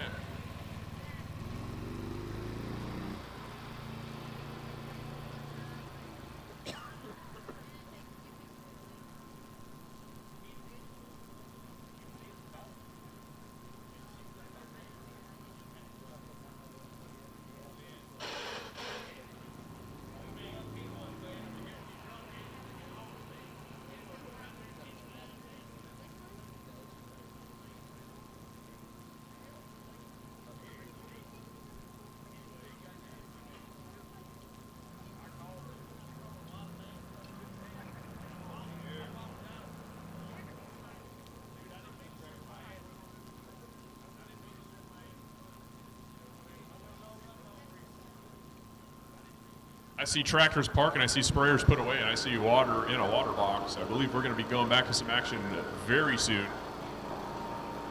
So if you're a driver in the lanes, make sure you are near your car.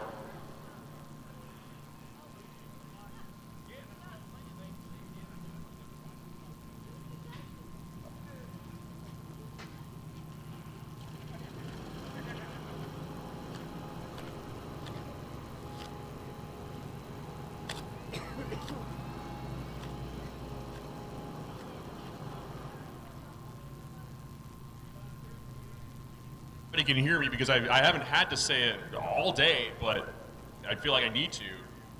I need everybody to clear the starting line. Clear the starting line. I'm not sending any race cars down this track until the starting line is clear.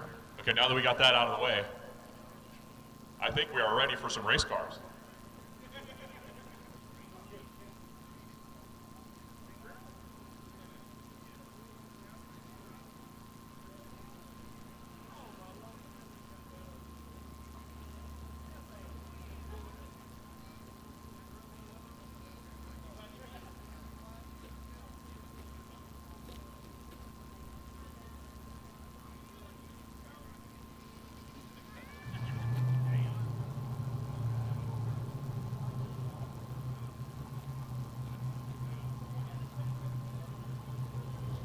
And here we go. We got cars coming into the water box. We are back to action.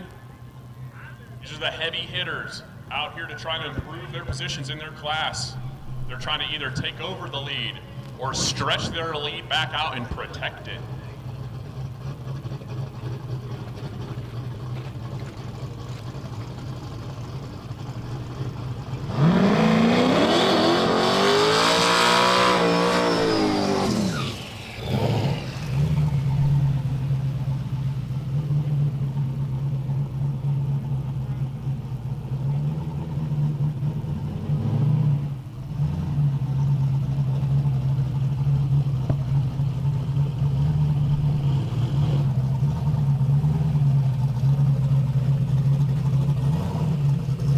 In the left lane here, it's Jeffrey Hillard.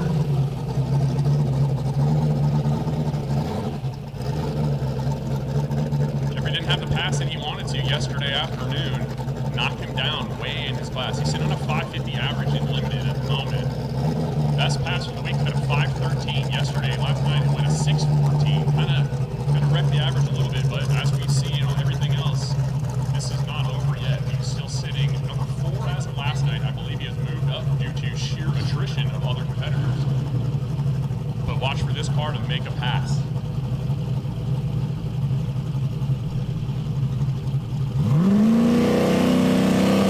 Jeffrey Hillard.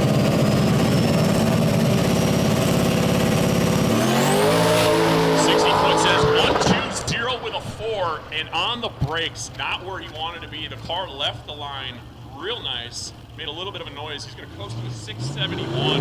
Not the pass that he wanted. He stopped.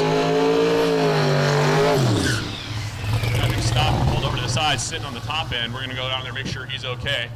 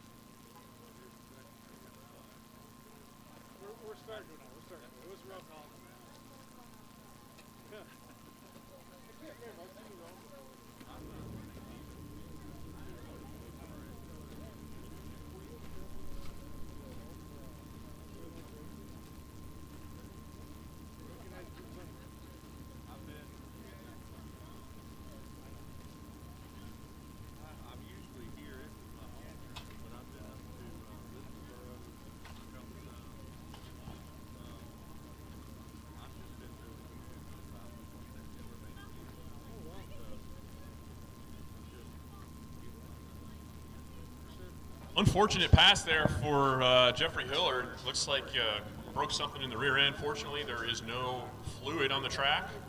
They're going to be able to get that car off and we'll get back underway.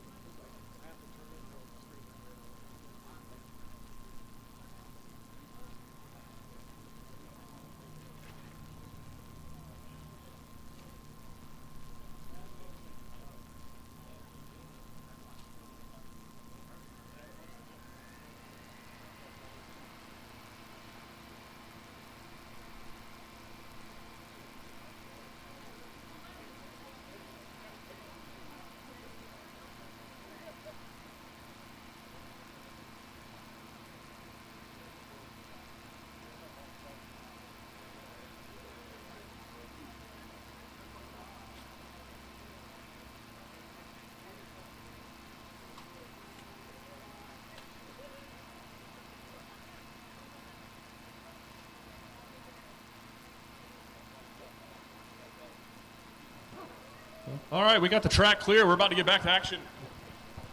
Coming up here in the right lane, Blue Chevelle. We've got Stephen Price, dial your own category. Been a 550 on the dial in. Sitting at a 5.6610 average. Watch for this car to make a pretty fast pass.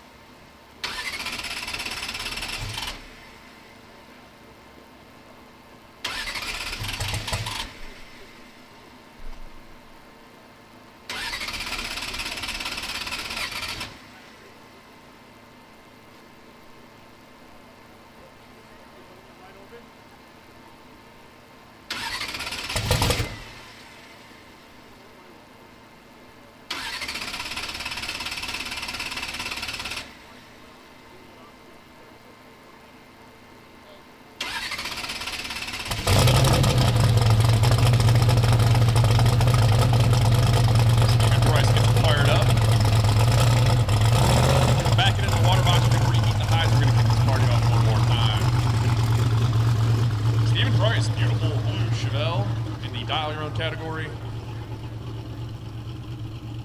610 average for the week with a 5500 dial in.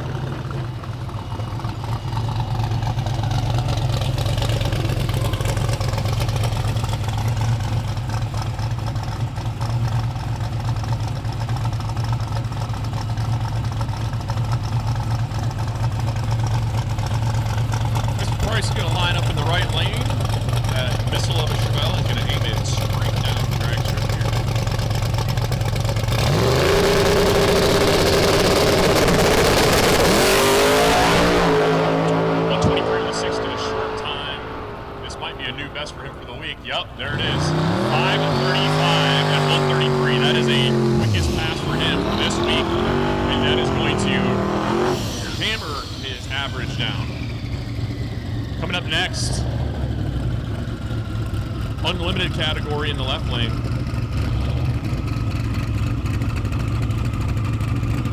Kind of all over the place again. Same story with Chevelle. He's been up here making some passes. Been on Struggle Street. Been as quick as a 526.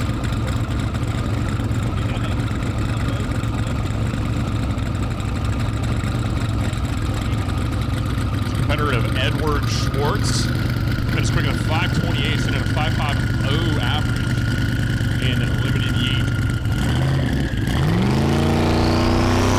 Another car that is in contention for his last win.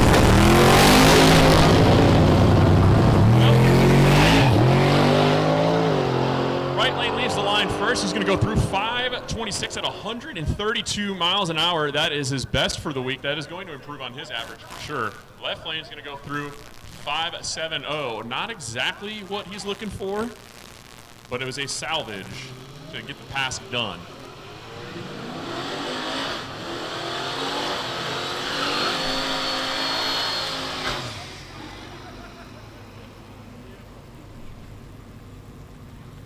Driver entries coming up here. Late model Mustang in the right lane. That belongs to Ricky Doran. And then in the left lane, that's Justin Arnold over in the Chevelle with a variety of body panels and colors on it. The Chevelle's been a 7.0 on the dial in. It's been a 6.9. Let's see here. We got 6.831 on the Chevelle this week. Our apologies.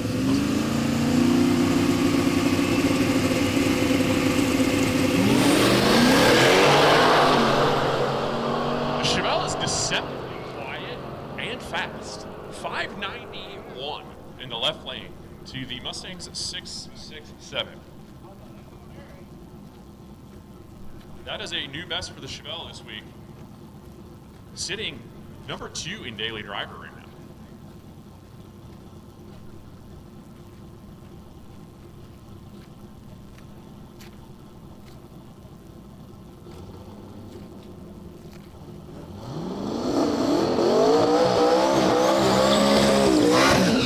That's Kyle Buntley in the left lane with the high rev and Fox body in the stick shift category.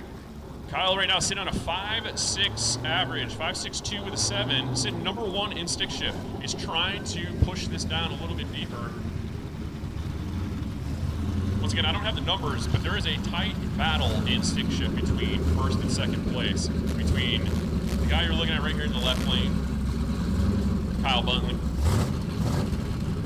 and Robert Warren. Over here in the right lane,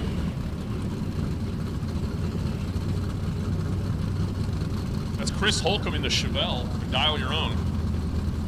Chris is looking to run around 880s for his dial in. Looks like he had a little trouble yesterday. Big wheelie out of the left lane. Had to slam it down hard on the 1-2 shift. I hate when that happens, when I power wheelie in first gear and then I have to shift. the wheelies are just so much fun. So then you gotta hit the pause button, come down, smash your oil pan. Thankfully, this guy's a pro, and it shows 5.72 to the 8th mile. That is not exactly where he wants to be with stick shift.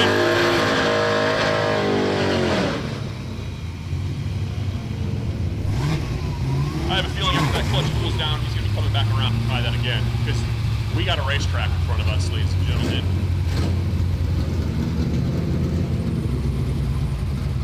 More stick shift racers, the Nova Duos, going back out here to fight it out once again.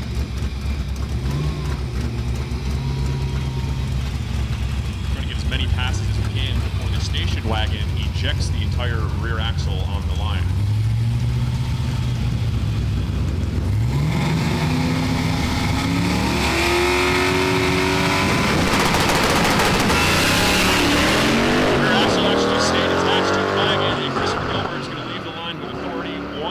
To the 60-foot right lane goes a 160, 60-foot, 6.5 with an 8 in the right lane. Left lane goes through at 8.38 for the wagon.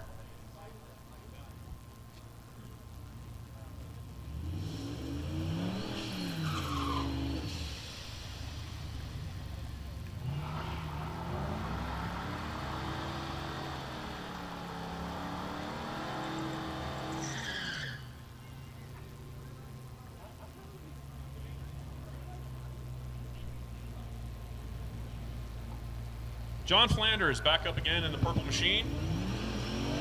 Going to see how the left lane feels. And then the OBS Chevy of Matthew Tollison in the right lane. Gorgeous OBS Chevy Silverado, regular cab, short bed truck, on the ground.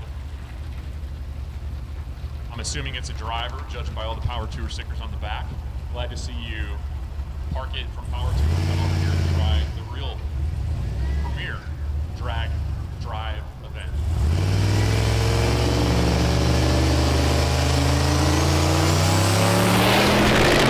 And shred the tire off the line.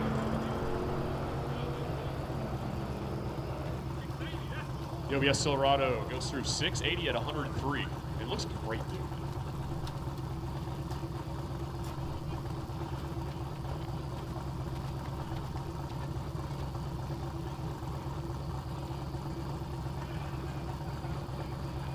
Brandon McLunas in the left lane. The square body C10. Going up against the other square body C10 in the right lane.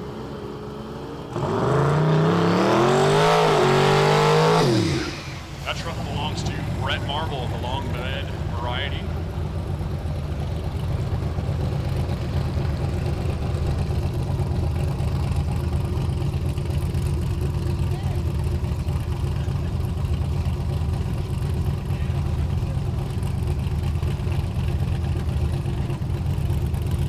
Brandon McLunas in the far lane over there. Sit number 2 in Tailgate. A bobble off the line, but it seemed to stick it once he got out there. Goes 5:31. Not enough, I don't believe, to improve upon his previous pass, but he's getting real close.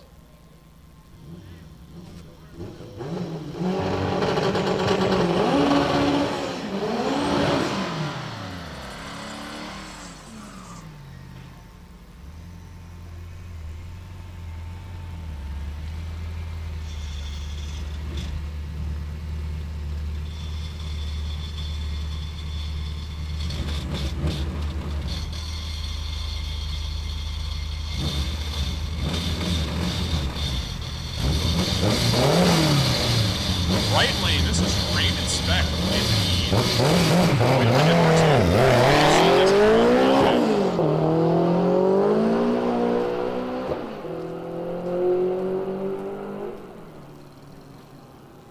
So he makes a clean pass, goes 8.0 at 100 miles an hour. Big mile an hour for little ET.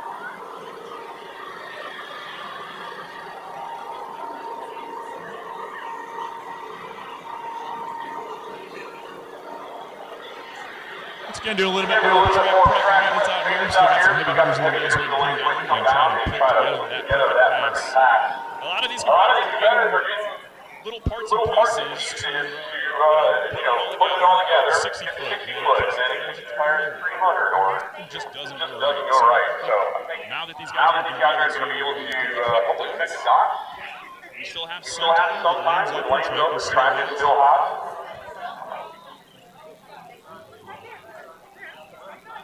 I've heard any rumblings about lane closure, and I want to say, from all of us here at Mooresville, all of the street competitors, organizers, and staff members who work here, thank you guys so much for making this such a smooth operation today. On track, off track. It's been one of the best events to go to and actually watch the competitors race, get off the track in a timely manner, and make it efficient and well run as possible.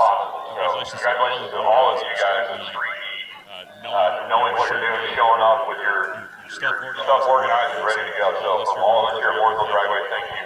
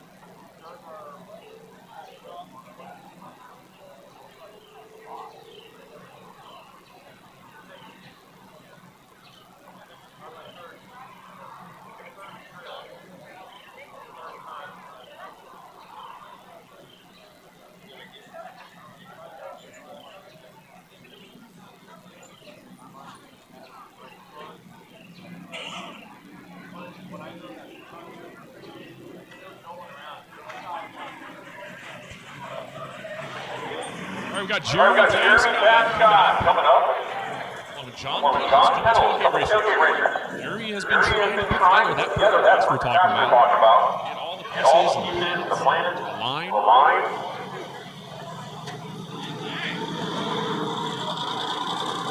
Jeremy came in today sitting in 5th place in class.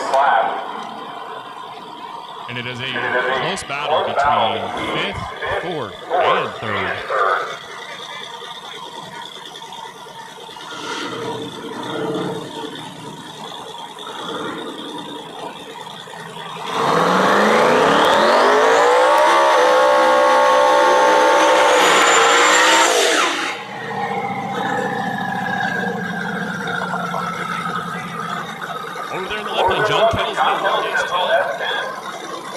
Been a 6-3 with a 4 this week to number 9. Jeremy been a 5-5-1. That's been his best.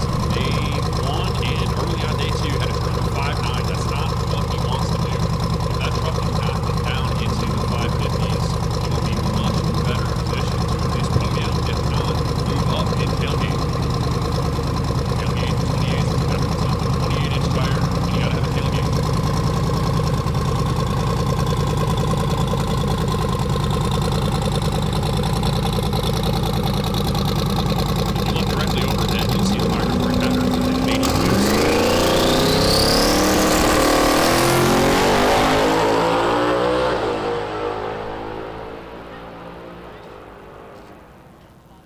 Jeremy in the right lane, sleeping on the tree a little bit. That's okay. Goes through 5.70. That is an improvement on his average.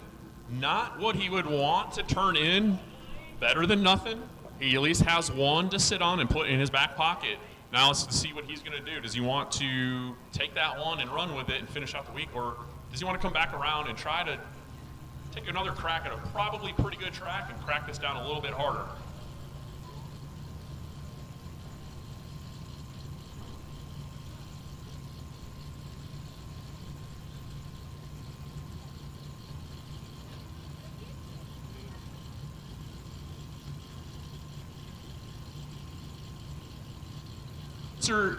I got a racer in need.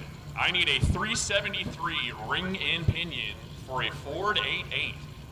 So any racers that have one here, it's a pretty common part, shouldn't be too hard to find. Really wish we lived somewhere where there's a bunch of race shops and places, people that work in the racing industry. If only there was some place like that existed nearby where we could find any race car that your heart desires. So if anybody knows someplace.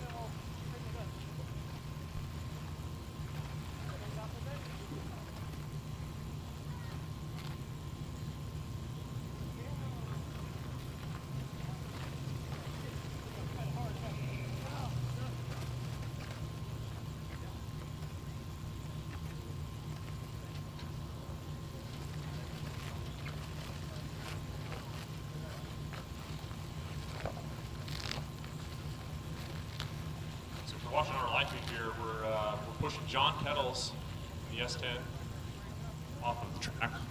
Looks like they're having a little bit of trouble. Whatever it is something's binding up in there, whatever, let it go. Fortunate circumstances, but hopefully they can get that repaired and continue on with the event.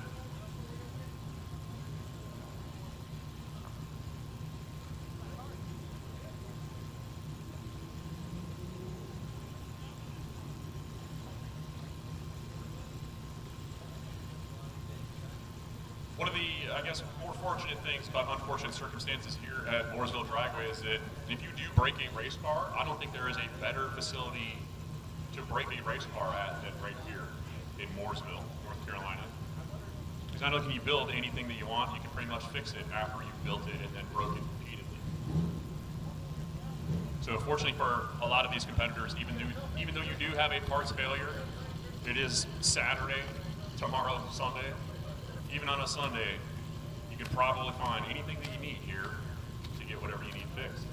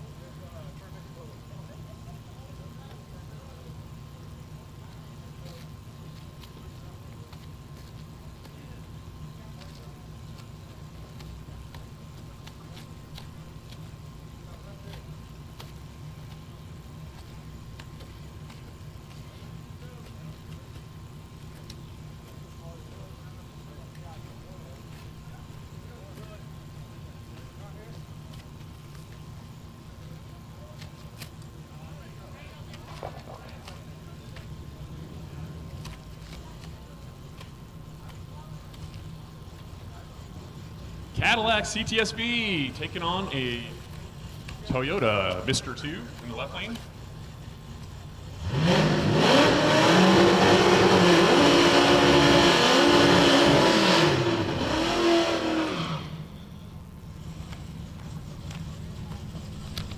The Cadillac in the right lane being driven by Sharon Klausner in the unlimited category.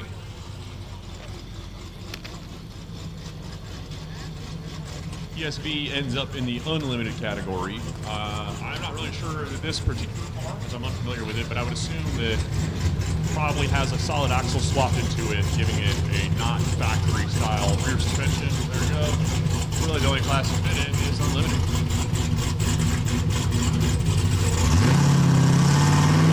1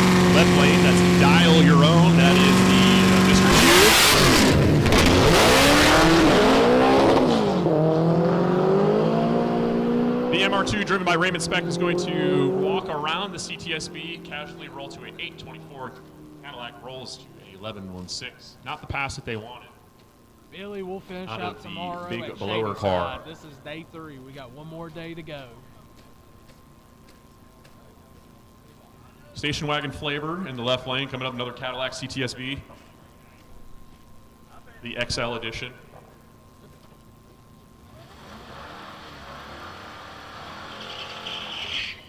This is Larry Dawkins in the CTSV wagon. The wagon, one of the rarer and more sought after Cadillac CTSVs, specifically the manual variety.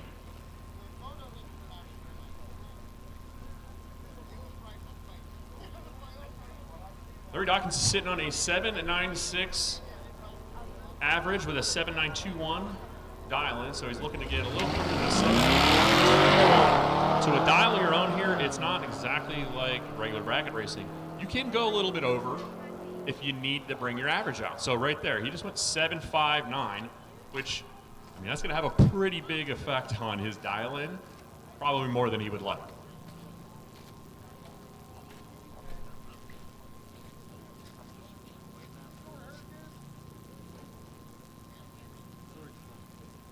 Yeah, Edward, it's cooled off a good amount. Tomorrow, I think the high for Shady Side's supposed to be like 57 or 58 degrees, so it's going to be a whole different wrench thrown in these guys' plans. I know what you're thinking. I haven't seen these two square body C10s make enough side-by-side passes, and I would like to see some more C10 square body. I'm tired and I'm beat, and my voice has kind of kicked my ass today, and allergies have too, but we're still kicking. We got one more day. I mean, lucky day, ask and you shall receive. Ladies and gentlemen, two square body C10s. All I'm going to tell you guys is LED Eventually. headlights are going to be very, very bright. There's not much I can do on that end.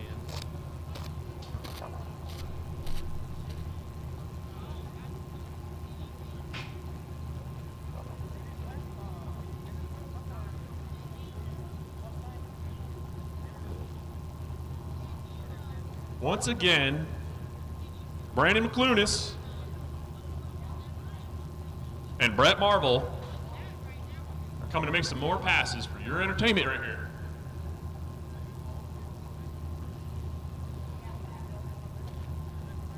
Just doing my job, Billy. Just doing my job. It is starting to really cool off, so I'm kind of curious how this track's going to handle cool temperatures now. Brandon over here in the left lane, sitting number 2 in Tailgate and 28s.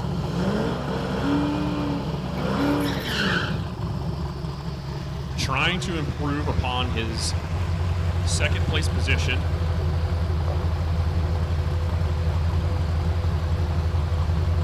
Definitely got to find something new to Sony's, because that doesn't have anything on it. That's just the LED. Brandon over there in the left lane, sitting in second place right now with a 5.3588 average. He's looking to improve upon that. Look for anything quicker than that in order to get closer to get within striking distance of first place. It's Scott Thompson. Scott made a rip earlier today. I've not seen him come back around. But it must have been good because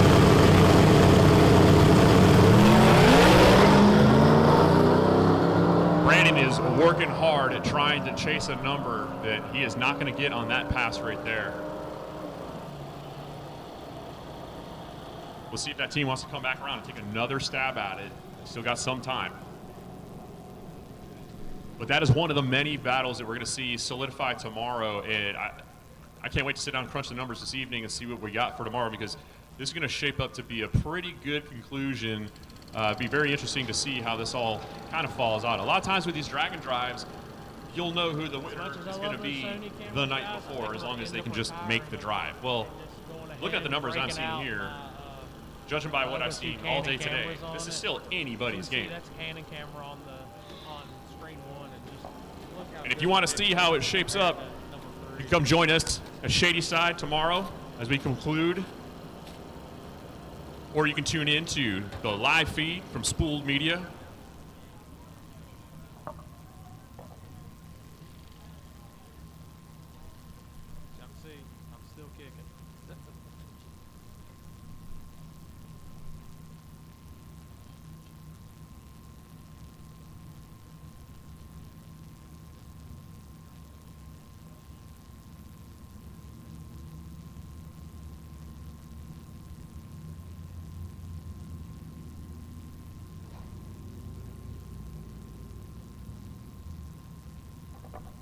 What's going, drivers? If you're on property and you still need to make a pass, I would highly encourage that you get into lanes, get prepared. If you guys are watching this on the live feed, well, there's nobody even in the lanes, or there's 1 and 2 cars. Why do they even keep going? Why don't they shut it down? Everybody needs to have the same opportunity. We may have competitors that are in contention for a win or a victory, or just completing that they haven't even made it to the track today. And all they want to do, this is a lifelong goal for some people, is to finish a drag and drive. And if they don't get the opportunity, if they have that stripped away from them, well, they'd be pretty salty when they're anticipating a track stays open until 6 o'clock, and then they show up at 5:30 to make the pass, and yeah, we're all quiet and eating barbecue. So everybody gets a shot. Everybody gets the same chance, the same opportunity at the same racetrack. Unfortunately, that means No problem, bud. you get a lot of downtime on the live feeds. Nature of the beast sometimes. CTSV is back up here, as I predicted, to try and take another stab at it and get a little bit better pass. Maybe not lower his average quite as low as he did on that last 750 in the right lane. We have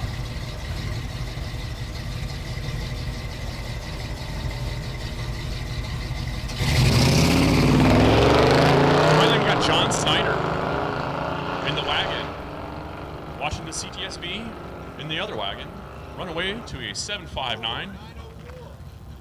Yeah. Right lane's going to go through at 9:09.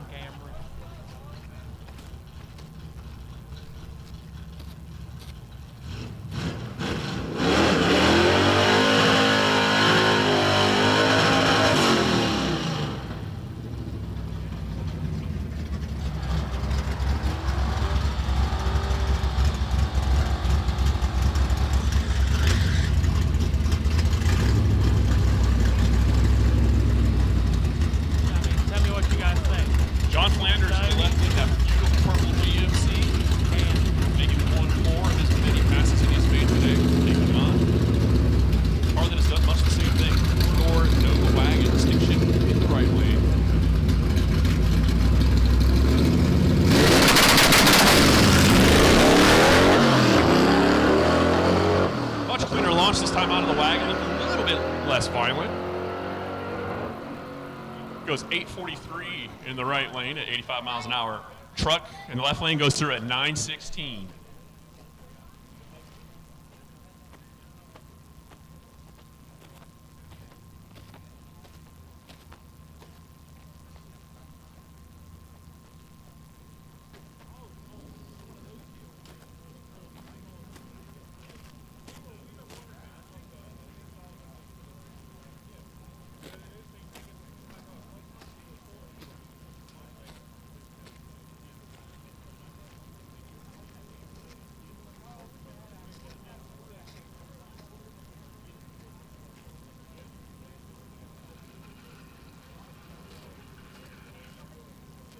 To the racer with the red S10 that needed the drive shaft, we may have a solution to your problem. If you want to meet down at your truck, the racer with the red S10 that needed that drive shaft, if you want to meet by your truck, we may have a solution to your problem.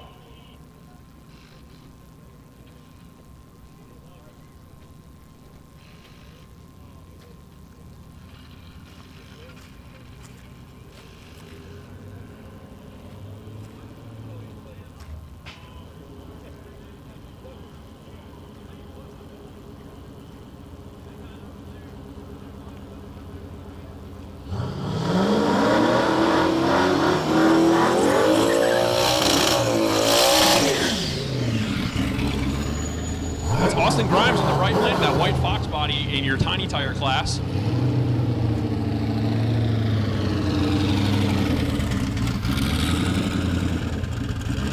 Austin's been as quick as Tixo's Tix this week, sitting on a 6.2 average. He's up against the big old C10 in the left lane once again. Red Marble.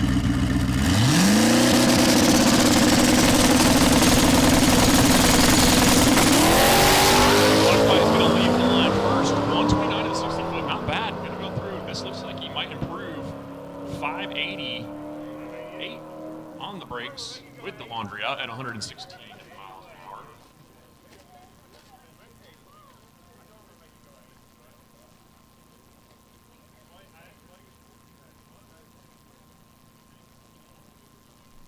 That 580 is a new best for him. He's on the brakes. I'm not sure why he shut it down, so hopefully we're clear. Wait for them to get off the top end of the track. I would say we're going to send the next pair of cars down, but we don't have them.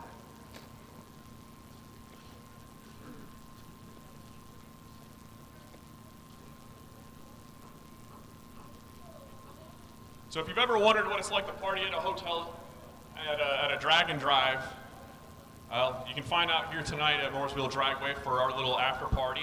Basically, it's going to be a lot of people that have been racing and working all day that are going to continue to work into the night, and they're going to tear apart their street cars and leave a whole bunch of oil stains in the parking lot here while all of their friends sit around and ridicule them and remind them that they paid money to be here and do this, to suffer all week. You did it to yourselves, but where else would you rather be? And we want to thank you for joining all of us.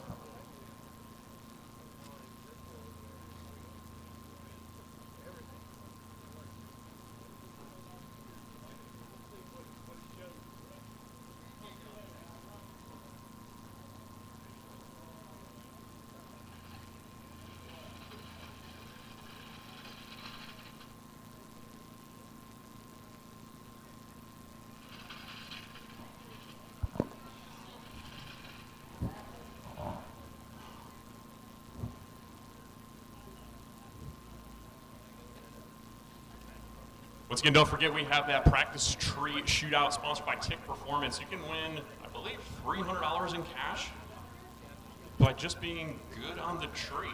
So it's open to all crew and competitors for Street N Yeet this evening, as well as food and festivities.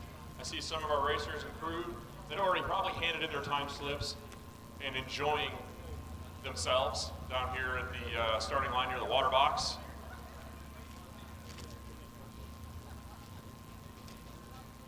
So if you're done suffering in the pits and you want to come down and watch these last handful of passes while you enjoy some good food and good company, come on down here and join us. Once again, we appreciate everybody that came out here to support Southeast Street N Yeet, presented by Motion Raceworks here at Mooresville Dragway. Shout out to Spoold Media, Corey Stamper for our live feed.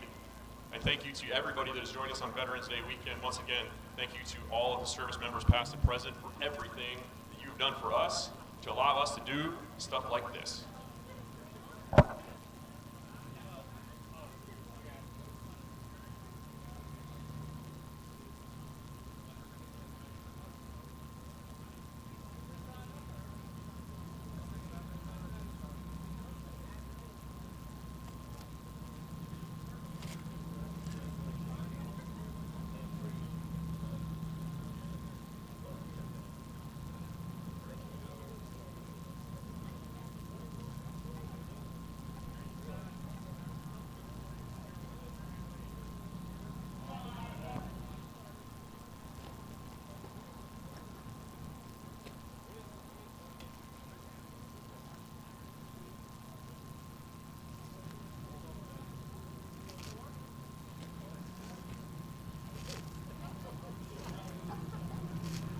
Well, I guess they decided they want a rematch. They swapped lanes, and they're going to go at it again.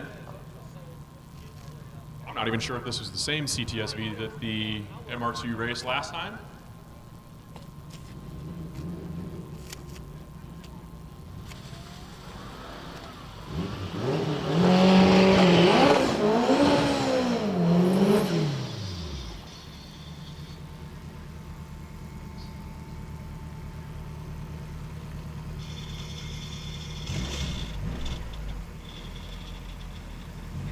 CTSV gonna double bulb against the MR2 bolt strategy. See how it pays off. MR2 off his game. MR2 gonna try to chase down the big wagon. Don't think he's gonna run out of. Yep, ran out of real estate. Not enough to get it done. Big wagon goes through 7.62. He probably has. There must be a toilet paper shortage somewhere because the CTSV is printing 760 time slips to take them home. Just stuffing the glove box full of them.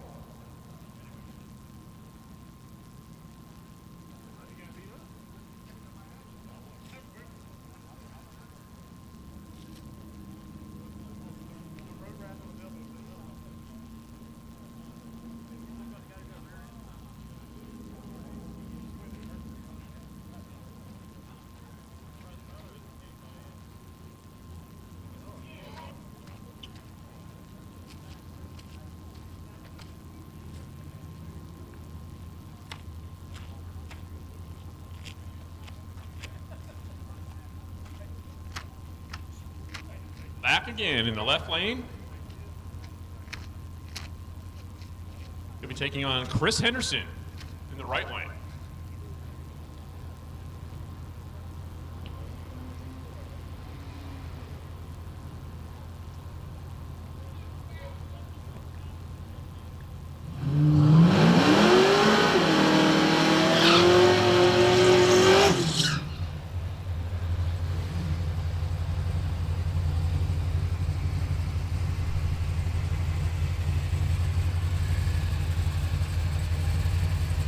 Chris Henderson in the right lane, going up against Brett Marvel in the left lane.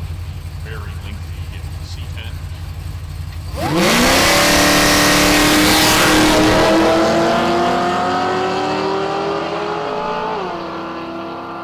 And the G-Body will shuffle his way to a 655 in the right lane at 108 miles an hour. The C10 rolls through 863. I'm going to go out on a limb here and say we'll probably see Brett Marvel back again.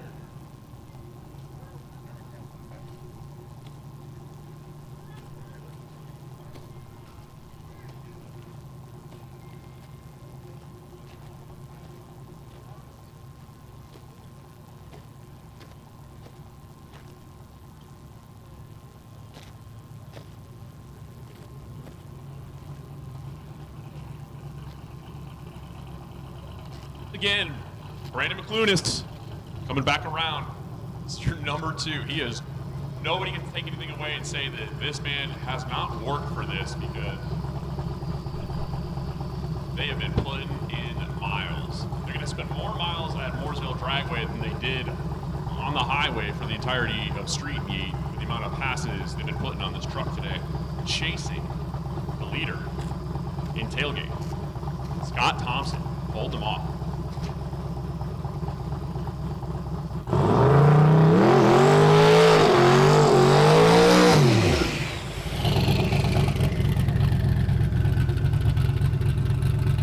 Once again, coming into today, Brandon in the left lane sitting at a 535 average for number 2 in Tailgates at 28s. So he is trying to improve upon that number. He's chasing Scott Thompson. See what he can do here.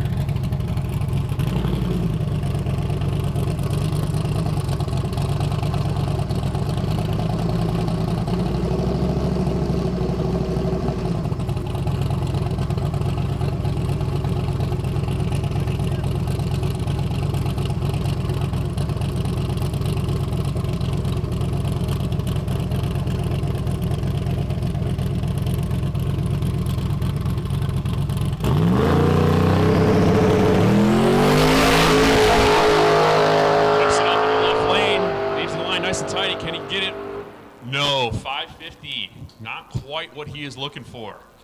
That keeps him in contention for sure. That's probably one he's gonna set on top of the toolbox, put in his back pocket, hold on to like a just in case. Call that the reserve chute.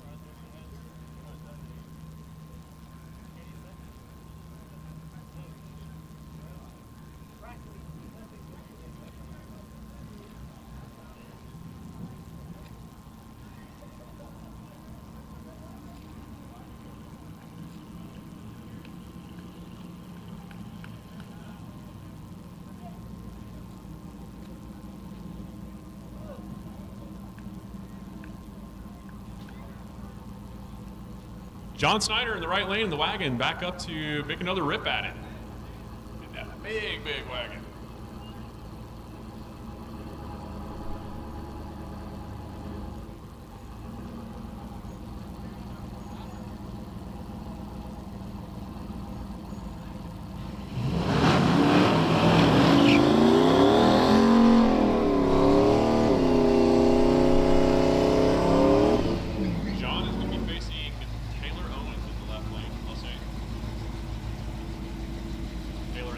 Category.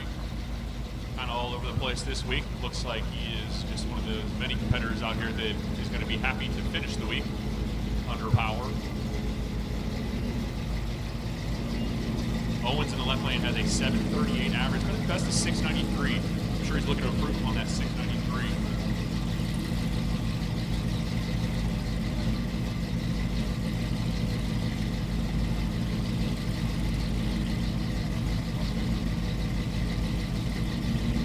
Mustang is trying to stage with the rear tires.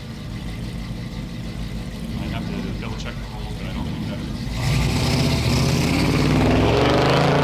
The tree is active. So he is not going to get any information on that pass. Fortunately for John, the lanes are empty, so he can just kind of come all the way back around it. Make another rip at it.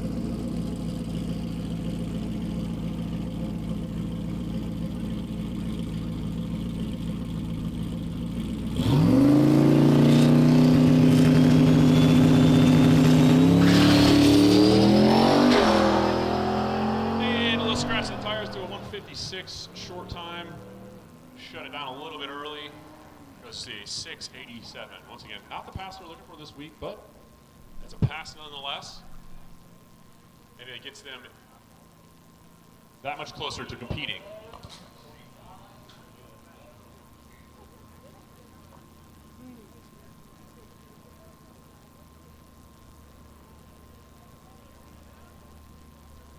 Once again, drivers, if you are hungry or you think you're fast on the tree or you just like money, it costs nothing to enter the Tick Performance sponsored practice tree shootout.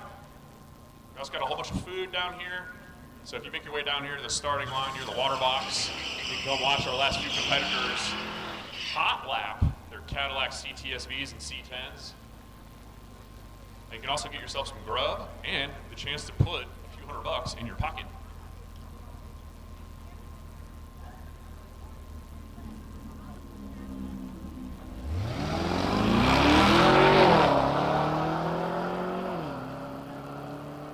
Larry Dawkins is going to take us down to 660 foot here on the left lane, 776 out of that big wagon.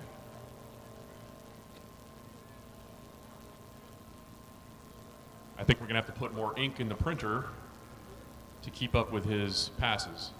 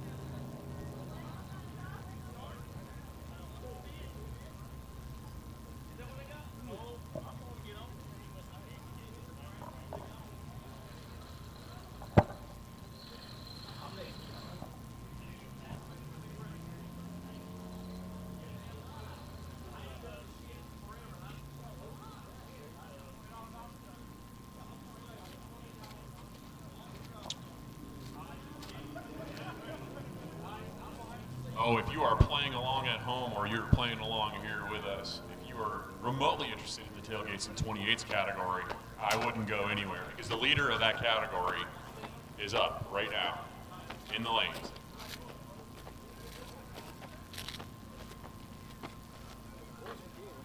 I'm looking at Scott Thompson, C10 about to come around the corner. I'm looking at Jerry Tapscott's regular cab, short bed, turbo, Silverado. And I'm looking at a big old wagon that probably wants a time slip with some numbers on it. I'm also looking at a whole bunch of barbecue and a whole bunch of competitors that are down here for the free to enter to all Street N Yeet competitors. That's right, free. You can win back almost your entire entry if you are good on the tree. So the practice tree race, sponsored by Tick Performance, it's happening right now. So come down here, start warming up. Also, we got a whole bunch of food. And we got a whole bunch of competitors that are licking their wounds, trying to figure out, I see sparks flying, I see welding, I see practice tree, I see barbecue, I see a lot of fun. And if you're not down here, you're missing out. It's about to get a whole lot more fun after we finish up this brief track prep and we send down, I believe, I'm going to go ahead and say this potentially could be the last few passes. So if you need one of those competitors to make one of those last few passes, I would definitely hurry into the lanes. And I would definitely talk to somebody if you think you're going to be cutting it close. Get with Devin, come to the tower, let somebody know that if you need this pass to stay in contention, if there's some situation that we don't know about, racers, we got to know.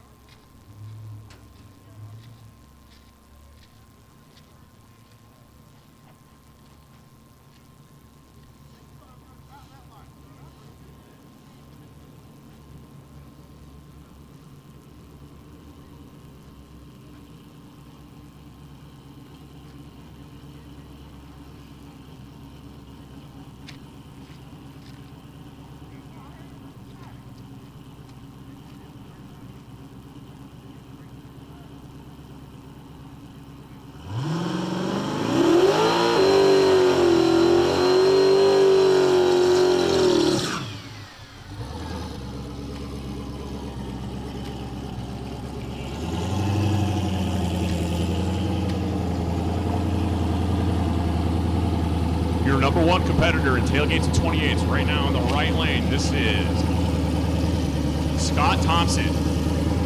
He's got a 5.339 average, and he is being chased aggressively by Brandon Clunis.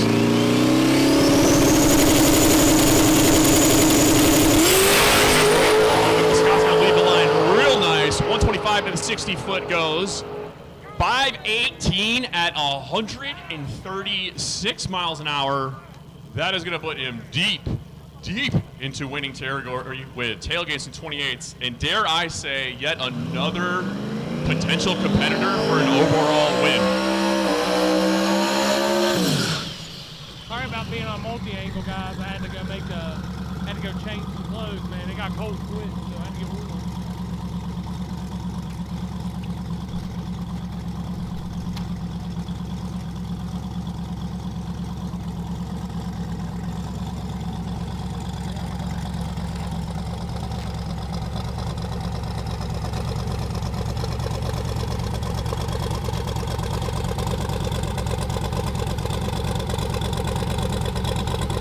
Scott coming up in the right lane, trying to improve upon his fifth place position in tailgates of 28. Otherwise, has been able to quite get it done today.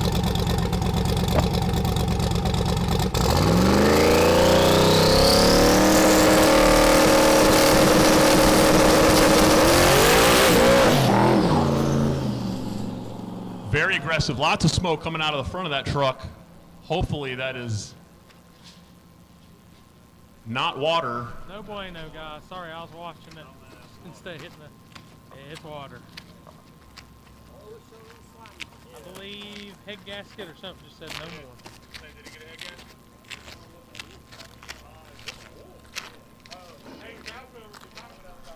It's gonna be down probably for a while if that doesn't end the night right there. So Jeremy has made his way off the top end of the track, but we're going to double check to make sure that he didn't leave anything that we don't want on our track.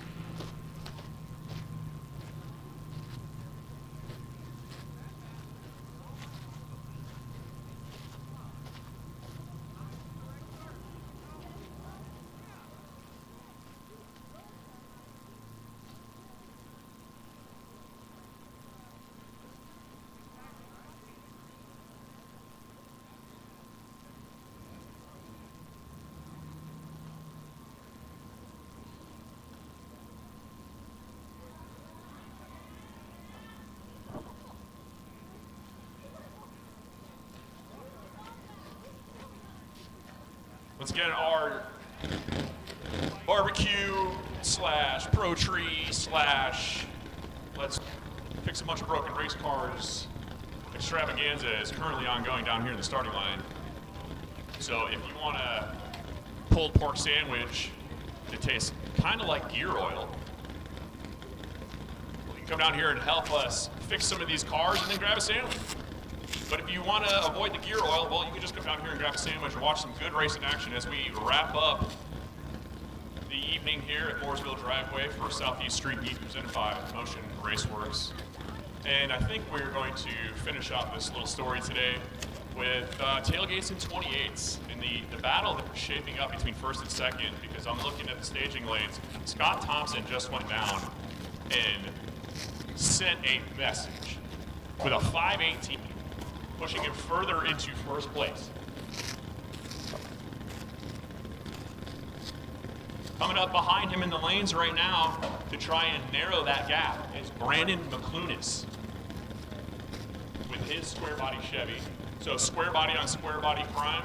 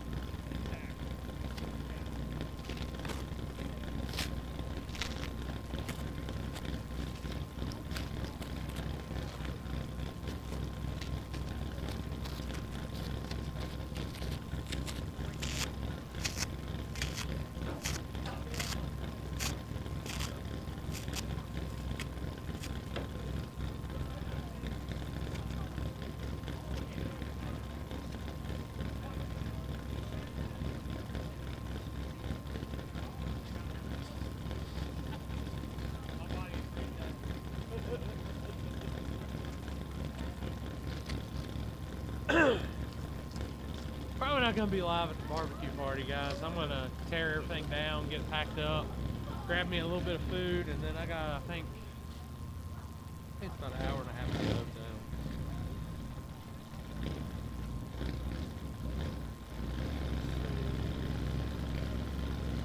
And that doesn't count traffic, because I think I gotta go back towards Charlotte, so and I gotta go through Mooresville. So that makes it even more fun.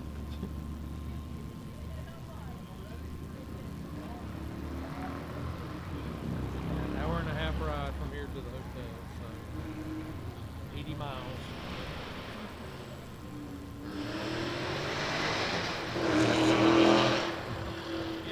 Well, ladies and gentlemen, I believe the time has come. Staging lanes will be closing at 6:30. That is in 3 minutes.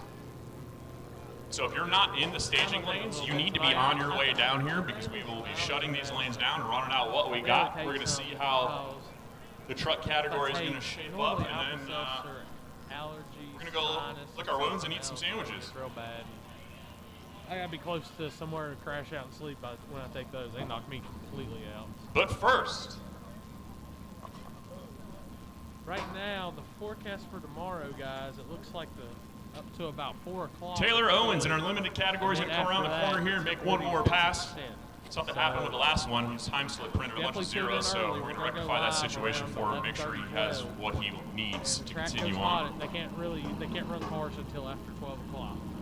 So once 12 o'clock hits, we'll be rolling, and I'd say everybody will be trying to get those last few hits in, turn in that ticket, and be done.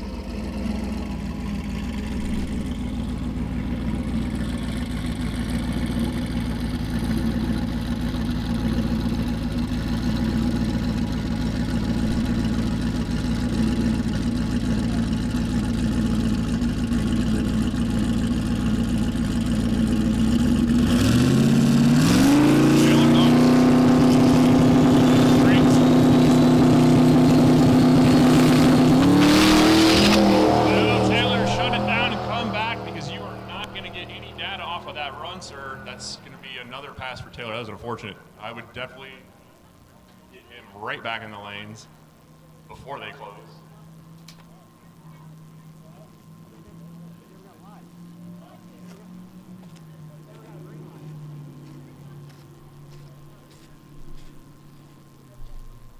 I think there's about 5 cars in the lanes, unless that guy comes back, so shouldn't have too many more to run off.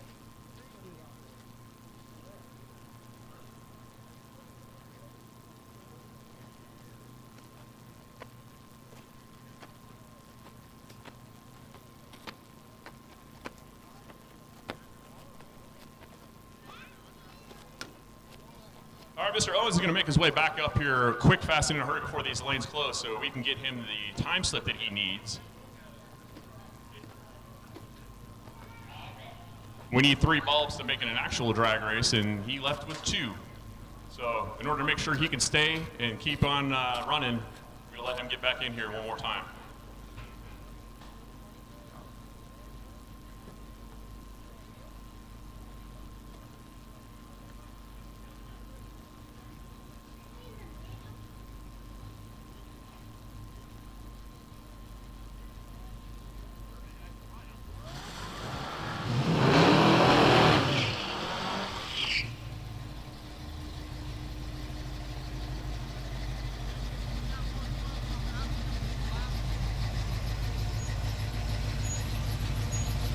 Dawkins and everybody's V-Wagon, favorite V-Wagon in the left lane once again, taking on the other wagon in the right lane.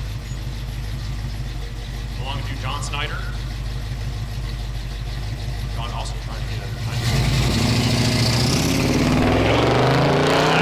The V-Wagon's going to chase after the V-Wagon.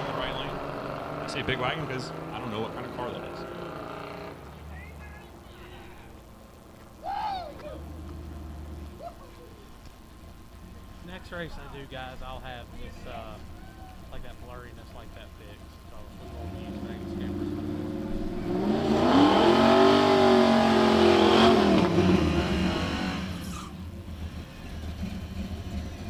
She kind of doesn't hurt my feelings. I'm not going to we'll retain 170 for the majority of the time.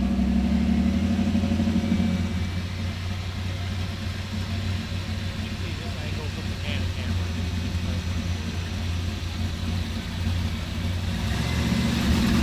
Team Hitskin once again in the left lane. Dial your own. Taking on Joey Harper to the right. Dodge Dakota. Side-by-side drag race. Left lane 873. Right lane 889. 81.37 miles an hour. Staging lane should be closed. 6:32. Waiting on the make final announcement, guys. Boys has somewhat came back at least, so I just needed to chill it out for a while, and I've drank a ton of liquid, so.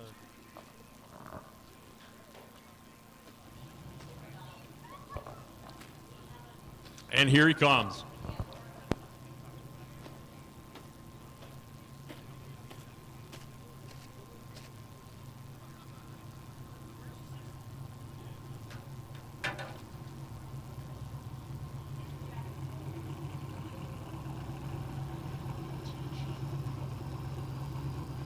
Brandon McClunis, number 2 in tailgates and 28s, coming up to see if he can close the gap that Scott Thompson just put on him not long ago. These guys have been making pass after pass after pass all day today, trying to narrow the gap. I do hope you guys like the new replay feature. He's got one more shot. He has a time slip that he can hand in, but it is not good enough to get him above second place.